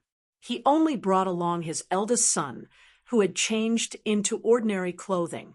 In the end, it was still two carriages, two people against two people. Su Shao bent down, lifted the curtain, and jumped off the carriage. The old woman in the opposite carriage also got off at the same time. Su Shao glanced at the man who ranked second, and then looked at the old woman, who came slowly. He laughed mockingly and said, "Murong, you were so pitiful in the past. You were a shameless woman who cried and asked me to eat bread. Now you are so imposing. Tuoba Bodhisattva is your coachman. Look at me. I only brought my son. I can't compare to you." The old woman put on the old fur coat and didn't wear the mink hat. She allowed the wind and snow to hit her weathered face. Hearing Su Zhao's mockery, she didn't refute and just smiled. In Baimang, this kind of appearance could make people's eyes pop out. Su Xiao snorted coldly and said, "If you have something to say, say it. I'm not in the mood to drink the wind and eat the snow with you." The old woman reached out to touch the snow-white hair on her forehead and said with a smile, "Old cripple, how many times have I told you? My surname is Morong, not Morong." Su Xiao said anxiously, "How would I know that a person's surname can have two characters? I didn't know in the past, and I still won't know in the future." The old woman didn't get angry. She walked a few steps closer and said softly, "There are 10 great clans in the Central Plains during the spring and autumn period. 2 of them have a compound surname. If I remember correctly, they were all defeated by you, Su Xiao. Don't you remember? They were all eaten by you, Su Xiao. Oh, Su Xiao, you're really old. Fortunately, you've never been handsome in your life. You were like this when you were young, and you're even uglier when you're old." Su Xiao laughed and said, "I'm a man. Why should I compare my looks with a woman? Besides, do you think you were good-looking when you were in Liaodong? Compared to my wife, you're worlds apart. Only Bei Meng, that old lecher, was blinded by lard and blind with dog eyes. That's why he took a fancy to an ugly woman like you." The old woman was still not the least bit angry. She smiled and said, "When I was young, whether I was good-looking or not, each flower entered their own eyes. It's hard to say, but I really can't be considered ugly. Besides, when a woman is old, she can still look like a little dragonfly with a golden hairpin. It's just that who would believe that the world is still young? Su Xiao, don't you think so?" Su Xiao put his hands in his sleeves and shivered. He said mockingly, "Sour, really sour." The old woman released her hand from her forehead and spread her hands in front of her. She lowered her head and glanced at them. Then she looked up and stared at the age spots on Su Xiao's face. She calmly said, "We're all old. I'm ugly. You're also hunchbacked. Don't insist on fighting to see who's better. As for me, in this life I've only lost because I'm too focused on winning and losing to myself. That's not good. You're too sentimental. That's not good either. Even if you're a top official, you still don't have a good life. Otherwise, if you were willing to lower yourself to me and come to Bei Meng, you wouldn't need to care about anyone's mood. You should know that even I won't give you any face." Su Xiao turned his head and spat heavily into the snow. The Bei Meng Empress dismissed it with a smile and said, "There's nothing important to discuss with you. Back then in Liaodong, I've already said what I wanted to say. This trip down south is to see Su Xiao before you die. I just want to talk about a small matter. That's why I decided that after you die, I'll first cripple your Bailiang and then go down south. In the end, I'll burn Great Peace City to the ground as incense to your grave." Was this a trivial matter in Fu Yu's casual conversation? Probably even Huang Longshan, the son of the Zhao family, and Zhang Julu and Gu Jiantang would feel that it was the biggest joke in the world if they heard it. Su Xiao narrowed his eyes and laughed coldly. "Then Bailiang will wait for you. Don't let the Bailiang cavalry chop you all the way to your nest." The old woman held her stomach and laughed softly. She raised her head and looked at the flying snow. "When we parted in Liaodong, you bought this fur coat for 20 taels of silver. At that time, I turned my head twice and only saw your back, Su Xiao. After the 3rd time, I'm not willing to turn my head again. Sometimes I wonder if I'll turn my head again and see you make a face." Su Xiao turned and left. He said calmly, "I won't." A carriage turned and left first, heading south and disappearing into the heavy snow of the north. The old woman stood where she was and remained silent. When the coachman was about to persuade her, he heard the Bei Meng Empress angrily say, "Shut up." The old woman covered her face with both hands. Her expression couldn't be seen clearly. The wind and snow sobbed like a woman crying.